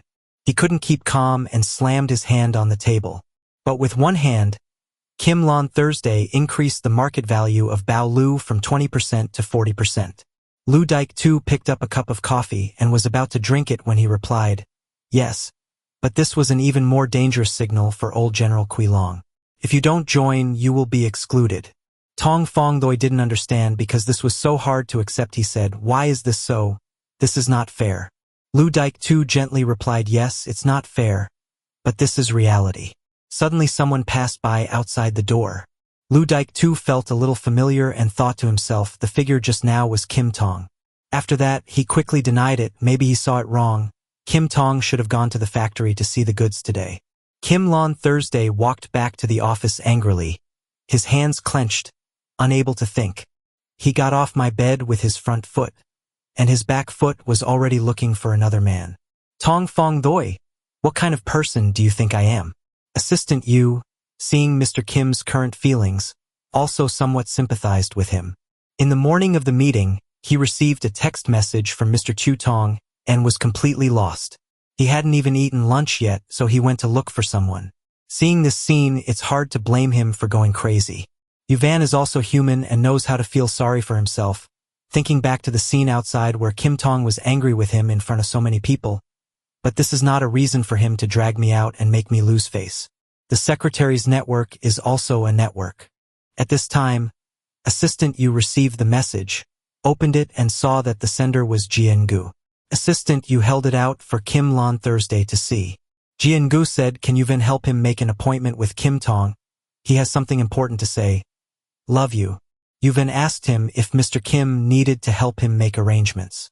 Kim on Thursday immediately agreed, Let's meet downstairs at the hotel.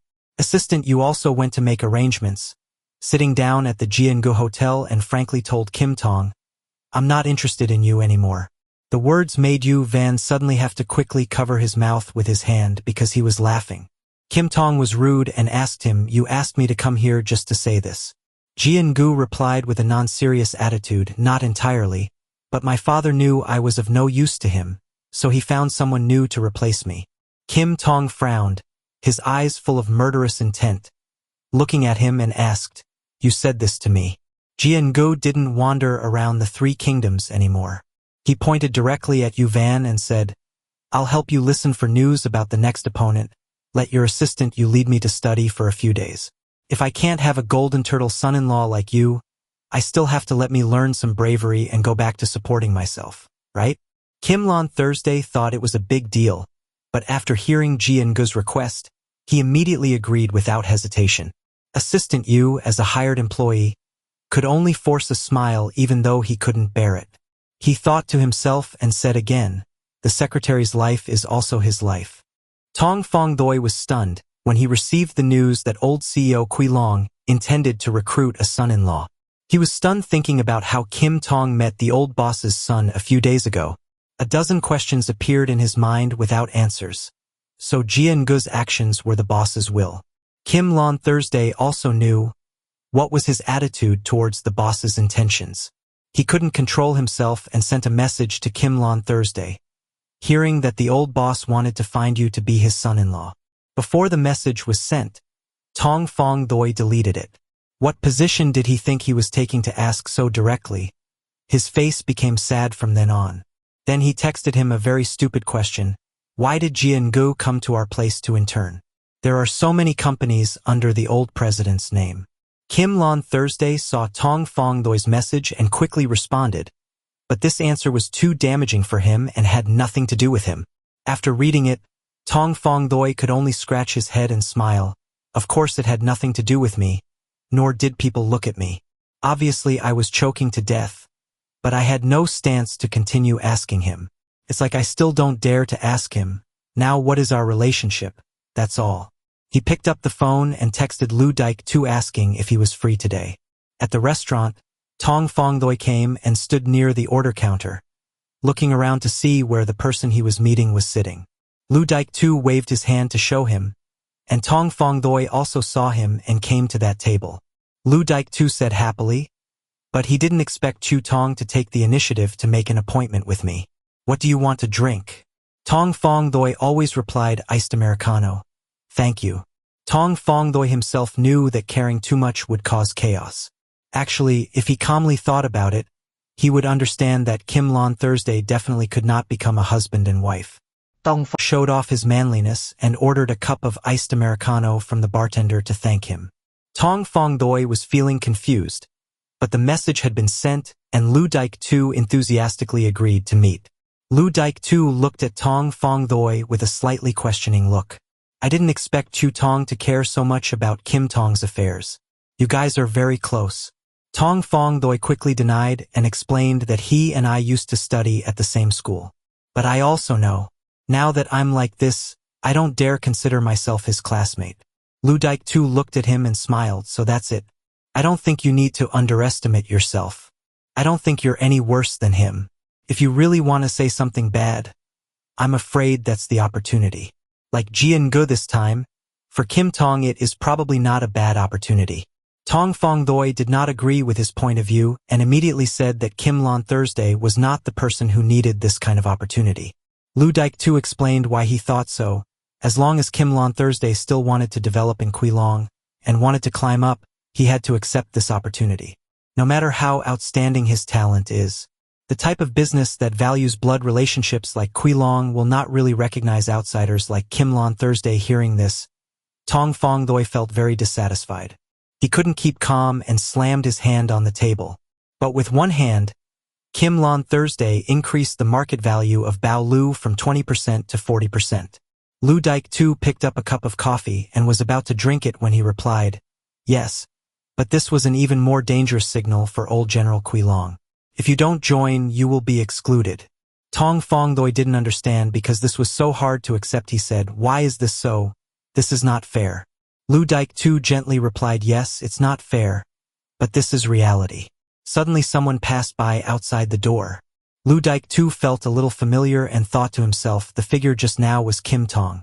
After that, he quickly denied it. Maybe he saw it wrong. Kim Tong should have gone to the factory to see the goods today. Kim Lon Thursday walked back to the office angrily, his hands clenched, unable to think. He got off my bed with his front foot, and his back foot was already looking for another man. Tong Fong Doi, what kind of person do you think I am? Assistant Yu, seeing Mr. Kim's current feelings, also somewhat sympathized with him. In the morning of the meeting, he received a text message from Mr. Chu Tong and was completely lost. He hadn't even eaten lunch yet, so he went to look for someone. Seeing this scene, it's hard to blame him for going crazy. Yuvan is also human and knows how to feel sorry for himself. Thinking back to the scene outside where Kim Tong was angry with him in front of so many people. But this is not a reason for him to drag me out and make me lose face. The secretary's network is also a network. At this time, Assistant Yu received the message, opened it and saw that the sender was Jian-gu. Assistant Yu held it out for Kim Lon Thursday to see. Jian-gu said, "Can Yuvan help him make an appointment with Kim Tong? He has something important to say. Love you." Yuvan asked him if Mr. Kim needed to help him make arrangements. Kim Lon Thursday immediately agreed. "Let's meet downstairs at the hotel." Assistant Yu also went to make arrangements, sitting down at the Jian-gu hotel and frankly told Kim Tong, "I'm not interested in you anymore." The words made Yu Van suddenly have to quickly cover his mouth with his hand because he was laughing. Kim Tong was rude and asked him, "You asked me to come here just to say this." Jian-gu replied with a non-serious attitude, "Not entirely, but my father knew I was of no use to him, so he found someone new to replace me." Kim Tong frowned, his eyes full of murderous intent, looking at him and asked, "You said this to me?" Jian-gu didn't wander around the three kingdoms anymore. He pointed directly at Yu Van and said, "I'll help you listen for news about the next opponent. Let your assistant Yu lead me to study for a few days. If I can't have a golden turtle son-in-law like you, I still have to let me learn some bravery and go back to supporting myself, right?" Kim Lon Thursday thought it was a big deal, but after hearing Jian-gu's request, he immediately agreed without hesitation. Assistant Yu, as a hired employee, could only force a smile even though he couldn't bear it. He thought to himself and said again, the secretary's life is also his life. If we consider the times of day, night is the time when everything is immersed in silence. For common sense, that is the case, but in reality, there are always exceptions. For example, Bao Fan Lu Company is noisy late at night because of the hot fire of our two main characters. Only the moon and stars know. Starting from that night, Kim Lon Thursday seemed to have devoted all his mind and energy to Tong Fong Doi.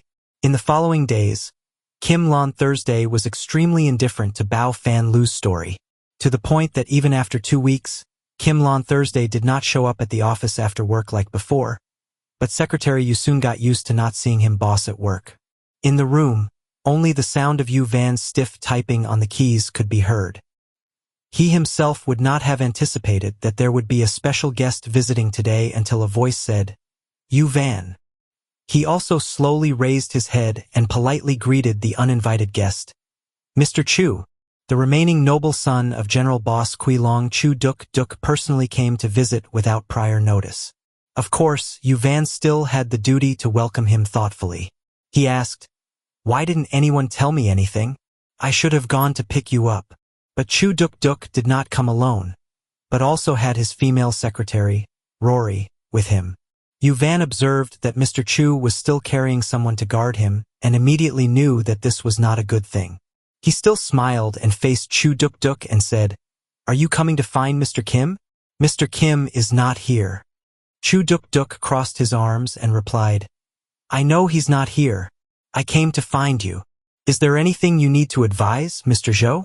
Chu Duk Duk's phoenix eyes instantly became sharp. He waved his hand and said, "Kim Lon Thursday has always paid no attention to anything lately, and he doesn't care about Bao Fan Lu either. Do you know me? What are we planning?" Yu Van replied, "How can we know about the CEO's story?" Chu Duk gave an unpleasant smile. "If you know, tell me. If you don't know, you should tell me. Yuvan calmly smiled and replied, if I don't know, how can I say it? Chu Duk Duk slammed his hand on Yuvan's desk, moved closer to him and said, if he wants to find another job but hides it from you, it means he has no intention of taking you away. Come. At that time, he was gone. I was the only one left. Isn't it very unsightly? Yuvan remained silent and said nothing. His deep eyes behind his glasses were completely invisible, only reflecting the face of the person standing in front of him.